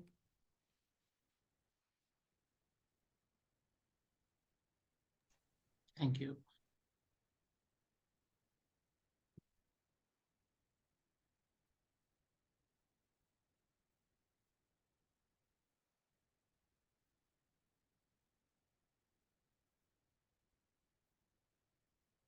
With that, we come to an end. Before that, Dr. Darshini Ravindranath will give the closing remarks and the vote of thanks.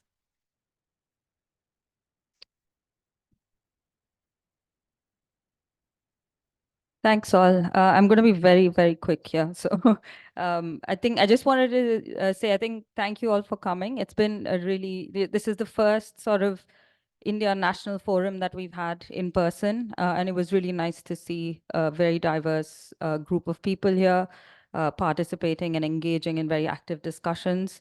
I think we've come out with some really interesting takeaway notes that we will we look forward to incorporating into the design of our project as we go forward. As you know, this is sort of the last year of this phase of the project. And it'll be, a lot of the evidence that we've been collecting over the last 4 years. It was really nice to sort of present it and get feedback on it. So then when we start sort of the next phase of work on engaging more with policymakers and thinking more about impact, that this is this is the feedback that will really be useful for us. So yeah, I guess we'll let you all go, but thank you all for coming. Special thanks to Deepak for working nonstop over the last few weeks, and also the rest of Deepak's team. You all know who you are. I won't name check each of you. Thank you all very much for your support.